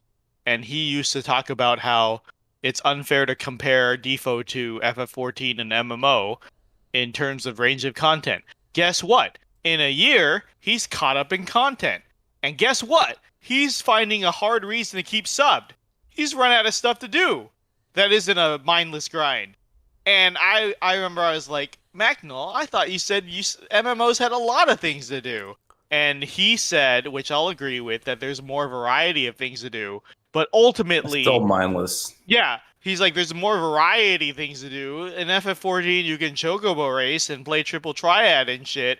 But ultimately, when it comes to new content that you want to do, it's every fucking game has a limit. My friend is complaining about capping on tickets now. Yeah, like stop making one game your fucking life, guys. Do other shit with your. Jesus Christ. Touch grass. Well, I'm dead. And same. ASIM is close to selling his GL account. Can't do that. That's against terms of service. Yeah, don't do so, that. Don't admit that. Why would you say this in front of Josh? He's in fucking chat. Let's stop it. Just say allegedly after. Please yeah, say ban Final ASIM, both of his accounts. He's selling. So you got hacked. That's how all the politicians feel with tweeting dumb shit. They just say Josh, Final ASIM doesn't even disguise his name in game. It's Final ASIM, so you can just search that up. You don't need a fucking account. Man, ASIM, if you ever get arrested, don't say anything to the police. Ask for a lawyer. I just saved your life, dude. Yeah. Just plead the fifth. Yeah, it's called snitching on yourself, man. You just didn't need to put that out there. Snitches get stitches. where I came from. This has been the post show. Thank you for Black Nero on YouTube. Nidre, Faux Tip, FFOOTip.com. No, it's Foo Tip. Foo Tip. Foo Tip like Q-tip. Foo That's Tip. how you remember. Yes. I hate it. So thank you all for the money. I will send some of it to Mino, and we will. He's gonna get 2 cents. I will send $100 cash Venmo to Mino. That's like one meal, man. That is one date at the Old Country Buffet. Mm-hmm. Chocolate fountain. Nothing like a buffet chocolate fountain.